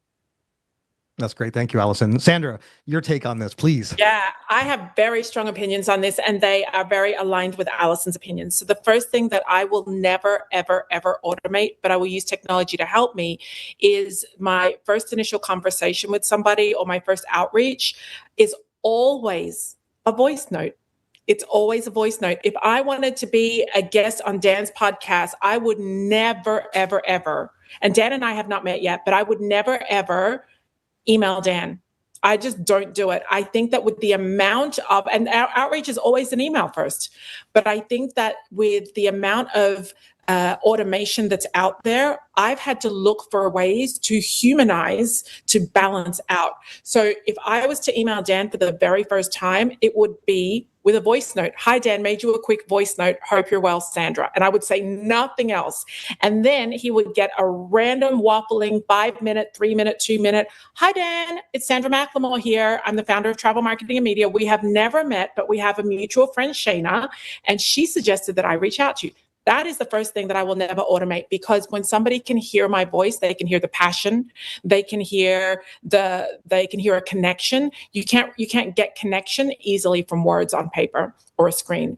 The second thing that I would always protect when it comes to the human element is where the person that I'm dealing with or speaking to has any anxiety, fear, or concern. Where they're unsure or they need reassurance, I will never do that. Anything to do with money, anything to do with safety, anything to do with somebody's just general concerns. I think that those are always spaces that you want to protect with human connection. And also, when one human connects me to another human, it's always got to be a human connection there too. I am the biggest cheerleader for AI, the biggest cheerleader for automating. I cringe when I get an email saying, can all 16 people on this email please let us know what time works for them for a call? I'm like, what do we do? No, we didn't just ask 16 people to say what time they can have a call. We didn't do that, did we? When there's a tool that everybody can just click book. But there are just some times where there's just no other way. I need to send a message to my kids' teacher. They had graduation today. I'm going to send her a voice note. It's the human connection. Fantastic. And you guys have already shared a lot of really valuable tips and advice, but I want to finish off on one specific one you want to leave our listeners, and then we'll open it up and bring Shayna back in so we can address any questions. As she noted, there is a few, so I don't want to miss out. And I'm sure Sandra, Alice and I all feel the same way. You can always reach out to us afterwards if you have questions, if we end up limited for time. And so my final question for each of you, Allison, I'll ask you, then Sandra, is if there's one takeaway from this session, because obviously you put a lot of time and effort into preparing for it and knowing that you've got a great expertise in this space, what would be something that we haven't highlighted that is a piece of advice that you'd love for people to take away from this? Oh gosh, now you're gonna make me remember like 45 minutes worth of talking. Something that we haven't highlighted yet.